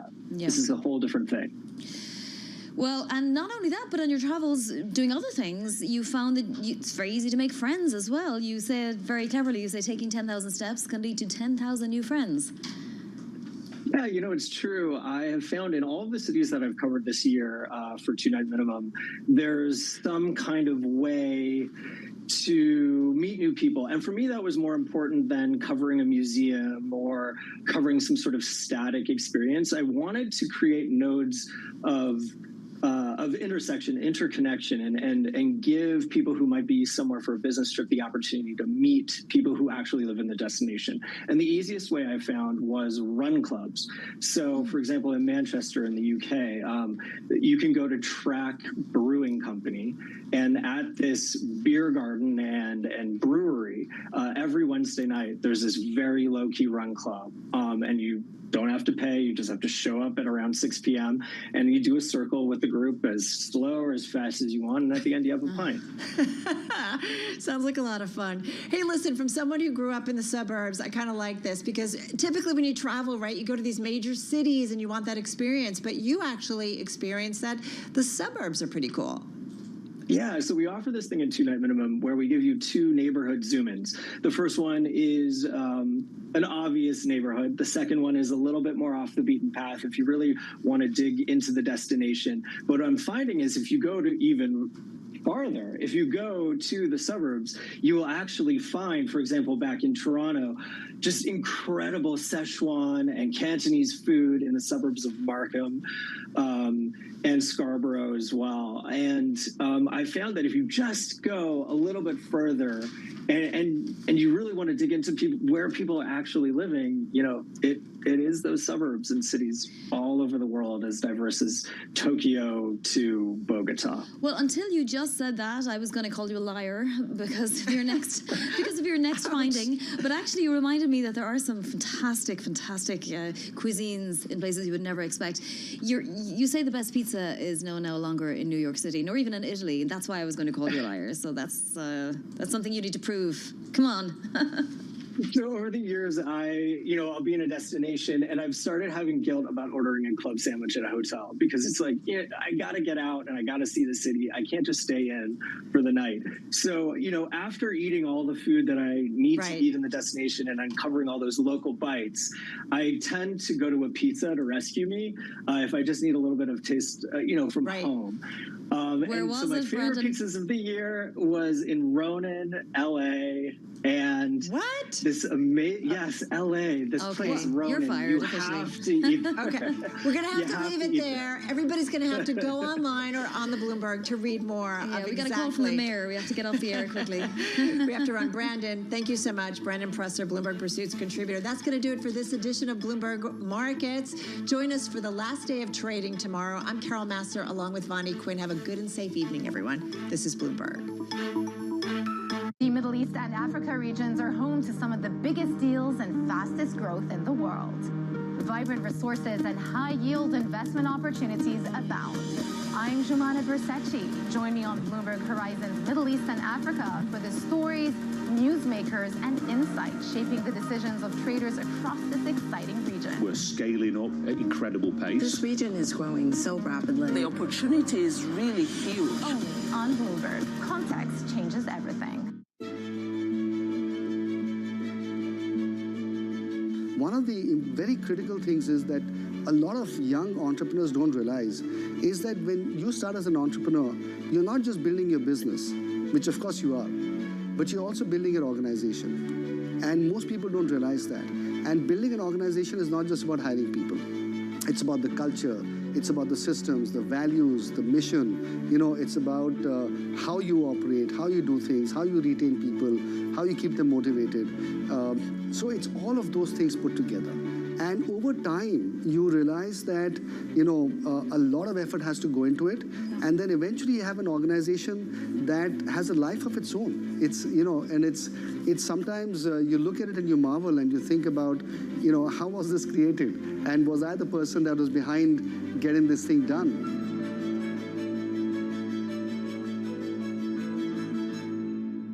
Top names in business are on Bloomberg. The question is, if you lower taxes and use it to reduce the debt, the question is how stimulative those activities are, and that's where the Treasury Secretary appointee has got to figure it all out, because he's got to call the balls and strikes about how it all fits together. We got to realize that the impact we have if we don't get this debt back in line. Nobody covers business like Bloomberg. Context changes everything.